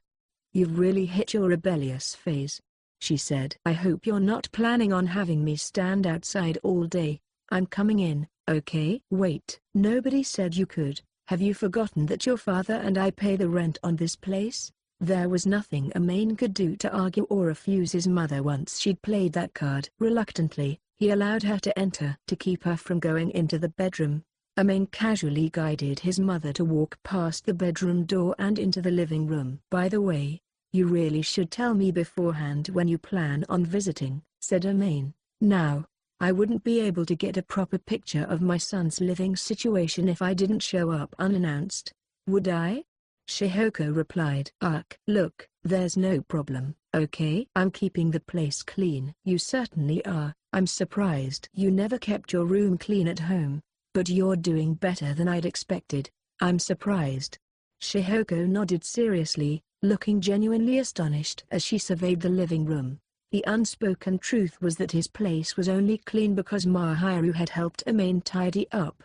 Her advice and constant scolding was a big part of how his place has managed to stay clean, too. Really, Mahiru deserved most of the credit, but there was no way Amane was going to tell his mother that now. Your skin looks good, too. You must be eating well, Shihoko observed. Yeah, Amane admitted, unable to meet his mother's eyes. Even his improved health was something he owed to the angel. You're even cooking properly, huh? Oh, but it looks like you're cooking for two? Shihoko's manicured finger was pointing at his dish rack. Two people had eaten lunch, so naturally there were two sets of dishes. Carelessly, Amane had forgotten to put them away. He should have remembered how perceptive his mother could be. Yeah, I had a friend over. Amane's answer was not quite a lie. He'd spoken as indifferently as he was able, doing his best to stop himself from shaking. It was fair to say that he and Mahiru had built up to something resembling a friendship, so it wasn't exactly untrue. There was the small matter of hiding that the friend in question was a girl. Shihoko replied with a tone that suggested she didn't really accept that explanation at face value. She scanned the living room again. I suppose you get a passing mark. You're doing so well. I can hardly believe you're a boy living on his own, Amane's mother finally conceded. Somehow, Amane had been able to deceive her, though only just barely. Strangely, he felt a chill run down his spine, and he was sweating bullets. On the other hand, maybe he shouldn't have been so surprised to have passed his mother's inspection. Mahiru really had turned some things around for him, after all. See, there was nothing for you to worry about, Mum. I suppose not, though I can hardly believe it. You could barely do anything for yourself at home. You've certainly grown up.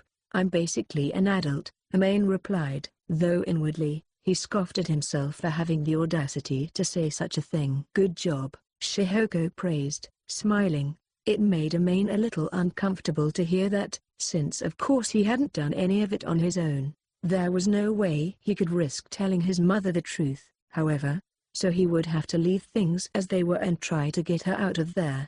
She's pretty much finished her evaluation, right? I wonder if I can get her to leave without saying anything about wanting to eat her cooking or whatever, Amane thought. That just leaves the bedroom check, I suppose. Shihoko mused nonchalantly. Amane's eyes went wide at the drop of that bomb. Mahiru was still in there. If his mother found a girl hiding in the bedroom, a far greater disaster would ensue than if Amane had just revealed Mahiru from the get-go. Hey, don't joke around. Even if you're my mum, I don't want you digging around in my bedroom. Oh? Something in there you're feeling embarrassed about? Shihoko prodded. There's probably one or two embarrassing things in any high school guy's room, if you think about it. So you admit it? Yeah, I admit it. Please don't go in there. Even though it was shameful, there'd been no other choice. Amane had been forced to go along with his mother's assumption to keep her from entering the bedroom. If she discovered Mahiru in Amane's room, she would most assuredly get the wrong idea. For both his own sake and Mahiru's, Amane needed to avoid that at all costs. When Amane's mother saw him blocking the door to his room, desperately trying to keep her from getting through, she could tell right away that he was hiding something. Closing in on her son, Shihoko said, "I suppose you are grown up, if you're hiding those sorts of things from your parents." If it came down to it, Amane was prepared to keep his mom out by force if necessary, though he admittedly didn't like that idea. He stood ready to stop her. But then, thump, there came a noise from inside the bedroom. "Amane." "Yes." "What are you hiding?" "It has nothing to do with you, Mum." "So you say." A wide grin spread across Shihoko's face. It was the kind of coercive smile that could not be denied. Amane became extremely uncomfortable every time she looked at him like this.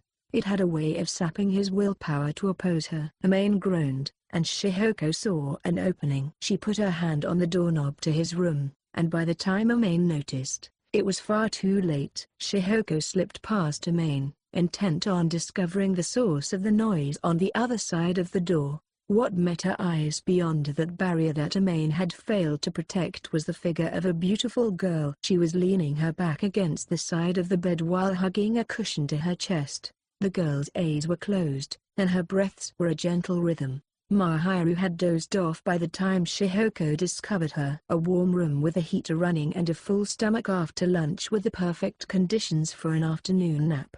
Amane couldn't help but wonder whether Mahiru often slept in boys' rooms, but all this really confirmed was that she found Amane to be harmless enough to doze off in his bedroom.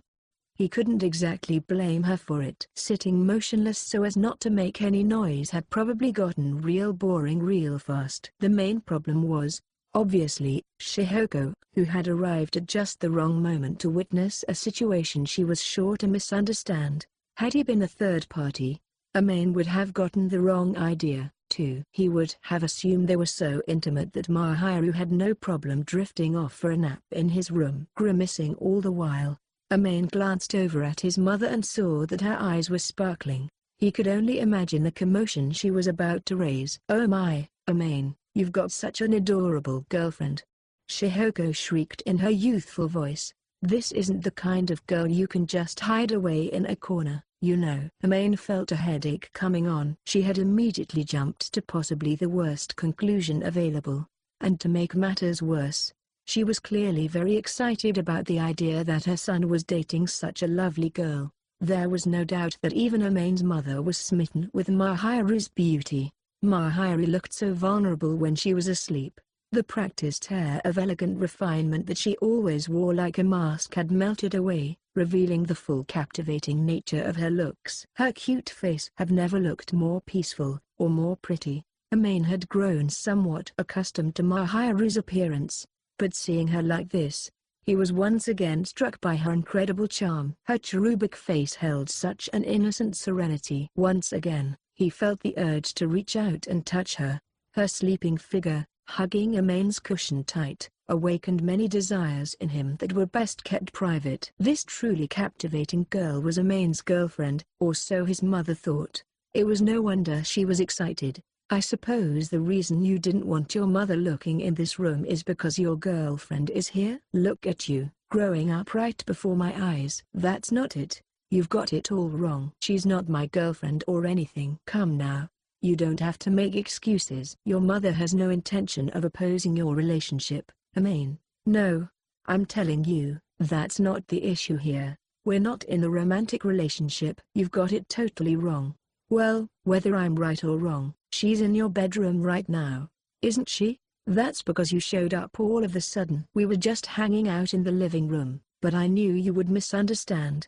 You see, the problem with that excuse is that you would never let a girl you don't like into your apartment, and I really don't think a girl would just waltz right on into the apartment of someone she didn't like, would she?" Amane struggled to find a way to argue the issue. His mother was right. Amane was awfully territorial about his living spaces and wasn't inclined to let just anyone into his domain. The first time Mahiru had come in, she'd practically forced her way, but ever since then, he'd welcomed her over, even when she wasn't coming to cook for him. "I guess that means I really do like her." As far as Amane was concerned, he was sure he liked Mahiru for her personality, not her appearance. He enjoyed that seemingly contradictory part to her. There was a biting and honest side of her that she didn't show at school, and yet she found it hard to be open about her feelings. He liked her curt and annoyingly helpful attitude and the reserved way she conducted herself. When she was taken by surprise, she would get flustered, and the mask would drop momentarily, which was another thing he enjoyed. Most of all, Amane especially liked that rare angelic smile that he'd only seen cross her face a few times. He supposed that each of those attributes were all precious parts of Mahiru's appeal. If he had to say whether that was a feeling of romantic love, Amane would have insisted that it was something else, but he couldn't deny that Mahiru was a wonderful girl for many reasons. I care about her as a friend. Not every relationship between members of the opposite sex has to be romantic, you know. And I'm pretty sure she doesn't feel that way, either. Amane was not the kind of mama's boy who would obediently play along with whatever Shihoko said. Plus, Mahiru would certainly object to the suggestion that she had feelings for him. Now, you don't know that, Amane. Aren't you being rather presumptuous? Thinking you know exactly what her heart wants? What can I say to get you to understand that our relationship is not like that, Mum? Shiina, please, help me out here. No matter how he tried to explain, Amane's mother had already made up her mind. Amane pressed a finger to his forehead, stumped on what to do. With all possible urgency, he wished Mahiru would just wake up. Either Amane's unspoken prayer had been heard or all the ruckus had, because Mahiru's eyelids fluttered open, and she made a sweet noise as she raised her face. Her flaxen hair slipped over her shoulders. The girl's shining eyes, the color of caramel, were blurry with sleep, and she looked so vulnerable that it felt somehow wrong to look directly at her. Maybe she wasn't quite fully awake yet as she looked up at Amane vacantly. Her eyes still relaxed and drowsy. Amane pointedly stared in another direction. Shiina, I don't mind that you fell asleep, but there's been a misunderstanding, so please help me clear things up. Misunderstanding? Hey, Miss Girlfriend, what's your name? Mahiru was still clearly confused over what had happened, but Shihoko didn't hesitate to approach her, beaming with an amiable, carefree smile and an overly familiar demeanor. Mahiru was visibly flustered, still trying to get her bearings. It's important to tell each other our names when we first meet, you know. I'm Mahiru Shiina. Oh, Mahiru. What a cute name that is. I am Shihoko. Please don't be shy and call me by my first name, okay? Mahiru had reflexively given her name when pressed for it. She looked up at Amane, her eyes begging him for rescue.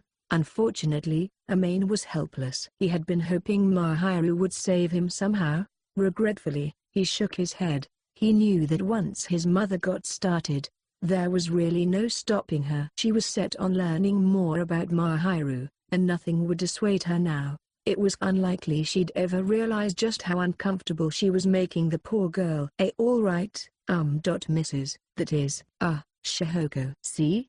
That sounds more like my daughter-in-law. Fujimiya. That could be referring to either of us, you know. Right, Amane?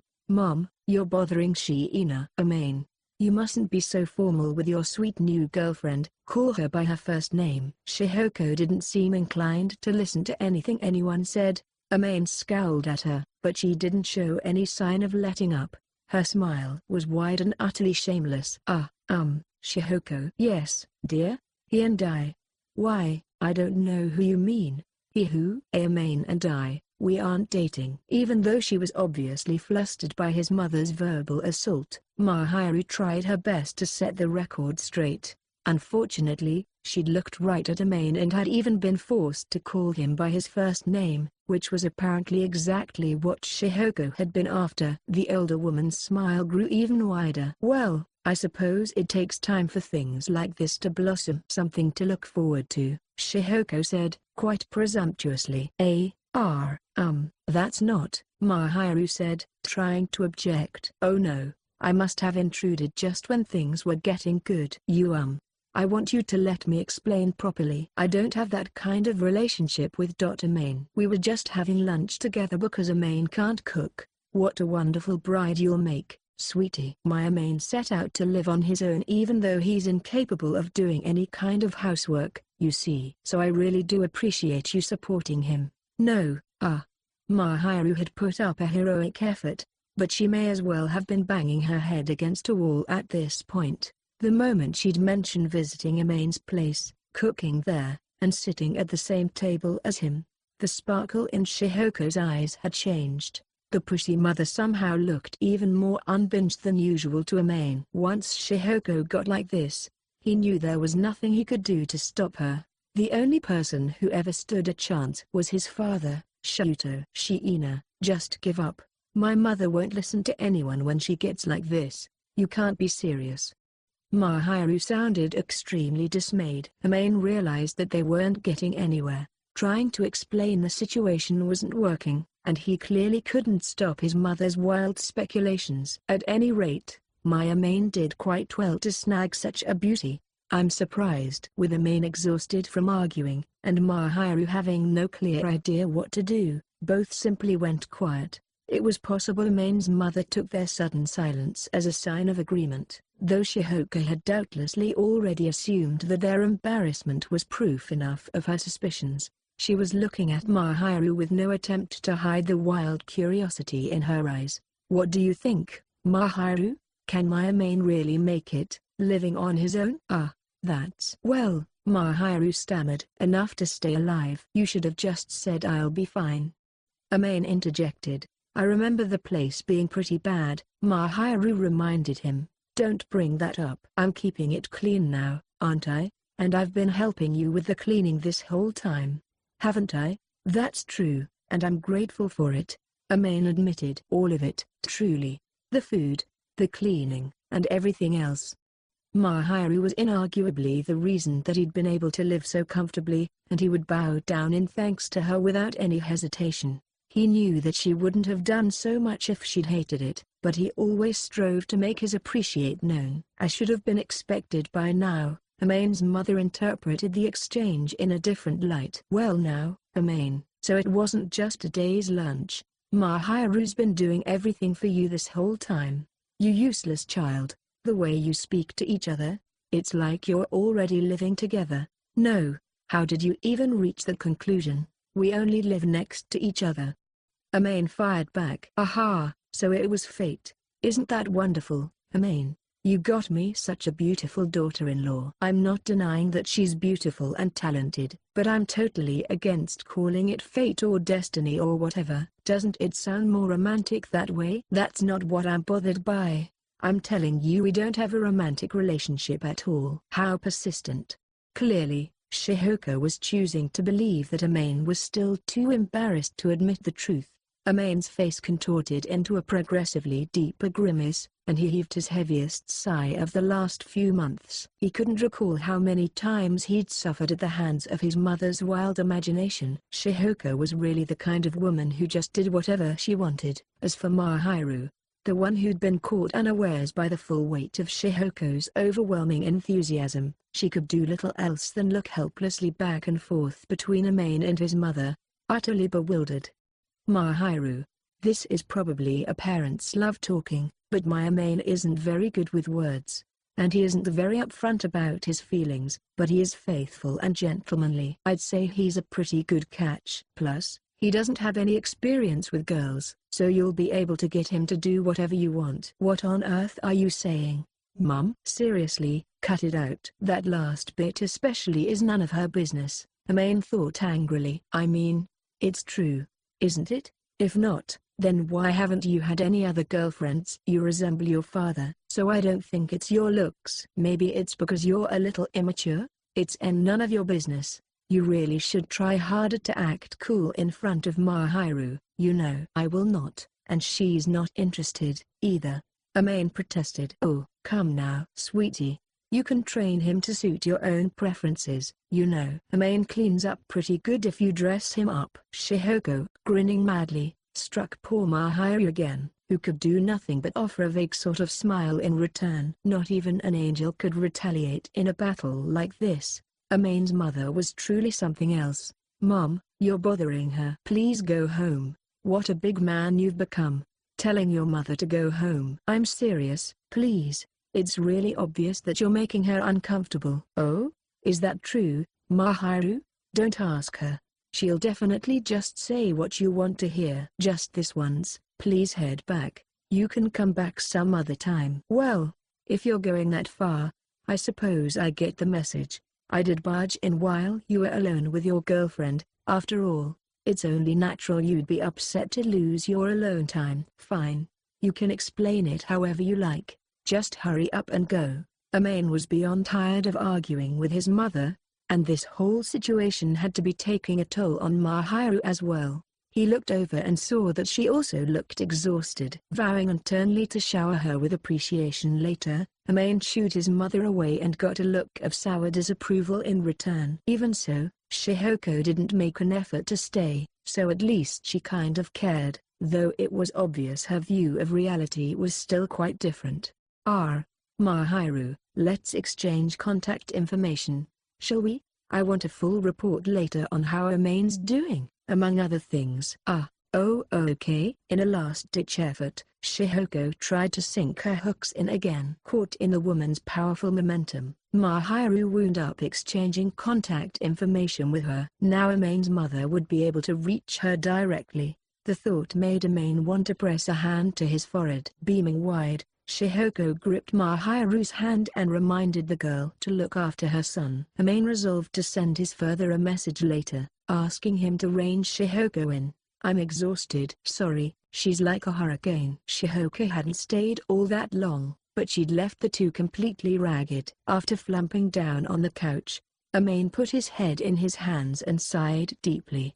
Mahiru gingerly took a seat, too, but her usually perfect posture was bent and haggard. Amane had thought that the angel could handle anyone, but even she had no energy left after the encounter with his mother. He was unsure if he should try to apologize. I really didn't want to let her go home still believing the wrong thing, Amane admitted. Well, there's no real harm done, Mahiru said. No, I think there is. If she was acting like that, it probably means that she's taken a liking to you. One way or another, she's gonna be an issue. It was truly unfortunate that this was going to put a burden on Mahiru. Shihoko's love for all things adorable, coupled with her mistaking Mahiru for her son's girlfriend, almost certainly meant that Amane's mother would be finding new ways to poke her nose where it didn't belong in the days to come. Trouble was on the horizon. Shihoko really cares about you a lot, doesn't she? That's a nice way to put it. But sometimes she really just refuses to listen. More than just an overly affectionate parent, Shihoko doted and fawned on Amane even though he hated it. He knew he shouldn't complain too much, since it was probably at least partly his own fault because he was such hopeless slob. It wasn't as though he was ungrateful for all his mother had provided, but she could be a real pain in the butt, and he wished she'd give him more space. How nice, Mahiru mumbled quietly. Amane looked up at her. What is? Your mother is quite a character but also very kind. That means she's loud and loves to meddle. Even so, I think it's nice. Mahiru's words weren't an empty compliment. She really did seem envious as she mumbled and averted her eyes.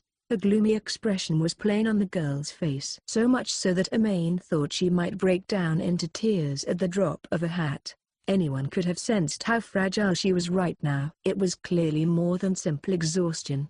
Mahiru must have noticed Amane looking at her, because she suddenly looked up and forced her lips into a small smile. Then, just as quickly, she regained her usual composure and leaned back against the sofa, something she rarely did. Mahiru, huh? What are you saying all of a sudden? Nothing. I was just thinking that it's been a while since anyone called me by my first name. Most people only address me by my family name. It was pretty surprising to know that someone who seemed as popular as Mahiru didn't actually have any friends close enough to call her by her first name. Everyone at school saw her as a flawless angel. Even Mahiru's acquaintances probably maintained some degree of formality with her, and nobody had the courage to really get to know her. A lot of students only ever addressed her by a nickname that Mahiru herself didn't even like. Well, I guess if you don't have any close friends, that would leave only your parents, right? Amane asked. My parents would never talk to me that way. Absolutely not. Mahiru's reply was cold. Looking her over, Amane saw that Mahiru's face was an expressionless mask. She resembled a beautiful doll, completely devoid of feeling. That, too, only lasted a second, however, and Mahiru's visage changed again when she noticed that Amane was looking at her. Her eyebrows lowered, as if she was troubled by something. "Anyway, it doesn't happen often," she muttered, before letting out a sigh. Amane had been wondering for a while if Mahiru had a bad relationship with her parents. It had been easy enough to imagine that she had problems at home from her frosty demeanor whenever he touched on the subject. Plus, she never went out to eat with her parents and hated her own birthdays. But Amane never would have thought Mahiru's parents were so distant as to not even call the girl by her first name. Thinking back to how Mahiru had quietly said she enjoyed Shihoko's personality, Amane wondered how the angel must have felt in that moment. Mahiru. Rather suddenly, Amane blurted out the word. He'd never called his neighbor by her first name before. The girl in question blinked her caramel eyes. She looked stunned, and Amane could tell that he'd caught her off guard. The momentary surprise had revealed a youthfulness about Mahiru that she normally kept hidden. "It's your name. Someone ought to call you by it," Amane reasoned. "I suppose you're right," Mahiru answered bluntly. A few moments later, a tiny smile appeared. Amane's chest felt fluttery when he spotted it. Amane, when he heard her small voice pronounce his own first name, the flutter turned to a storm. Maybe it was because, until just a moment ago, his mom was the one calling him by his first name, but when Mahiru called him by his first name face to face, he felt the uneasy, impatient stirring in his chest churn and roar. "Please don't call me that outside, okay?" Mahiru reminded. "I already wasn't planning to." "That goes for you, too. Don't slip up outside the apartment." "Understood. It's our secret, right?" Amane couldn't bring himself to look directly at Mahiru, as she was still grinning a little. Looking away, he responded in agreement and shifted in his seat, turning away to escape the angel's smile. Though Shihoko's Saturday invasion had been a nightmare, nothing much had changed aside from how Amane and Mahiru referred to each other. They hadn't suddenly become any closer. Addressing each other a little more directly wasn't a big deal. At most, perhaps Mahiru's demeanor had softened a little, but that was it. Amane? Mahiru had come over earlier than usual for dinner on Sunday, perhaps feeling a little uneasy, because she looked troubled. Amane was glad to let her in, but he was confused by her peculiar attitude. He'd thought that maybe using their first names didn't sit right with her after all.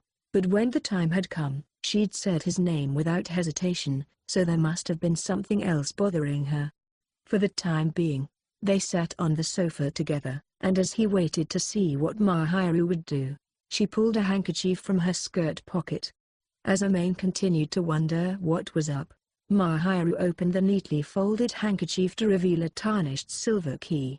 It must have been the one he'd given her the day before. "I'm returning your spare key. In the end, I never got the chance to use it, and then I forgot to give it back. I'm very sorry about that." "I see." Apparently, Mahiru hadn't been able to rest until she'd returned the key. Satisfied that he understood the cause for her strange behavior, Amane stared at the bit of metal resting on the handkerchief. Now that he thought about it, Mahiru came over to fix dinner in his apartment almost every night. Usually, he met her at the door, but sometimes it took him a while. There'd even been times where Mahiru had been forced to wait because he wasn't home. It must have been inconvenient for her to have to wait outside for him, especially during these colder months. Somewhere, Amane had heard that chilly weather was a girl's worst enemy, and now that he thought about it, he wouldn't have been too happy waiting in the cold, either, had the situation been reversed. Since Mahiru was basically coming over every day, he wondered if it wouldn't be easier for her to have a key to get in. "That's fine. I think you should keep it," he said. "Huh? You can give it back to me whenever we stop spending time together." It seemed perfectly reasonable to Amane.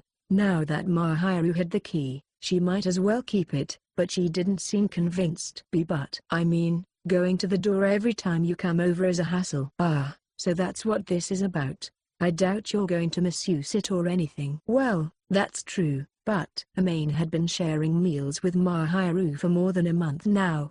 and he figured that he knew her pretty well. She was sensible, considerate, and kind. He was certain that she would never hand the key over to anyone else or do anything while Amane wasn't around. If there was anyone he could trust, it was Mahiru. Besides, you must think it's a pain to have to ring the buzzer and wait out there all the time, Amane said. Even if it is, I feel like you're being a bit careless, but I'm giving it to you because I trust you. At that, Mahiru's eyes went wide, and she floundered for words. Confusion, along with something else that Amane didn't really understand, passed over the girl's delicate features. The truth of it was that Amane had only wanted her to have the key to save himself some trouble, but if she really hated the idea, he was prepared to back down. As for Mahiru, she looked intently back and forth between Amane and the key for a few moments, then finally let out a gentle sigh. Understood. I'll hold on to it.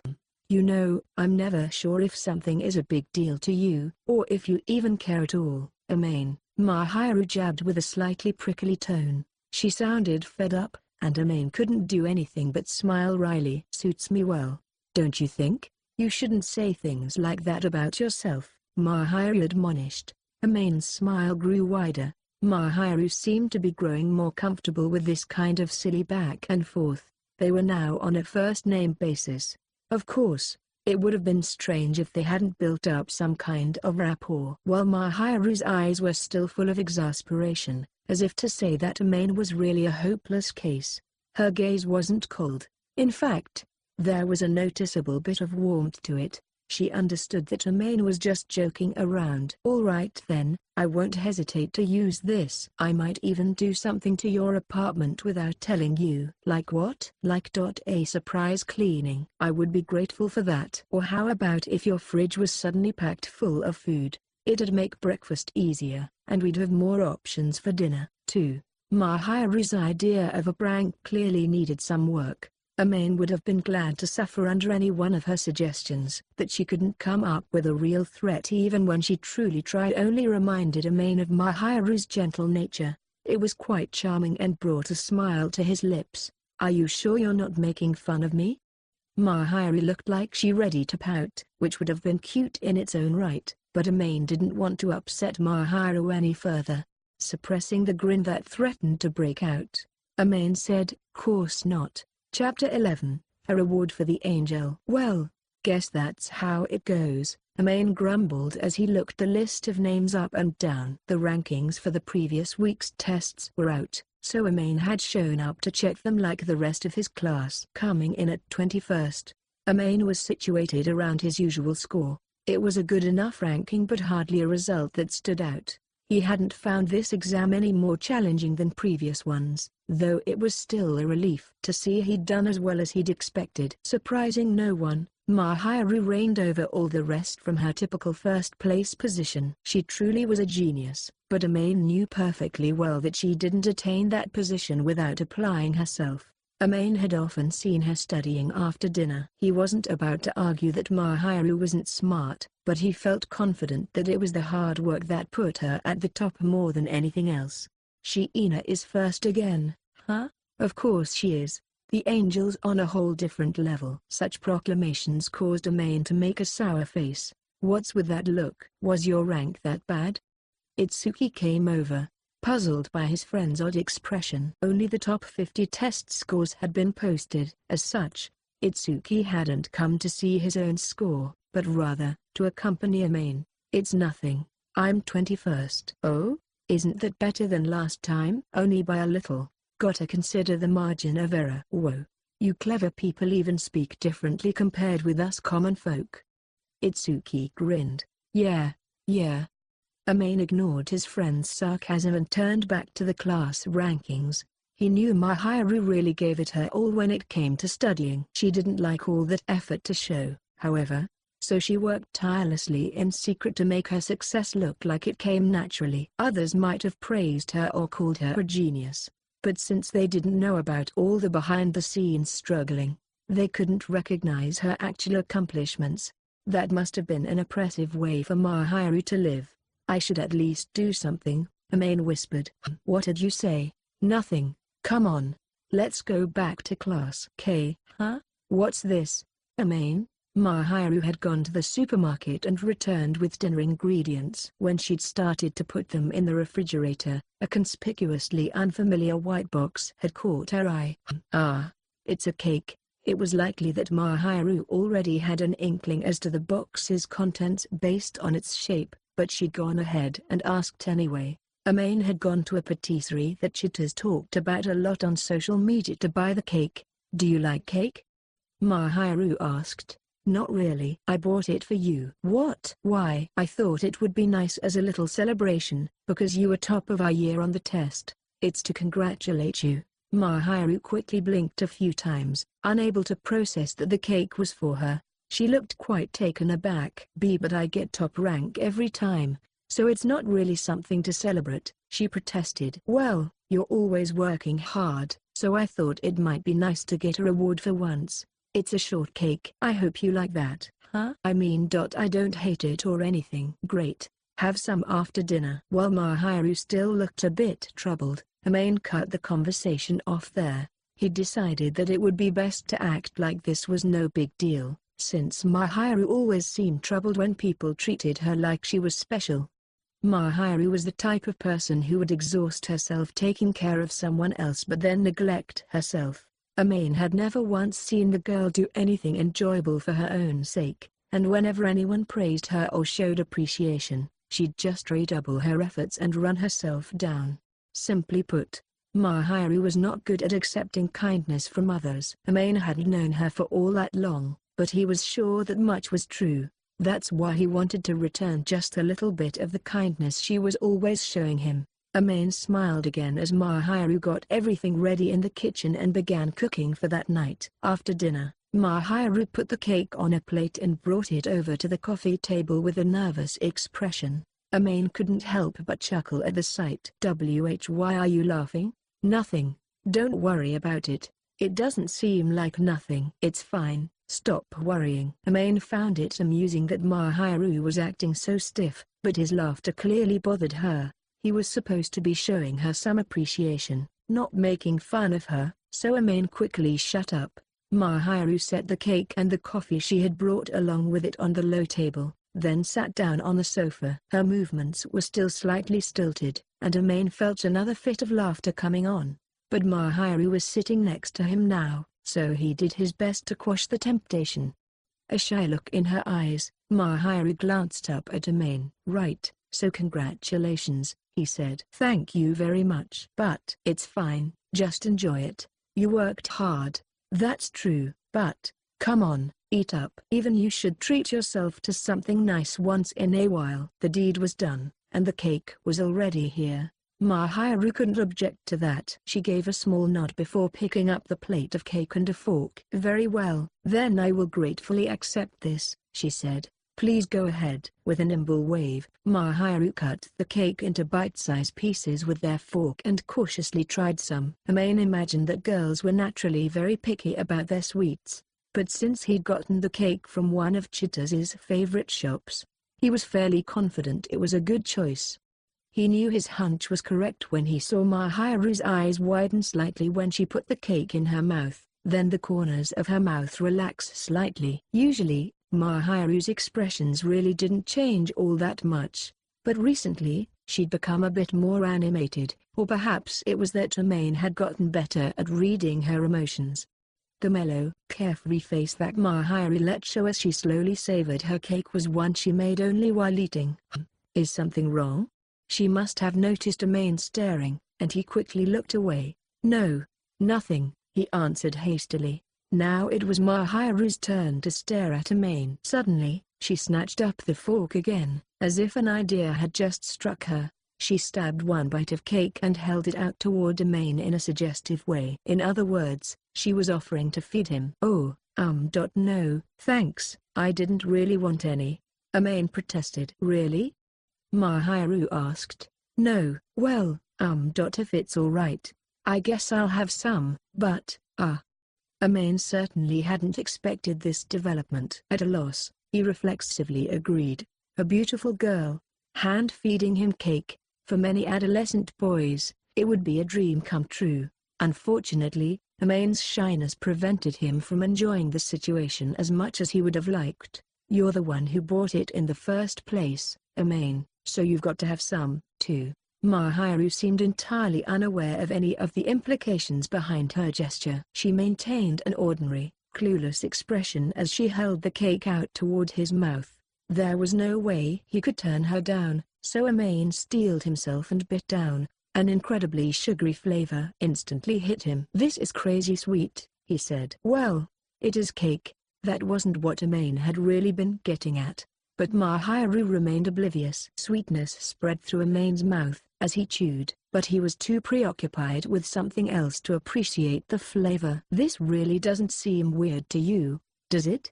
Amane questioned in a low voice. He was practically gagging on sweetness and shame, and Mahiru was acting like this was all quite normal. Amane snatched the fork from Mahiru's hand and held out a bite of cake to her in the same way she'd done for him. "Turnabout is fair play, right?" Mahiru hesitated. "Eat it," Amane insisted, his tone surprisingly forceful. Mahiru looked even more confused. Perhaps knowing that she'd started this, she decided to play along and timidly took a quick bite. The action reminded Amane of a small bird nipping at something. Amane stared at Mahiru as she chewed, and gradually, a change came over her. At first, she just looked entirely bewildered, but as her mouth moved, a slight redness spread across Mahiru's face. By the time she swallowed the cake, there was no hiding her obvious embarrassment. Mahiru's usually milk-white cheeks now resembled apples, and her eyes were shimmering, slightly blurred with tears. "So what do you think?" Amane asked. "It's delicious, not that. What do you think about being fed?" Surely Mahiru understood now how Amane had felt earlier, and her eyes shifted down to look at the floor while she trembled faintly. "I feel very much like running away." "I bet you do. That's exactly the sort of thing that might give people the wrong idea, you know." "Save it for your female friends, okay?" Amane turned away sharply to emphasize his point. "Okay," Mahiru replied with a voice that was barely above a whisper. She'd probably only fed Amane so easily because she trusted him. Mahiru hadn't meant any harm by it, of course, but it was still troublesome. A stubborn sweetness still clung to the inside of Amane's mouth. Guess someone feeling too safe around you can be its own kind of problem. In the end, Mahiru curled up into a ball next to Amane, looking slightly embarrassed as she let a small sigh escape. Chapter 12, Cooking Classes with the Angel.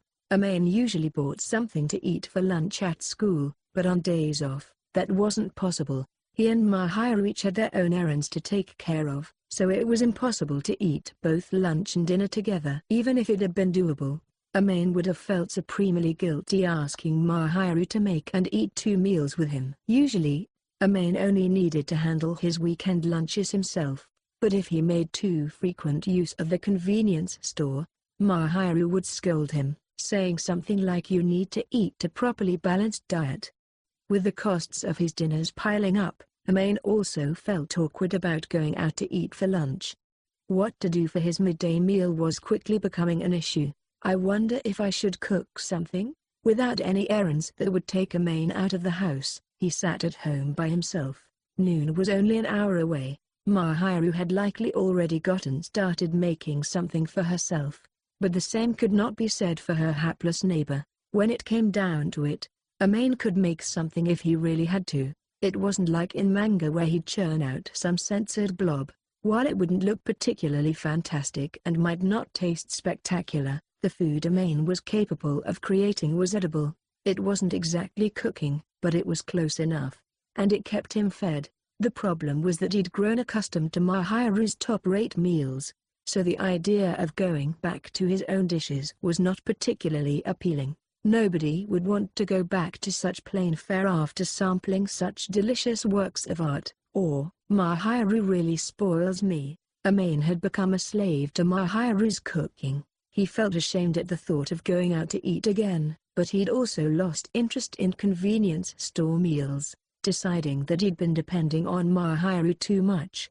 Amane concluded this was a good time to challenge himself. Even though he'd failed when it came to preparing his own meals thus far, Mahiru wouldn't be with him forever. After all, things between them were nice and reliable for now, but there were still 2 years of high school left, so if anything happened during that time, this relationship of theirs might come to an abrupt end. What's more, they would surely go their separate ways when it came time for college. There was no way things would simply go on like this indefinitely. I guess I'd better try to put in a little effort now, while I still have her around. Resolving to do something, even if it was relatively minor, Amane stood up from the sofa and grabbed his wallet. "Oh, did you go to the supermarket?" On his way back from the store, Amane ran into Mahiru in the apartment lobby. He wasn't sure if the coincidental meeting was good or bad.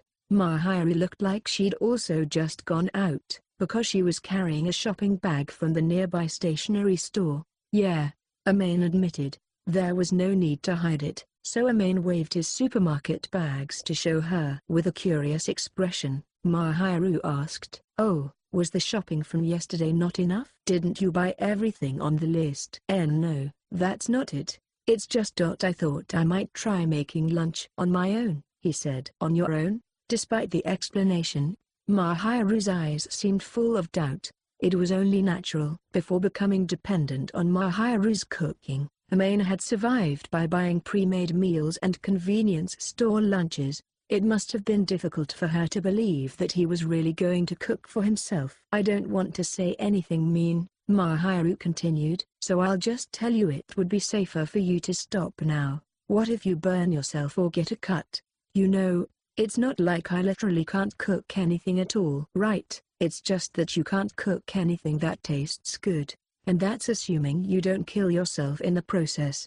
Mahiru's thorough dressing down left Amane speechless. She'd said exactly what he himself had been thinking. "If you say you're going ahead with it, I won't stop you," Mahiru said, "but manage your expectations, or you'll end up severely disappointed." "Fair enough," Amane conceded. By expectations she must have been referring to her own cooking. Mahiru was confident in her abilities, and she was well aware how much Amane enjoyed her food. "It's just that, well, you're always talking about nutrition and stuff. There might be some time in the future when I really have to live on my own, like college. I can't rely on you forever, right?" Overdependence on Mahiru only spelled trouble for Amane. After realizing how much Mahiru had been spoiling him lately, he felt like he ought to be able to at least manage the basics. Mahiru's eyes went wide at Amane's words, then she let out a sigh that sounded just the slightest bit impressed. "I think it's a great thing to set your eyes on the future. But if you're going to do that, shouldn't you have come to me first?" she posed. "Huh? Rather than making whatever kind of mess you're about to do without my supervision, it would be much better for me to watch and ensure nothing goes wrong." "Amane, are you confident that you won't accidentally destroy your kitchen?" "No." Amane sighed. He knew he made a terrible mess of his kitchen whenever he tried to use it. With no rebuttal, he gave Mahiru a slow nod. "It figures," Mahiru replied stolidly. "That's why it's better for me to be there, right?" "Would that be asking too much?" "If I didn't want to do it, I wouldn't have suggested the idea." Her voice had a bit of a cold edge to it, but since she was agreeing to help him, Amane didn't mind. He bowed deeply to express his gratitude. "You don't need to be so formal," Mahiru said, sounding flustered. Amane smiled, and the two stepped into the elevator, taking it up to their floor. "By the way, do you have an apron?" Mahiru inquired. "No problems on that front. I bought one for cooking class." "And did you use it?" "There was really no point. All I did was measure ingredients and wash dishes." "Figures."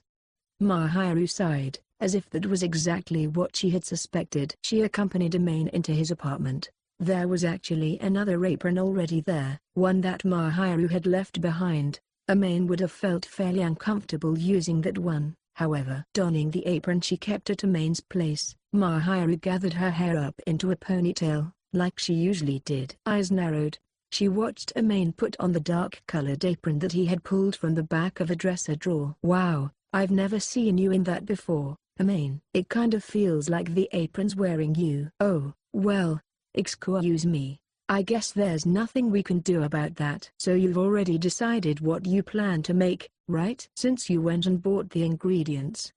Mahiru took a peek at the shopping bag that Amane had set on a shelf. Amane nodded. Stir-fried vegetables and an omelette. Veggie stir-fry because I've been scolding you to eat more vegetables, and an omelette because you like eggs, right? Bullseye. It's not like it was a difficult guess. What seasonings do you have for the stir-fry? This, yakiniku sauce. Oh. Straight from the bottle, huh? I suppose it has that robust flavor that boys like. And I guess it is tasty. It's better than me trying to make something from scratch, isn't it? If Amane had no yakiniku sauce on hand, he'd planned on whipping up something that used salt, pepper, and soy sauce instead. Truthfully, he was glad that he did have the yakiniku sauce. Amane whispered a silent expression of gratitude for his good fortune of still having a condiment he could use. Then he followed Mahiru's example and washed his hands. While he did that, Mahiru was arranging all the necessary utensils and lining up the ingredients so they would be easy to use. Truly, the angel's efficiency knew no bounds. For the veggie stir-fry, you just need to cut the vegetables up and fry them until they're cooked evenly through. Okay, do you know how to cut them? Mahiru asked. Are you making fun of me? Amane replied. It was obvious he knew that much. He wasn't very good at it, but he could handle a knife. Under Mahiru's careful supervision, Amane began to finely slice up some cabbage, but he quickly realized how meaningless his earlier words had been after he cut his own finger. First Amane had been shown how to do it, and then Mahiru left him to try on his own while she watched. He'd done fine in the beginning, while Mahiru was helping him get used to the task, but as soon as she'd left Amane on his own, he'd slipped up. Ow, he mumbled, looking down at his finger. It was only a small cut, but it was bleeding. The first thing to do was wash it, but of course getting it wet would sting, too. I thought something like this might happen. Here, give me that. Mahiru took a bandage from her apron pocket and skillfully wound it around Amane's hurt finger. He was equal parts grateful and impressed. You're very prepared, he complimented. Beginners often hurt themselves. You have no faith in me, do you?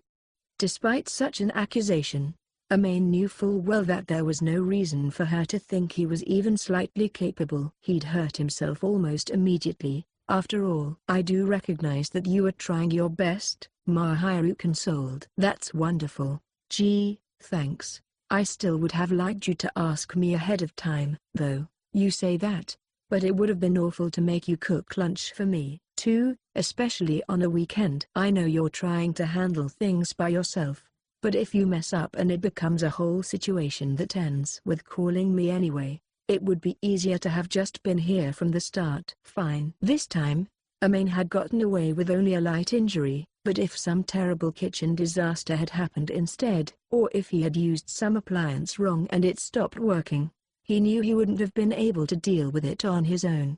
Mahiru was absolutely right, and please don't ever try to fry anything. You'll start a fire, she added. I'm nowhere near advanced enough to make fried food, Amane admitted. I don't think it's actually quite that difficult. Once again, I'm forced to wonder how you survived on your own all this time, Mahiru quipped. Sorry about all this, Amane replied in a sulky voice. Now you know why I was living on convenience store food. Mahiru looked at him with concern on her face. Amane wasn't particularly disheartened or angry, so she had nothing to worry about.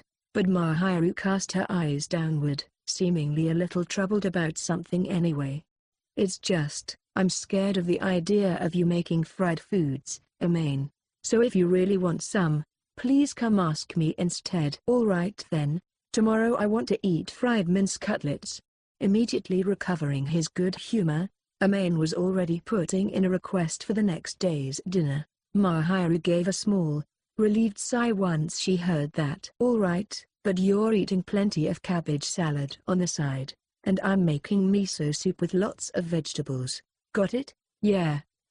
And thank you. For what? For everything. Mahiru did so much for Amane every day and still found time to worry about him. Amane was truly grateful, even if he sometimes said stupid, hurtful things. He wasn't sure where he'd be without her. Admitting as much felt a little embarrassing, though. You help me a lot, he murmured very quietly. He then promptly turned back to the vegetables. Let's eat. Sounds good. Grappling with the vegetables had taken nearly an hour, but it had been worth it. On the table was a stir-fry made from clumsily cut greens, a beautifully shaped omelette and a pile of scrambled eggs. Naturally, the beautiful omelette was one Mahiru had made in an attempt to provide Amane with something to use as a reference. While Amane had tried his best to make a second omelette, he'd ended up with scrambled eggs instead. The failed attempt was set in front of Mahiru so she could evaluate his work. The picture-perfect example, the platonic ideal of omelettes, had been prepared for Amane. After pressing her hands together in thanks for the food,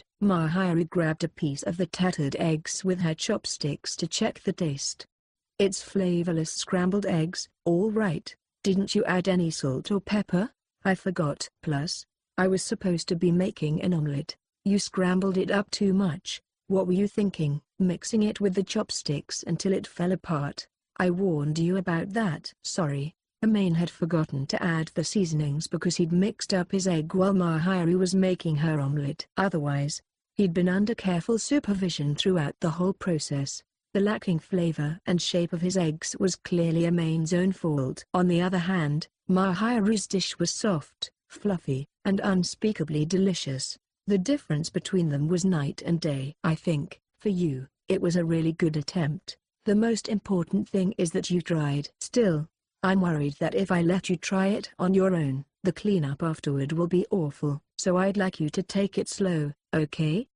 Mahiru asked. I'm going to become totally reliant on you, Amane replied. It's a little late for that. Ugh. Just joking. Well, not really, but I like that you appreciate my cooking, and I don't hate teaching you to cook, either, so really, you don't have to worry. Thanks again, for everything. It was really thanks to Mahiru's kindness that Amane was able to live as well as he was. He owed her quite a bit, but he knew that Mahiru would hate it if he groveled too much. So he held his head high. Curiously, Mahiru was wearing a slightly lonesome expression as she said, if you do learn how to cook, Amane, I guess I'll be relieved of my duties. It was certainly true that when Amane learned to fix his own meals, there would be no need for Mahiru to do it for him anymore. But Amane shook his head. No, I mean, your cooking is the best, Mahiru, so please, I want to keep eating it for as long as I can. Though, I guess that's kinda shameless of me to ask. Amane would never have denied it was selfish of him to want Mahiru to continue cooking for him, but at the same time, her food was obviously leagues better than his, and he couldn't turn it away. The addiction had long since set in, and Amane was terrified of being cut off. Mahiru's eyes widened at the humble plea, and she smiled slightly. The vague tinge of loneliness vanished in an instant. Ha, you really are hopeless, aren't you? Well, I don't intend to stop, so you can relax. Thanks, Amane said, feeling relieved that the shade of anxiety he'd seen on her face was gone, replaced with a faint smile. How about I get you to help me out sometimes, peeling vegetables, measuring ingredients, things like that, Mahiru proposed. Like a kid helping in the kitchen. Amane, that's where you need to start, you know. Since Amane's skill level truly was on par with the child's, there was really nothing he could say back. Mahiru looked amused. Chapter 13, Christmas with Everyone. Hey, Amane, can we have a Christmas party at your place? Nope. The proposal had been immediately shot down, and Chitters puffed out her cheeks to make her disappointment obvious. Christmas Eve was fast approaching, but since Amane lived separately from his family and was a loner by nature, the holiday didn't hold any real significance. Still, Chitters and Itsuki seemed keen on spending it with him and had come to ask him about holding a little celebration. Chitters had gone out of her way to barge into Amane and Itsuki's classroom at lunchtime with the idea, and now she had her cheeks puffed out because of Maine's near-instant refusal. Come on, Amane, Itsuki angled. You're alone anyway. Unless maybe there's a girlfriend in the picture? No, there isn't. Well then, it's fine, Chitters interjected. Or could it be that you secretly hate us? Well, if Amane hates us, then I guess we don't need him, either, Itsuki added. In their own way, his friends were probably expressing their concern for him. There was also the possibility that they were hunting for a place where they could relax and flirt. Amane felt bad about refusing them, even when they made such exaggeratedly disappointed faces at him. He didn't actually hate them. That was not to say Amane had no concerns, however. First was the thought of how the two of them would act in a private setting. Amane could feel the embarrassment washing over him at the mere thought of Itsuki and Chitaz's shameless intimacy. Then there was the fact that he would have to explain things to Mahiru. She would have to steer clear until Amane's friends left, and he would have to be very careful about covering up any evidence of her frequent visits. Fine. I get it. The 24th, right? I have a condition, though. You have to set me free before nightfall and go somewhere else together to get all your flirting done. I'll remind you that excessive physical contact is prohibited in my apartment. With Amane's concession to the couple's demands, Chitaz's face lit up with a smile. Guess there's nothing we can do about that rule. I'm sure we can work something out, she said. Who do you think you are to say such entitled things? Amane quickly grabbed one of Chitaz's cheeks and pinched. Oh she slurred. Itsuki, Amane's bullying me. Come on, Amane, don't be mean to Chi. I'm the only one who's allowed to pinch her cheeks, Itsuki said. Fine, pinch her real good for me. Then, Amane replied, leave it to me. Don't you dare. Chitaz cried.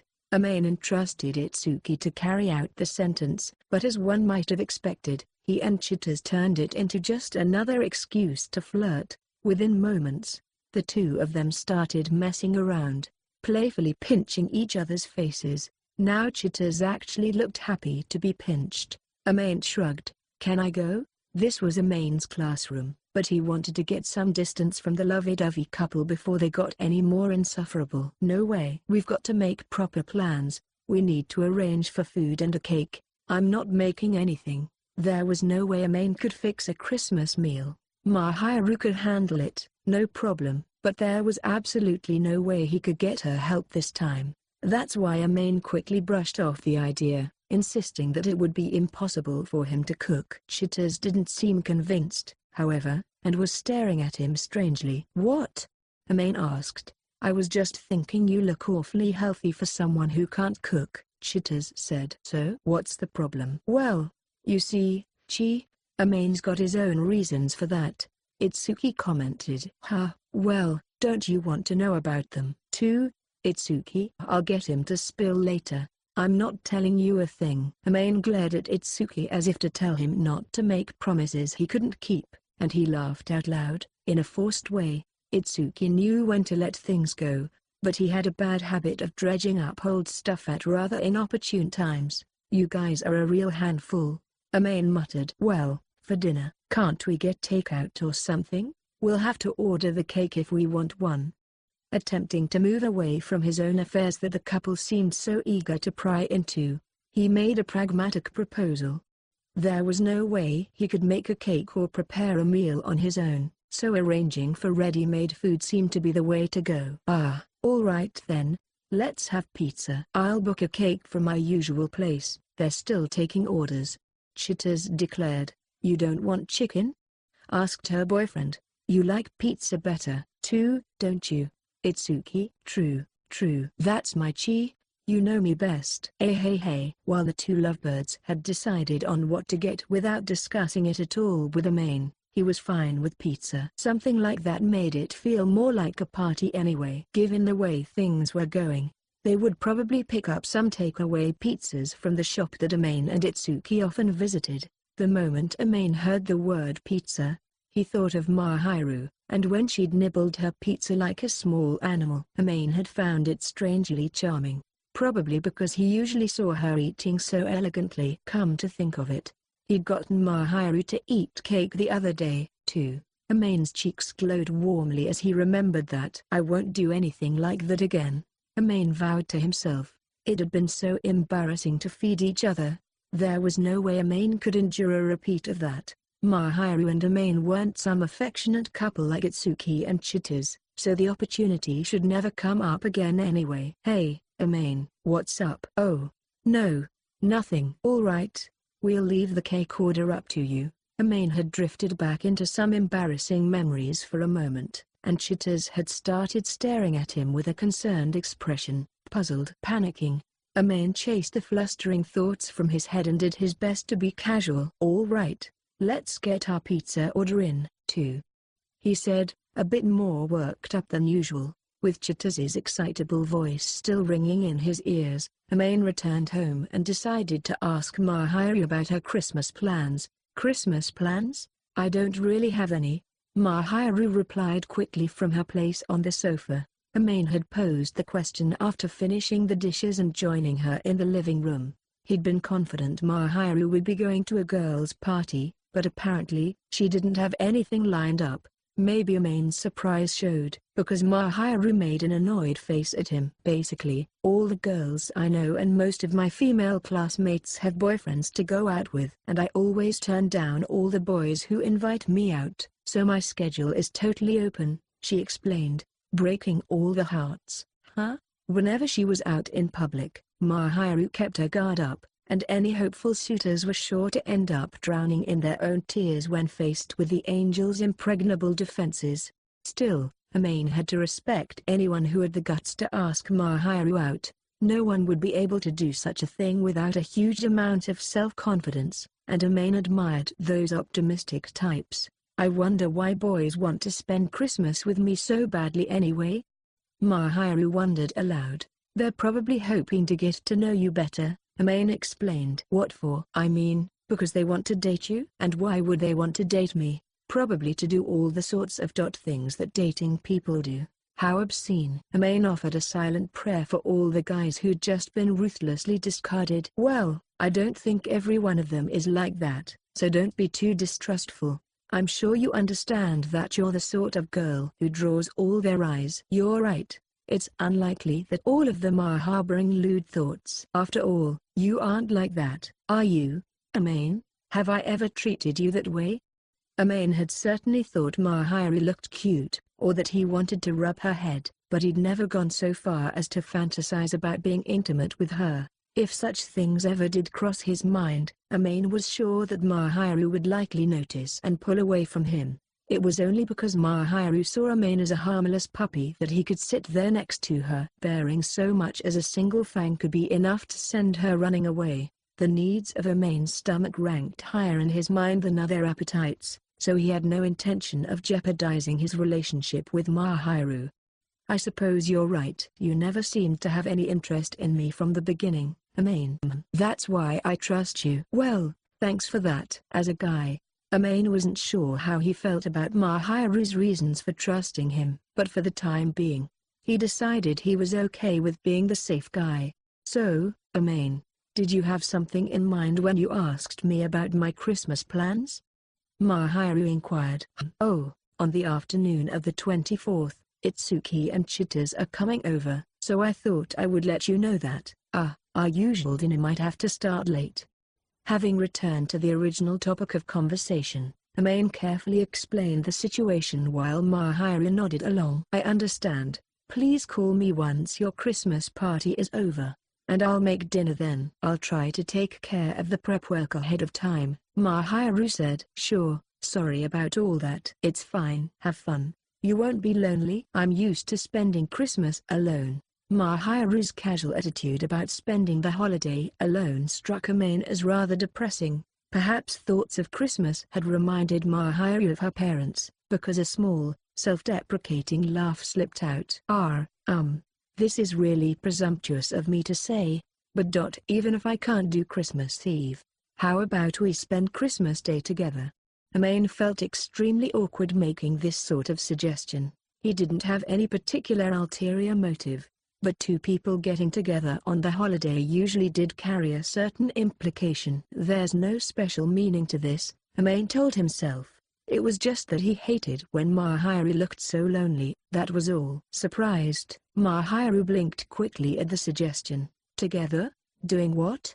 she asked. Well, I didn't really have anything in mind." "Sorry." Now that it was obvious he didn't have a plan, Amane figured he should drop the issue. There was also the consideration that going out together meant there was a risk of being spotted by someone from school. That would be a huge problem for Amane and Mahiru both. The best option would be spending time at home, but there was probably nothing in Amane's apartment that would interest Mahiru. It would likely boil down to just sitting next to each other, doing nothing, which would probably be incredibly awkward. If that's all Amane could offer, he suspected it was probably better to just spend the day apart. As he prepared to withdraw his proposal, he noticed that Mahiru was staring at him quietly. "Okay, I'd like to try that."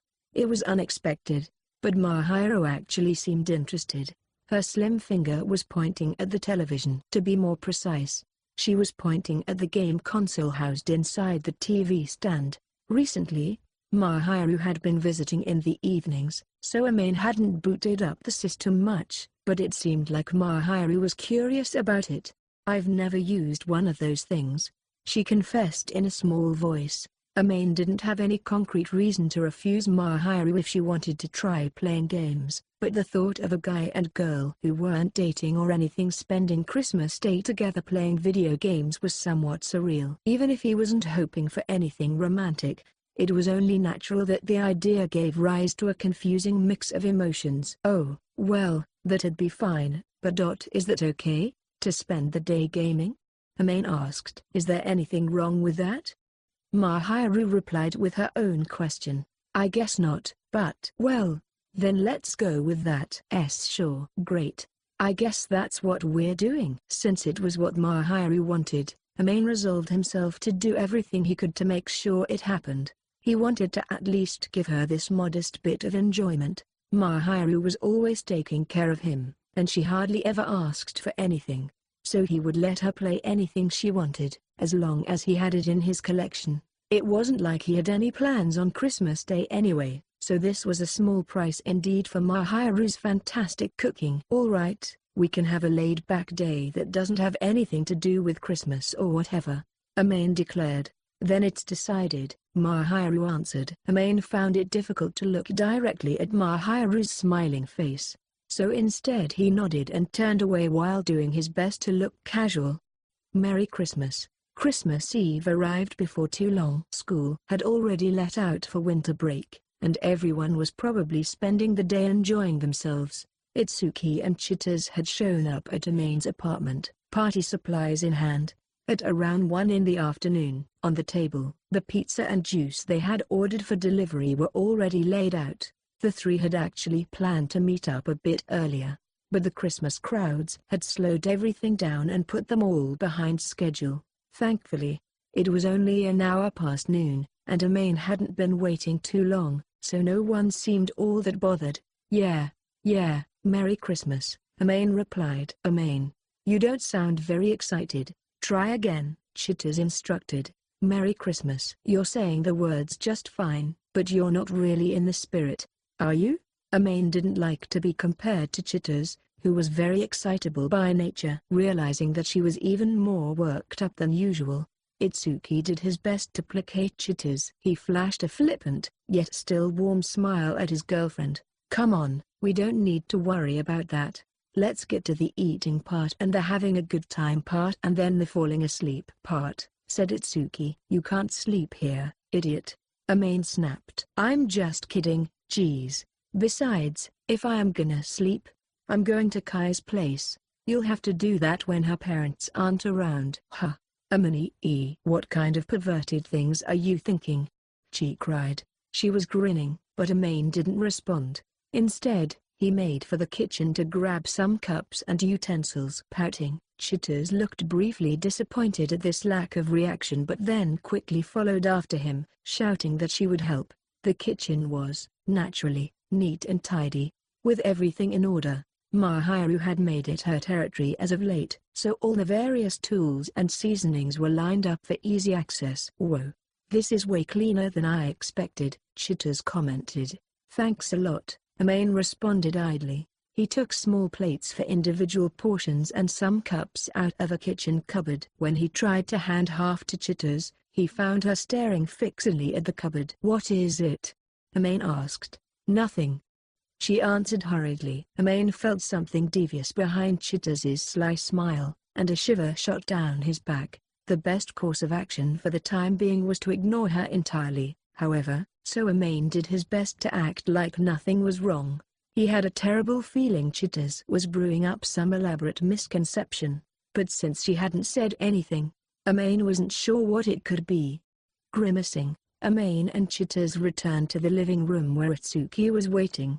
It was becoming abundantly clear that Chitters was in an even better mood than when she'd first arrived. Seriously, though, your apartment is super clean. It's so big and luxurious, Chitters muttered. The three friends had mostly finished eating. They'd been listening to Christmas music through the speakers in the living room. There was little Amane could say in response to Chitters's comment. He was living in a nice apartment because his parents were paying for it, and the place was only this clean because Mahiru had helped him keep it that way. After considering that, all Amane could say was yeah, thanks. It's definitely impressive how much better the place looks now that it's clean, Itsuki remarked. Shut up, Amane shot back. Yep, I smell a girl. Chitters added, how did you make that jump? Amane had no idea how Chitters made the connection between his clean apartment and a feminine presence. Call it a woman's intuition. The way everything's arranged is a little off for you, personality-wise. There's something about the way the books are lined up and how the cords are all gathered to keep them from getting tangled or torn. Plus, there are all sorts of cooking implements in the kitchen that seem like they really don't belong to you, Amane. They're my mum's. Amane lied. Preemptively, Amane had shoved all of Mahiru's things into the back of a cabinet, but Chitters must have caught sight of them when Amane had been getting the plates. Amane's tableware alone hadn't been enough, so Mahiru had brought a few things over from her place, but Amane hadn't expected Chitters to notice. For better or worse, she was not the kind of person who usually paid attention to such details. Well, it's not like we care that much, right, Itsuki? Amane's reply had been suspiciously slow. Sensing a deeper meaning in that, Chitters leaned over to Itsuki, grinning casually, and without a hint of hesitation, Itsuki reached over and rested his hand between Chitters's knees as he embraced her. It was getting extremely difficult to look directly at the couple. Hey, why don't you get a room? You too? Amane shouted. Oh, you jealous, Amane? Itsuki asked. PSH, yeah right. Rather than any sort of envy, Amane just wanted them out of his sight. He wished they would stop, but this sort of behavior was business as usual for the couple. Scolding them for it was a waste of energy at this point. Looking very satisfied with herself as she clung to Itsuki, Chitters leaned against his chest and looked up at Itsuki's face. I bet everyone's flirting at their own parties right about now. Hey, don't forget you've got a guy right here crying bitter tears of loneliness, said Amane. There's no way everyone is acting like these two. There had to be some people who were spending the holiday with family, and others who were spending it with friends. Surely there were even some spending the holiday completely alone. Amane felt like Chitters ought to choose her words more carefully. Not everyone was lucky enough to spend Christmas with other people. Do boys really want sweethearts that badly? Chitters asked. I don't think they do, Amane answered flatly. I certainly don't. Yeah, but, Itsuki interjected, you're an outlier. Shut up. Well, everyone gets restless right before Christmas, you know, Chitters continued. Especially single guys. The other day, I asked the angel about her Christmas plans and found out she'd ruthlessly rejected just about every boy in school. She left them all broken-hearted because she supposedly already made plans with someone else. Ha, Itsuki said. Amane had a feeling that someone was him. The idea that he was little more than a diplomatic excuse to turn down other dates wasn't a pleasant one, but he knew that it pained Mahiru to have to refuse anyone. If having plans with Amane helped ease Mahiru's conscience, then he supposed he couldn't object. After all, she wasn't giving his name out, so there shouldn't be any trouble. All those poor boys looked so crushed. It was rude. But I laughed, Chitters recalled. You shouldn't laugh.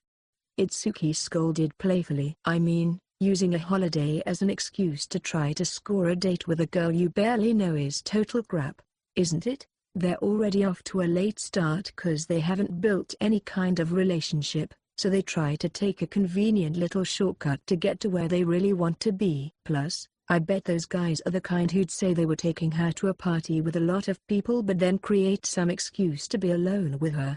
It's a scary thing, for a girl. Chitters went on to add that the angel was certainly not the type to go along with those kinds of games anyway, then stuck out her tongue and clung to Itsuki even more, as if she touched on an unpleasant memory. Trendy and beautiful, Chitters had a different look than Mahiru. It wouldn't have been surprising to learn that she'd had some bad experiences with guys in the past. Amane felt a little sorry for her. Popular girls certainly had it rough. It must be hard on Shiina, dealing with all those propositions. Amane said suddenly, "You're really not interested in the angel, are you, Amane?"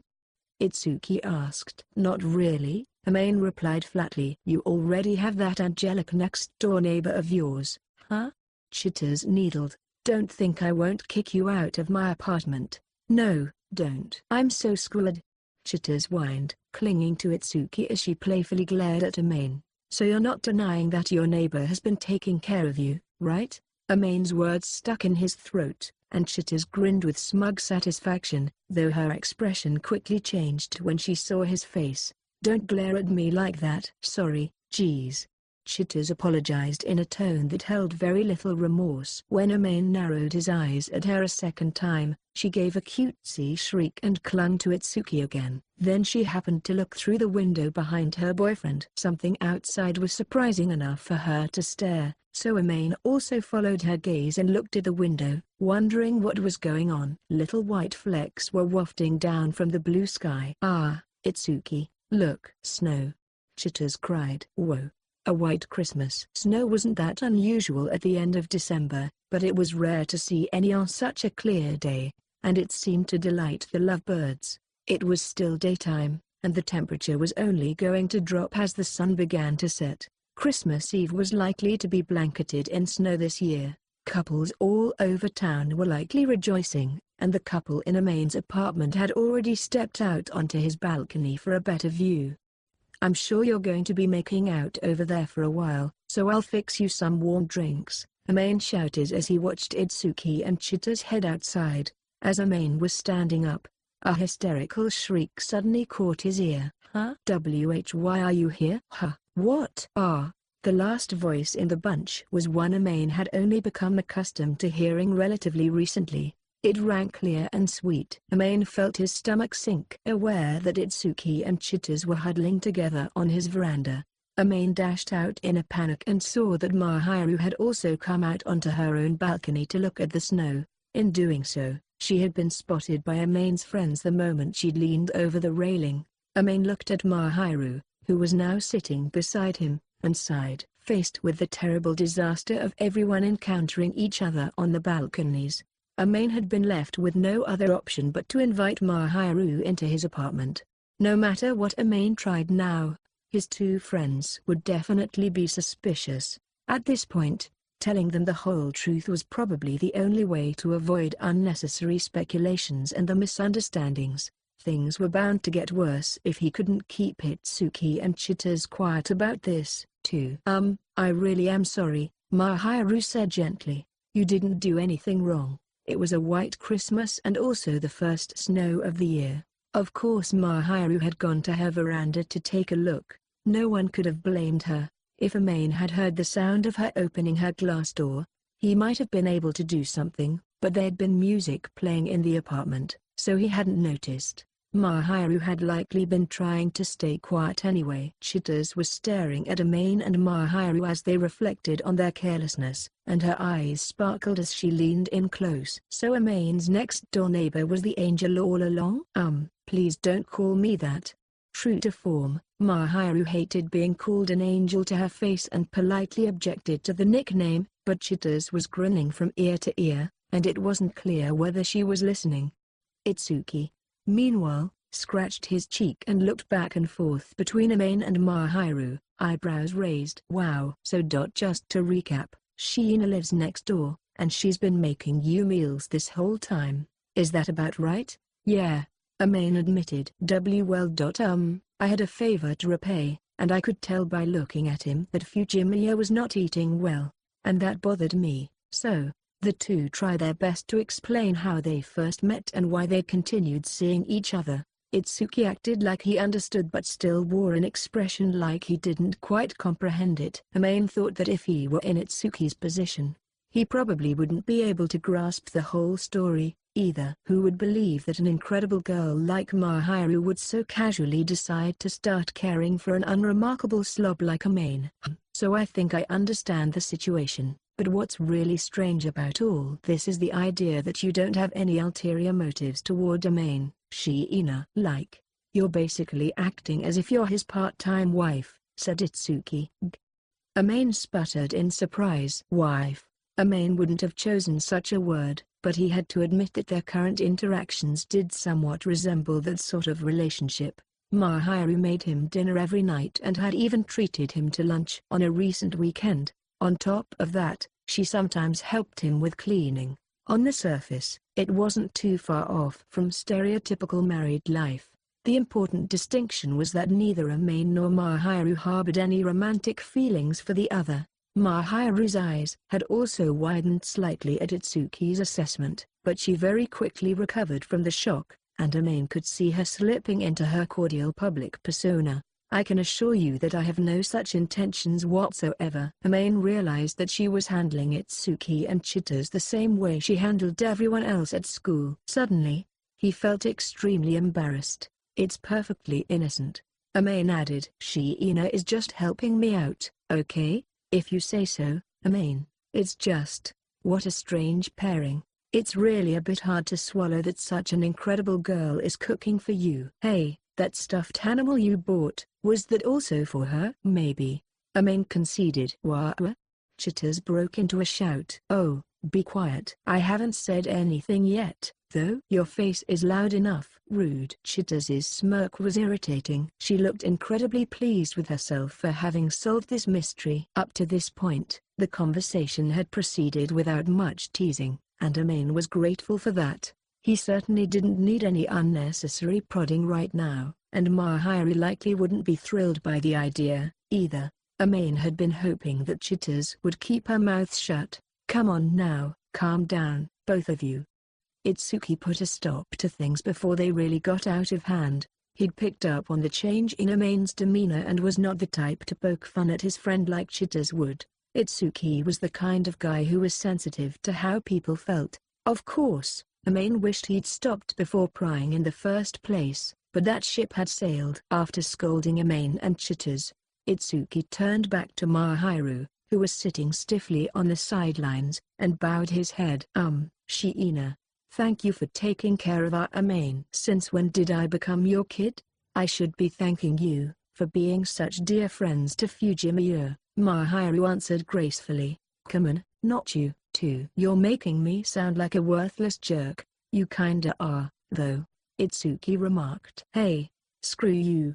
He'd heard Itsuki say things like that to him before, but Amane was hardly in the mood right now. Mahiru could have joined in the banter, but she wisely kept silent and smiled, content to watch the exchange between the two boys. She wasn't being quite as expressive as she was when she was alone with Amane, but that smile lifted the veil on her usual act just a little bit. Perhaps noticing, Itsuki looked befuddled. Amane made a crack about Itsuki checking her out despite his being taken, and Chitters started pouting and laid into Amane even harder. It was kind of funny, but Mahiru had her head tilted in bemusement, so Amane downplayed his enjoyment and assumed a more relaxed pose. Alright, look, we don't have a mushy sweet relationship like you guys do, but I still need you both to understand that this could get really hairy if word got out, said Amane.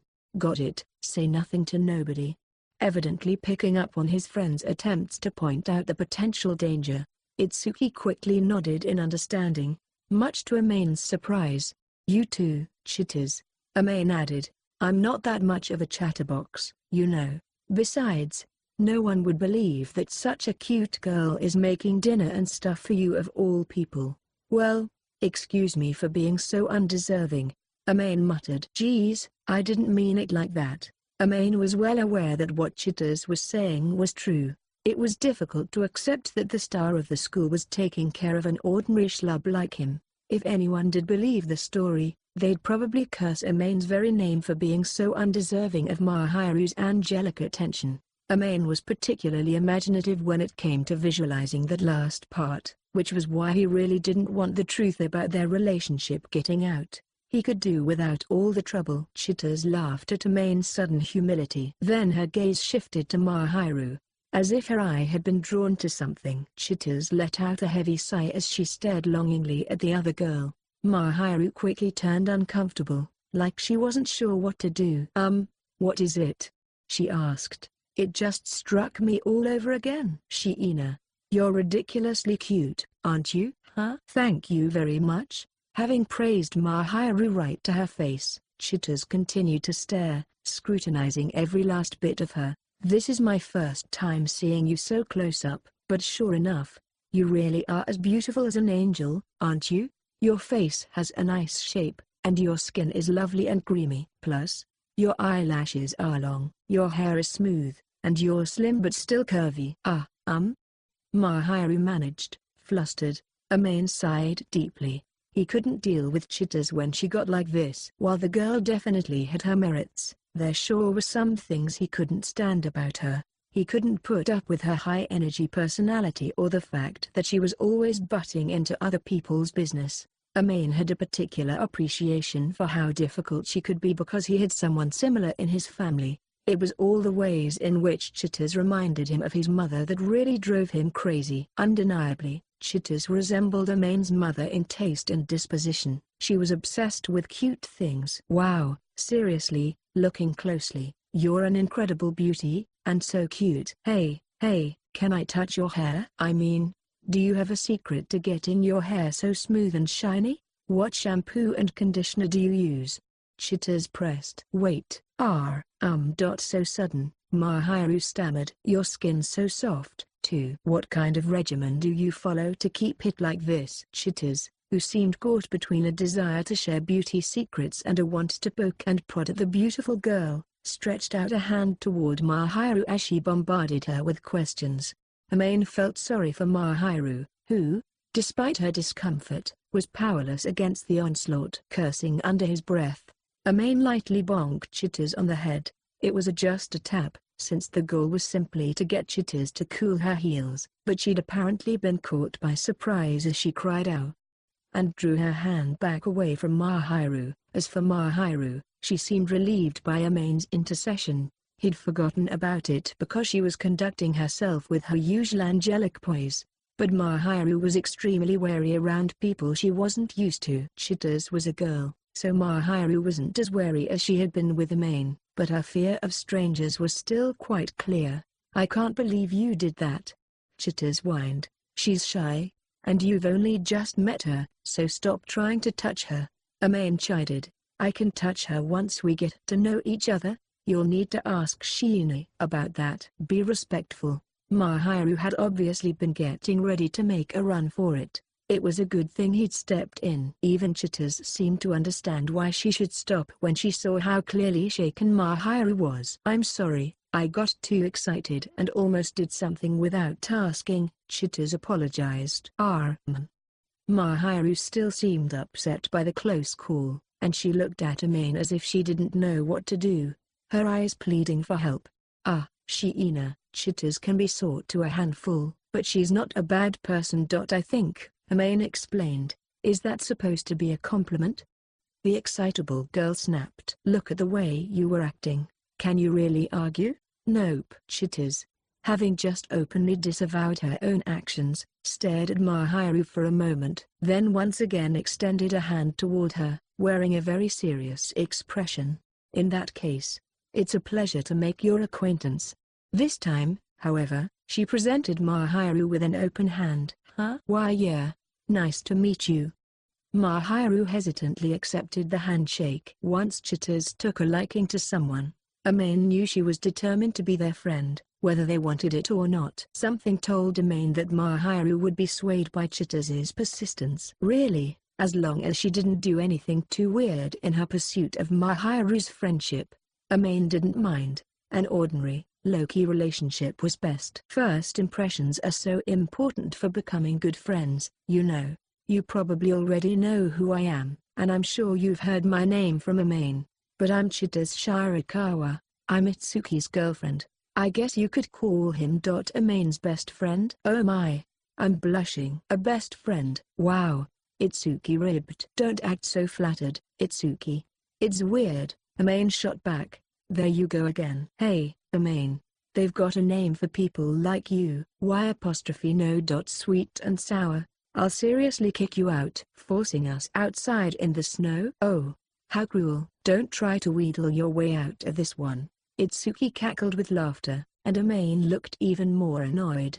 Mahiru's eyes went wide as she watched their exchange. Oh.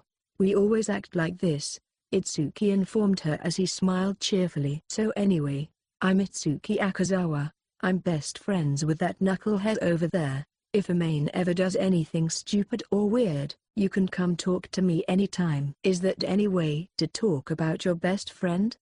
Amane said. Well, Fujimiya doesn't seem to have any interest in me. Mahiru said.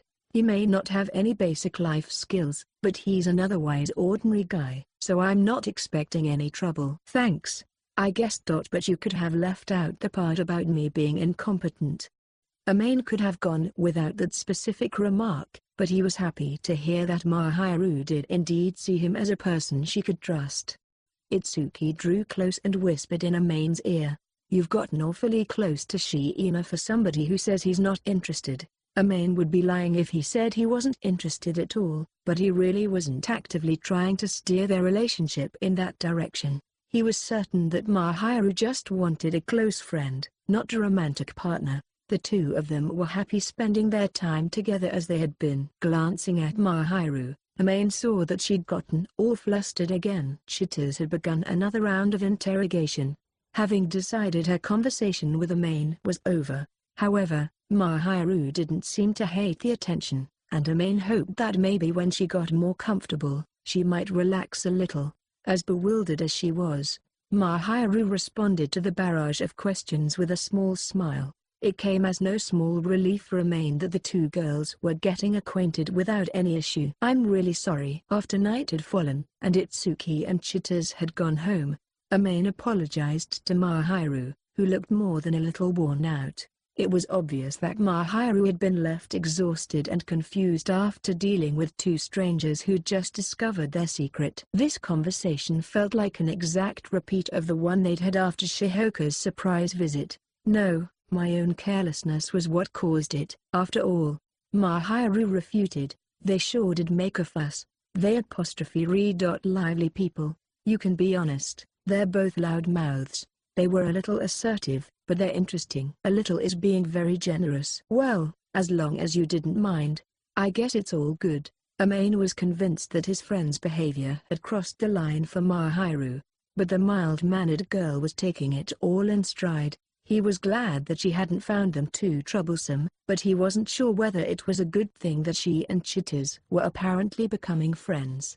Chitters is a totally different type of girl from Mahiru. Very energetic, which is nice, I suppose. He trusted Chitters not to do anything malicious, but he would need to keep an eye on her to be certain she gave Mahiru enough space. I don't have any people like that in my life, so it was kind of fun. Right, I imagine you don't really have anyone like Chitters in your circle. If she gets too persistent, you can just slap her. Okay? IW would never resort to violence, so I'll do my best to keep her in check with my words. Chitters had an excess of energy and often let her enthusiasm get the better of her.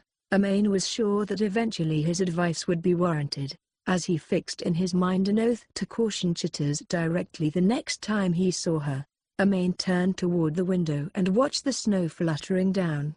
If it weren't for this weather, we never would have been discovered, he thought. Snowflakes were supposed to carry good tidings for lovers everywhere, however, so Amane didn't think it right to curse them for his troubles. Mahiru also seemed to enjoy watching the snow because, once she realized what Amane was looking at, she stared out the window in the exact same way. It was winter, so the sun had set early, the sky was dark, and the snow was pale, and he could just barely see the flakes falling in the light coming from the surrounding apartment buildings. A white Christmas, huh? Mahiru said.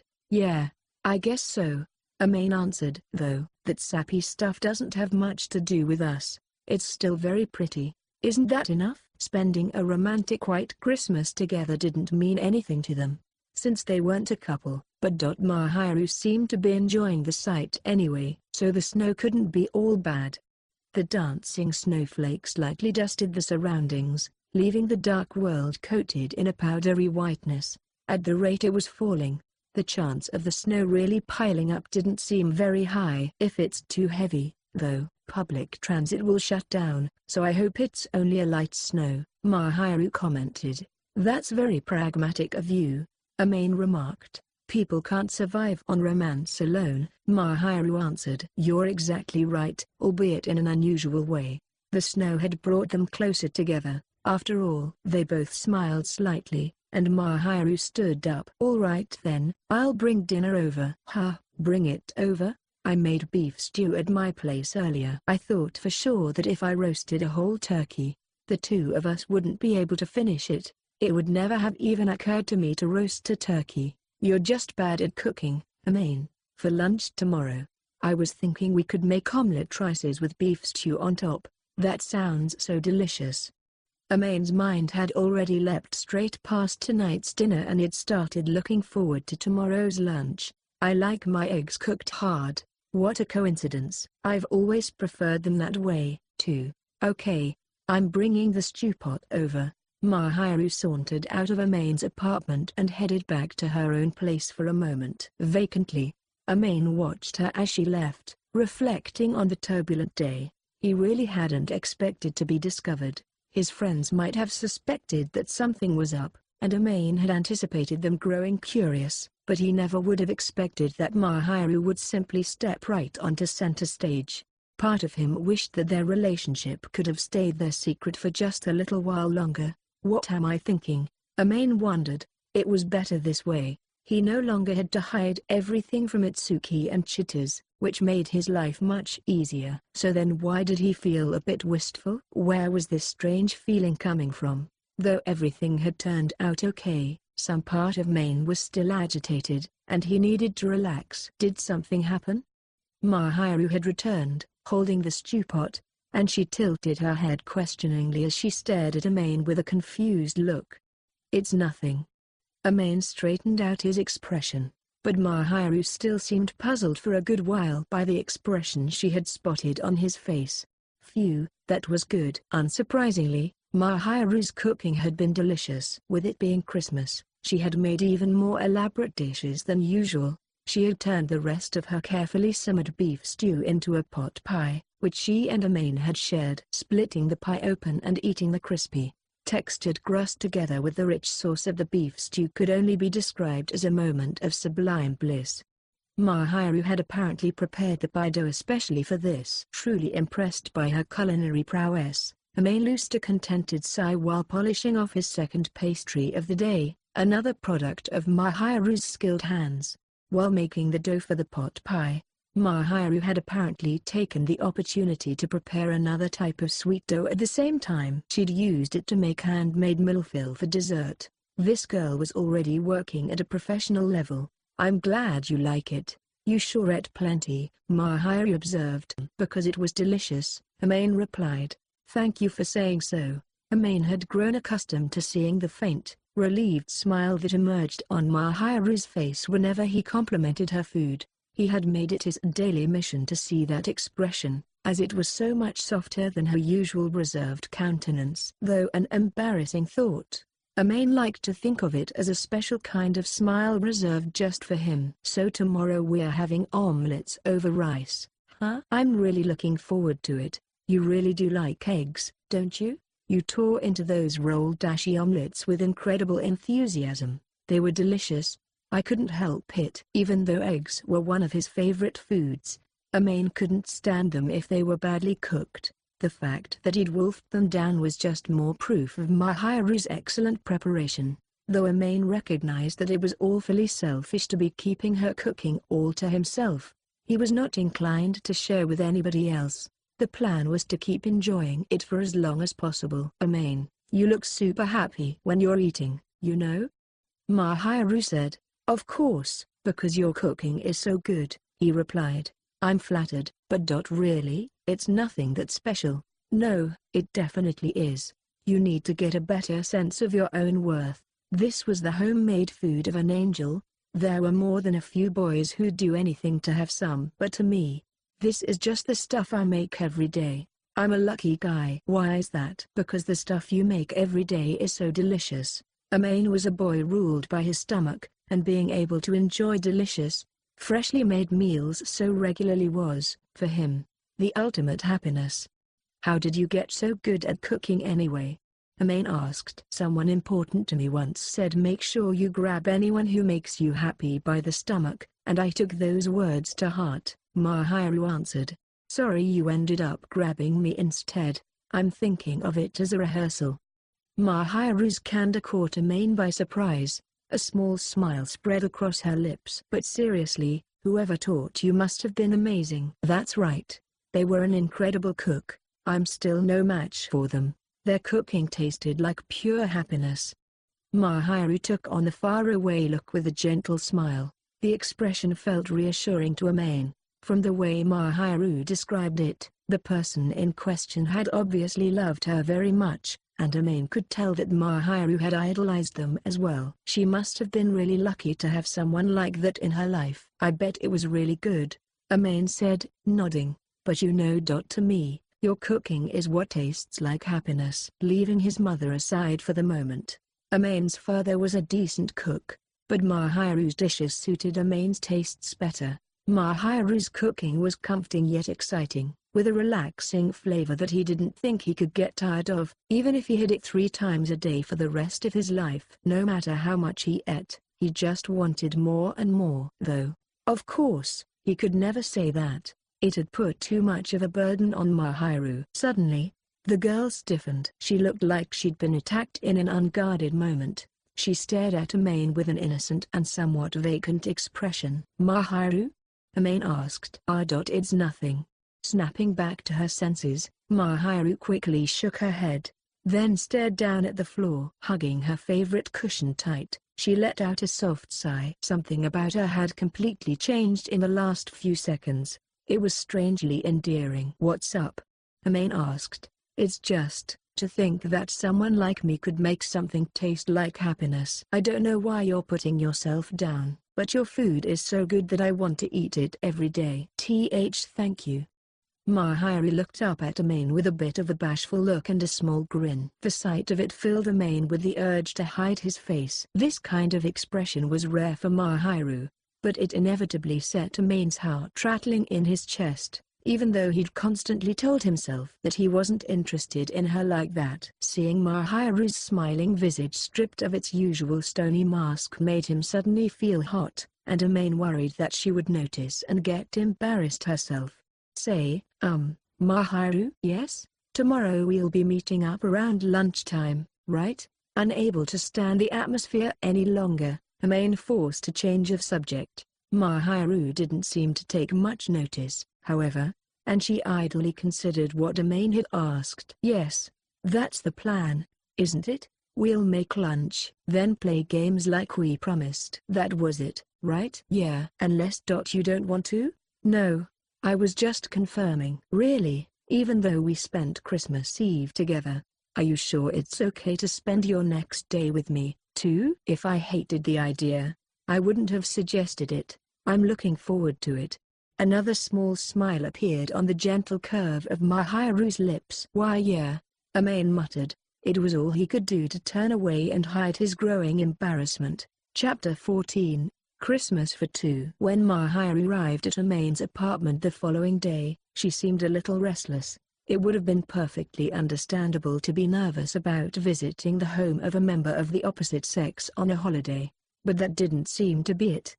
Mahiru wants to play games. She's probably just excited. Apparently, this would be her first time ever playing a video game. In some ways, she was like a sheltered high-born young lady who knew little of the world at large. Before we play, I'll make lunch, okay?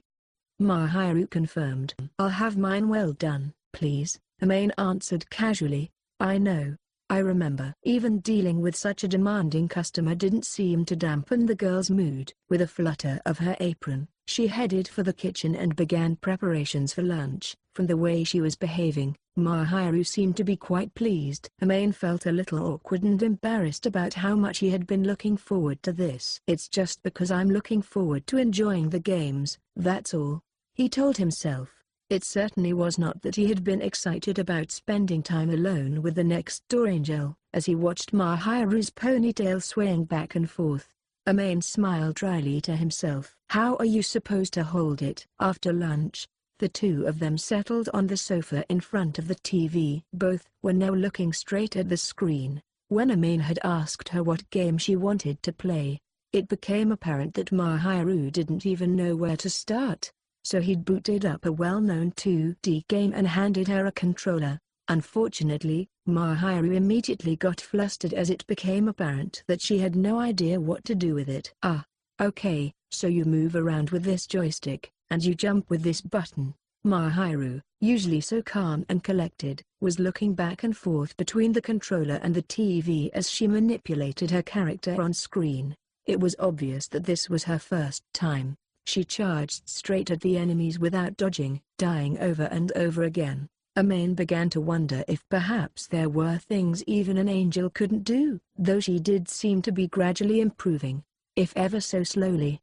I can't win, Mahiru professed. Never mind clearing the stage, you haven't even defeated the first enemy, Amane observed. Oh, shut up. Well, it's just a matter of practice. You gotta keep trying. Get that muscle memory. Amane warned Mahiru that it would be a challenge, but she didn't seem ready to give up. It was charming to watch the girl tackle the game with such a serious expression. Amane couldn't help but smile. Unfortunately, Mahiru was just too much of a beginner and kept on losing. Eventually, it was obvious that she was growing frustrated. As she shot a glance at Amane, he could have sworn he heard a game-like sound effect accompany her sullen face. Here, you need to do it like this. Mahiru was sure to lose interest if she continued to metaphorically bash her head against a wall, so Amane put his hand on the controller she was holding and tried to physically show her what to do.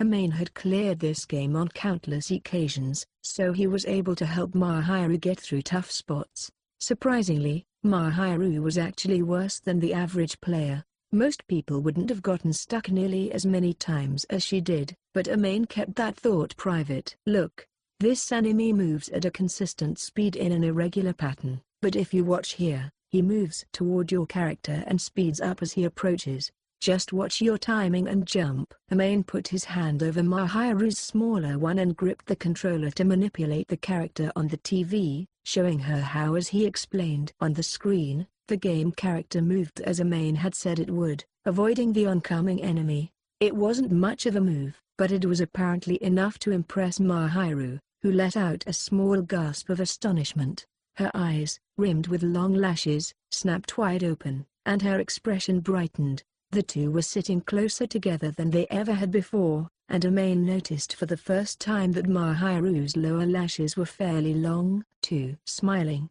he watched Mahiru happily play. As Amane admired her beautiful profile, Mahiru turned toward him, possibly because she'd felt his eyes on her. He'd needed to get close in order to be able to reach the controller, so the two had ended up far nearer to each other than either had expected. Their arms and hands were even touching, and Amane could feel Mahiru's breath lightly grazing his skin. Amane found himself surrounded by warmth and a faint, sweet fragrance. Sorry. Amane suddenly realized that his hands were almost completely covering Mahiru's, and he pulled away in a panic, while Mahiru's eyes darted around the room as if she had only just realized they were touching at all. Blinking dramatically, Mahiru replied, "No. It's fine. I'm the one who should apologize." The girl's cheeks had flushed scarlet, and Amane was filled with regret over what he'd done. Mahiru wasn't a fan of physical contact. No matter how used to each other they had gotten, having someone touch her hands like that had probably been too much for her. Thankfully, while she looked fairly embarrassed, she didn't appear upset or angry. "Really, I'm sorry," Amane said again. I'm not that bothered by it," Mahiru said. "Don't you hate physical contact?" I was surprised but not upset. It's not like you're a stranger.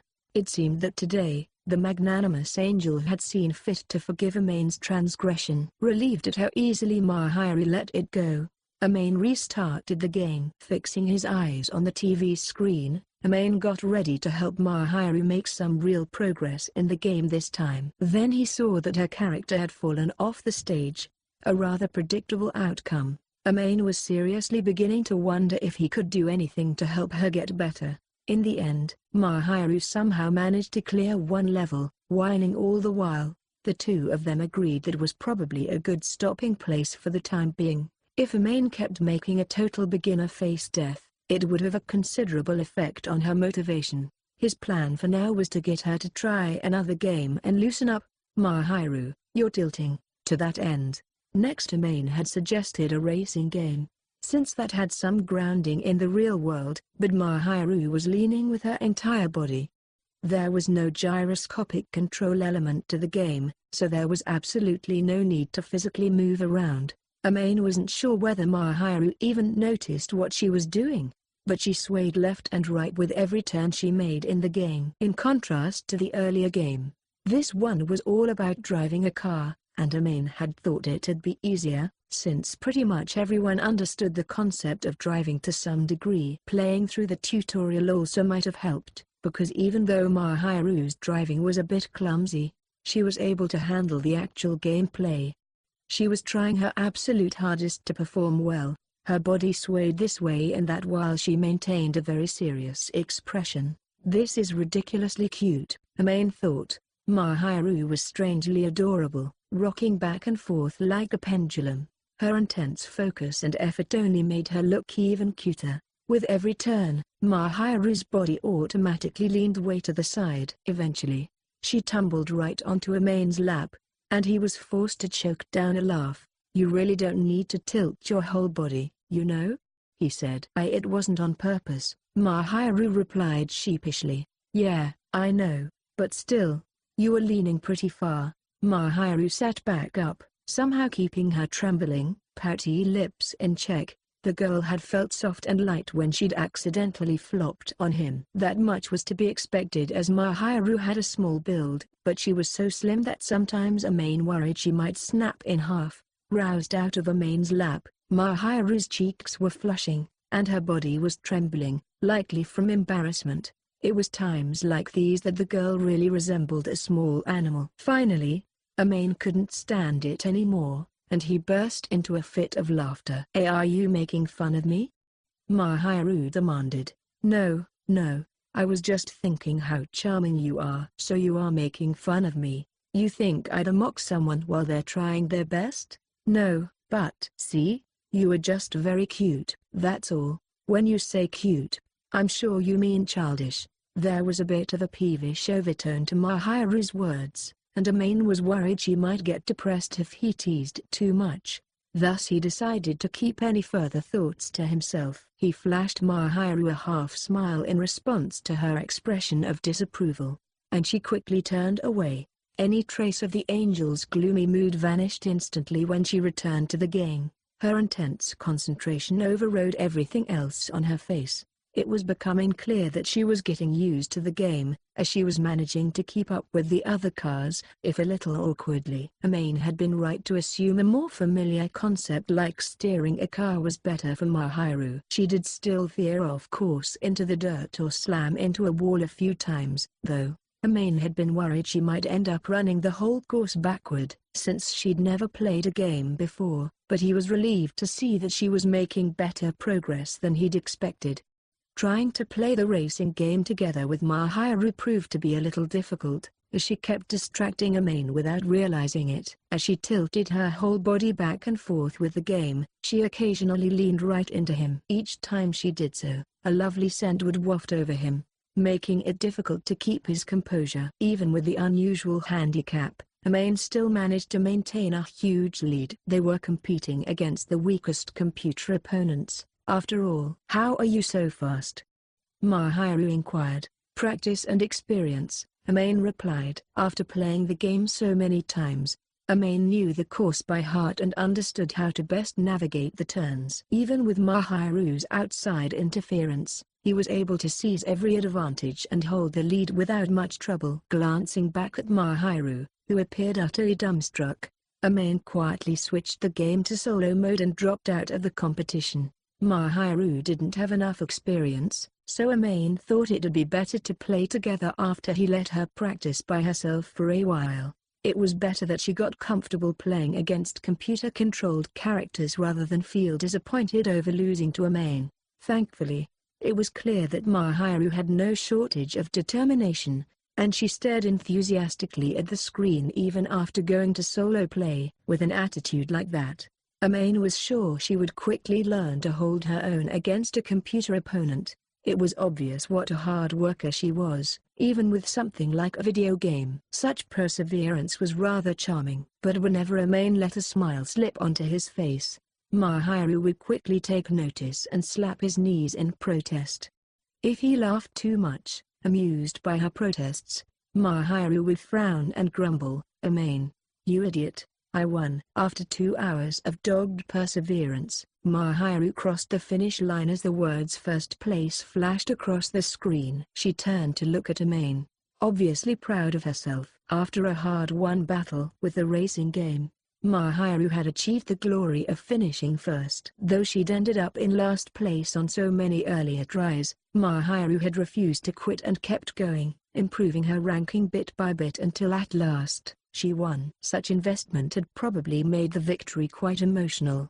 Mahiru's expression seemed to proclaim, "I did it." And Amane dutifully clapped in admiration. "That's great. I could tell you really tried hard," he praised. "Yep." Perhaps because Mahiru was enjoying the praise, her usual demeanor had softened, and she appeared a little bashful. She didn't break into a huge, obvious grin but instead wore a fleeting, shy curl of the lips that looked ever so slightly pleased. It seemed so sweet that it was hard to believe it belonged to the same cool, reserved person. Recently, Mahiru had been acting more like a regular teenage girl and less like a perfect young lady. Today most of all, she was really acting like a kid. Her cherubic smile had something innocent about it, and looking at her, Amane felt his sense of reason begin to give way as the roaring desire to hold her close rose within him. The urge to pet Mahiru like a cat seized control of his arm, and before he knew it, Amane found himself reaching out toward her. "Is something the matter?" Mahiru asked. Quickly, Amane regained control of his wayward limb. No. It's nothing. You really got good at this, huh? I'm getting better? For sure. You're way better than when you first started. Thank you. It was a lot of fun, so I guess I got pretty engrossed. Mahiru chuckled to herself. Amane avoided making eye contact by crossing the room and retrieving a small box from a basket on the shelf. "Let's say this is your prize for first place," he said.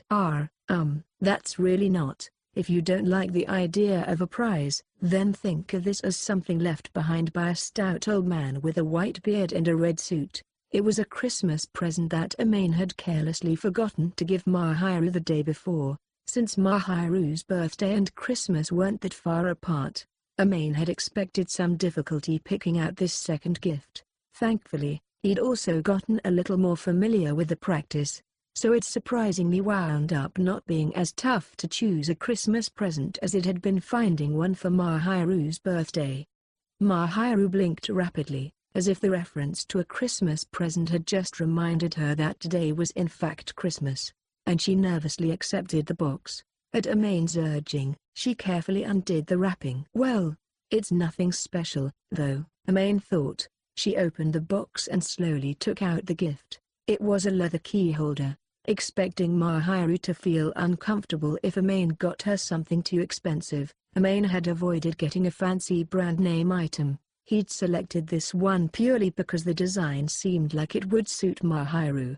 It was simple, with flowers and ivy carved into the leather, making it perfect for everyday use. Amane wasn't too well versed in flowers, so he didn't know exactly which ones were featured in the design, but he thought their dainty form suited Mahiru well, and that's why he'd chosen it. "Well, I gave you my spare key and all. If you don't want to use it, that's okay, too," Amane said. No, I definitely will, thank you. You've got a better sense of style than I expected, Amane, Mahiru replied. What do you mean, better than expected? I mean, normally you just wear sweatpants or jeans. It's not like you're into fashion or anything. I just don't own anything besides functional clothes. Getting dressed up in nicer outfits was a tedium that Amane avoided whenever possible. He'd never had the occasion to show Mahiru what he looked like in better clothing, so she'd only ever seen him in his school uniform and casual house clothes. It was no wonder she assumed he had no fashion sense. Such a guess had been right on the money, and Amane didn't seem likely to dispel that slovenly impression anytime soon. If you made an effort, you'd probably look pretty good, you know? You kept up your appearance in middle school, didn't you? Mahiru asked. That was because my mom forced me to. Wait, how do you know that? Shihoko sent me this picture and said, here's what he could look like if he tried. Unbelievable. Amane was shocked to see the photo of the time his mother had dressed him up and brought him to work. Silently, Amane cursed his mother's indiscretion. That style didn't suit me. I suppose you're right, Amane. You know, you never make eye contact, and your face is always hidden behind your hair, but I think you have rather distinguished features. Mahiru's small hand stretched out toward Amane's face, and her white palm brushed against his forehead as she pushed his long bangs upward. She was looking at him with a curious expression. He didn't think his face was anything to marvel over. It was perfectly ordinary, not quite ugly and not quite handsome. Amane began to wonder why Mahiru was staring so intently at him. What is it? He asked. Nothing. Your eyes look livelier than they used to, that's all. Mahiru replied. Without looking away, Mahiru reminded Amane that several months earlier, his face had been vacant like a zombie's. While Mahiru continued to stare, Amane was beginning to feel uncomfortable that a girl, not to mention an incredible beauty, was staring at him so intently. He wondered what she found so fascinating about his boring looks. Eventually, he couldn't stand it anymore. Amane slowly reached out and brushed a lock of hair away from Mahiru's own lovely face. He was hesitant to touch her, but she had reached out and touched his hair so casually that he thought she'd probably forgive him for doing the same. It would only be the faintest moment of contact, surely that much would be all right. But wow, she really is beautiful. Mahiru was much prettier than the glamorous models in the magazines that had previously been scattered around Amane's room, and much more appealing. Something about her felt amazing every time he looked upon her. Photographs, Amane knew, couldn't be trusted anyway. Even if they could capture a moment of beauty, preserving it in time, photographs could be made to deceive. Mahiru, however, was standing there before him in the flesh. Her beauty was real, unadulterated. Amane didn't think he could ever get tired of beholding such a creature. As Amane continued studying her features, Mahiru's eyes started to shift, and she pulled away from him. Dropping her controller, Amane wondered what was bothering her as she hugged a nearby couch cushion tight against her chest. Right. I have a Christmas present for you, too. Oh, thanks. Amane was about to ask what on earth it might be, when Mahiru cut him off by pulling out nicely decorated gift bag from her purse. Hastily, she pushed it into his hands. All right, I'm going to prepare dinner. Huh? Why you are? With those words, Mahiru quickly stood and moved to the kitchen. Amane was left with nothing but bewilderment at the overly rapid development. After Amane finished washing the dishes from dinner, he returned to the living room to find that Mahiru was restless. She was sitting beside him, in the way they had recently grown accustomed to, but this time, Mahiru was having trouble maintaining her composure. She'd been averting her gaze all through dinner, too. This was a kind of self-consciousness that Mahiru had seemed previously incapable of, prompting Amane to wonder if something had happened. Perhaps it had something to do with her giving him the gift. When Amane had given Mahiru the teddy bear, he, too, had felt like running away, and it had been difficult for him to calm down. Maybe Mahiru was experiencing a similar sort of anxiety. By the way, can I open this? Amane asked. Please do. Amane picked up the gift from where he'd left it sitting atop the coffee table, and Mahiru nodded somewhat hesitantly. Concluding that she was indeed nervous about giving him a present, Amane untied the ribbon fastening the bag. Right away, he could tell from the feel and weight that it was something made out of cloth. When Amane pulled it out and saw it to be a length of black and white houndstooth, he wasn't sure what it was. After spreading out the whole object, however, he immediately understood: a scarf. It appeared to be quite soft and luxurious. Surely, this would keep him warm if he wound it around his neck. Well, you're indifferent to fashion, and you always seem cold on the way to school, so I can really use it, and wow, it feels so nice. Quality is important when you're choosing something that you'll be using every day, Mahiru explained. As Mahiru was someone who only wore high-quality clothes, Amane was sure she knew what she was talking about. Mahiru seemed like the type who considered it a waste of time to buy cheap things, preferring to use well-made products that would last for a long time. Instead, if this scarf met her standards, it had to be very nice indeed. Amane could tell just by touching it that the scarf had a luxurious texture and was soft enough not to bother even sensitive skin. Impressed with Mahiru's high standards, Amane waved the gift at her while she watched him with a stiff expression. "Can I try it on?" Amane asked. "I gave it to you, so you can do whatever you like," Mahiru answered curtly. "Roger." Amane smiled at her blunt response and wrapped the scarf around himself. He could feel the quality of the fabric even more on his neck, where the skin was more sensitive. It kept all the warmth in without letting too much air pass through. The feel of the fabric was soothing and snug. As Amane was still inside, it was hard to tell just how effective the scarf would be, but he trusted it would undoubtedly keep him comfortable throughout the winter months. "Wow, it's super warm." "That's great." Amane put on a gentle smile, and Mahiru answered with a relieved smile of her own. Recently, Mahiru had begun to show Amane her many kinds of smiles more frequently, and he found himself staring again at her enchanting features. When she looks like that, she really does seem like an angel. Sure, everyone at school said Mahiru looked heavenly, but Amane thought it was far more attractive when she smiled like this and showed her true self. What is it? Mahiru had noticed that Amane was staring straight at her. Her eyes shifted left and right before fixing themselves back on the one gazing at her. "Nothing. I was just thinking that you seem much more relaxed compared to when I first met you." "Is that so?" Mahiru looked surprised, and Amane laughed a little. "Yeah. Before, you were all stuck up and not cute at all. That was terrible of me, not being cute," Mahiru said sarcastically. "Come on, don't sulk. Now you're way more, how should I put it? I think you just look better. I was thinking that the way you smile now is way cuter. It's really kind of a shame you weren't smiling like that sooner." Mahiru had always been beautiful, but some quality of that changed in how she carried herself.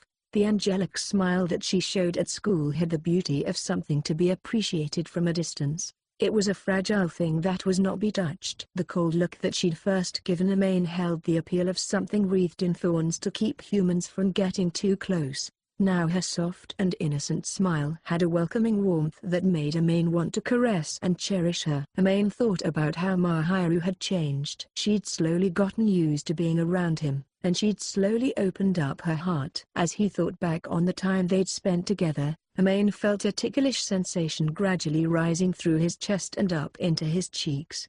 "I'm happy that you can smile so naturally now, and that you've gotten used to hanging around with me. And what are you doing?" Amane's sentence was physically cut off as Mahiru lifted the scarf up from around his neck to cover his face with the fabric. She didn't wrap it tight, but it grew a bit stuffy and hot as the material trapped Amane's breath. "Please just be quiet for a bit," Mahiru commanded. "What for?" "Nothing."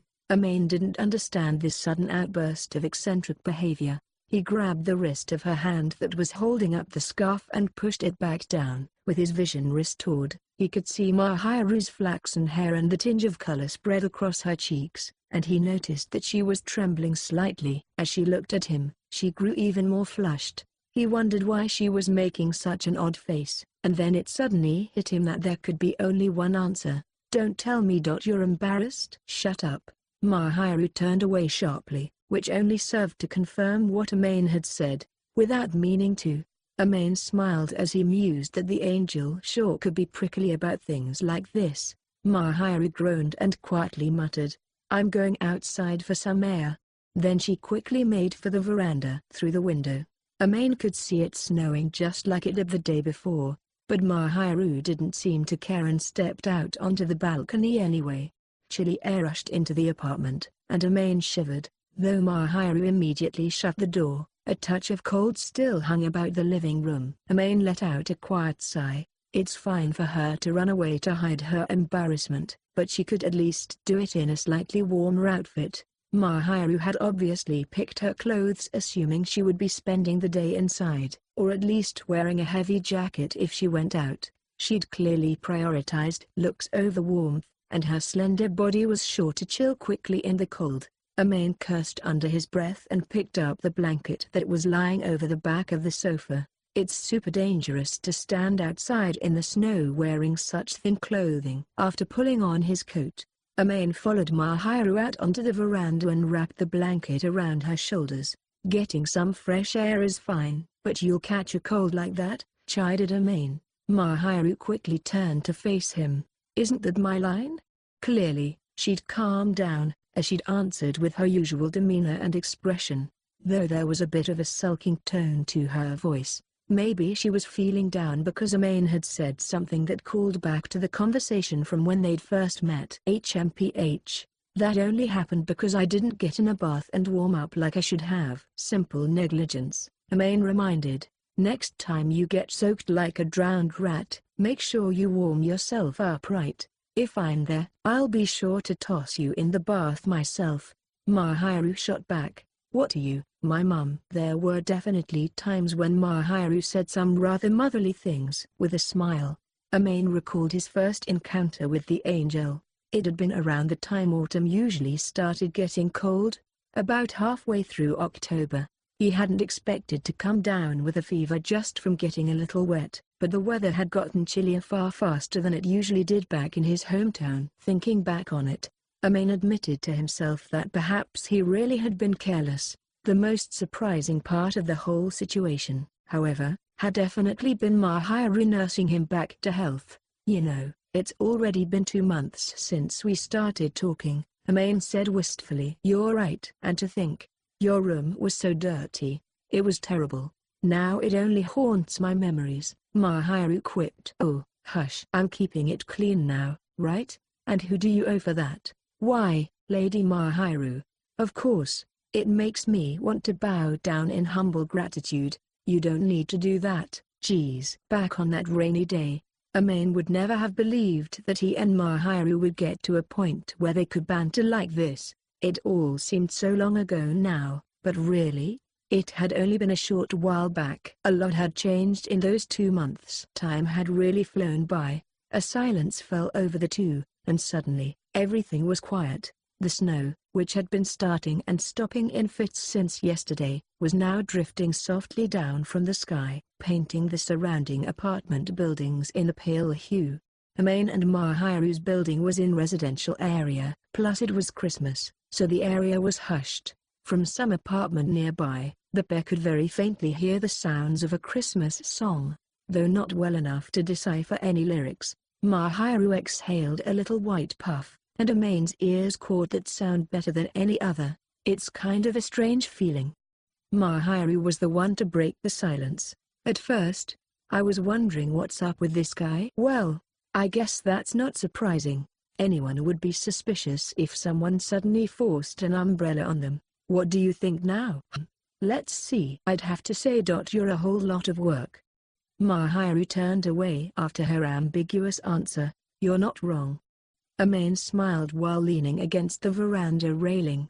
"You know, I never thought that we would get close enough to be eating meals together like this, either. To be honest, I always thought of you as someone to be admired from a distance. I never considered ever getting involved with you." That was certainly honest. Though I knew that already. "That's precisely why I trust you," Mahiru said, and her body shook with laughter. Amane knew that Mahiru only accepted him in her life because he wasn't attracted to her, and apparently, she felt the same way. Still, I'm glad that I got to know you like this. My life has really improved a ton. I'm happy because I get to eat delicious food every day, and I feel at ease when I'm hanging out with you," Amane declared.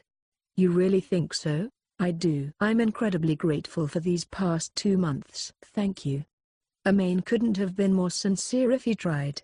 It was thanks to Mahiru that his standard of living had gone up and that he got to enjoy a delicious meal every day. Surprisingly, Amane had also discovered that he could enjoy talking to a girl without any sort of awkward expectations. It had even become something he looked forward to. Even better, Mahiru would occasionally flash him adorable reactions when Amane teased her, and he never got tired of those.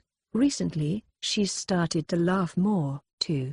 As Amane had realized before, Mahiru had indeed started displaying a richer array of emotions, a change that only made her more endearing. Amane would never actually act on his feelings, of course, but just looking at her made him feel at peace. Mahiru's eyes were wide, and Amane couldn't tell whether the slight redness in her cheeks was because of the cold or because she was embarrassed. "No, thank you very much," she said, "but I didn't do anything." From Amane's perspective, Mahiru was the one who'd done everything for him.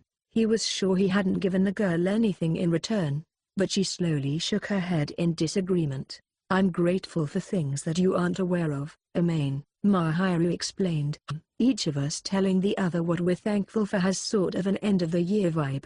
I guess that's not all that weird, since the year is about to end." Curiously, both Amane and Mahiru had thanked the other for certain things, despite the new year still being 6 days away. Mahiru's eyes sparkled at the mention of the end of the year, and she let a little laugh slip out. "Haha, that's right. It's still a little early.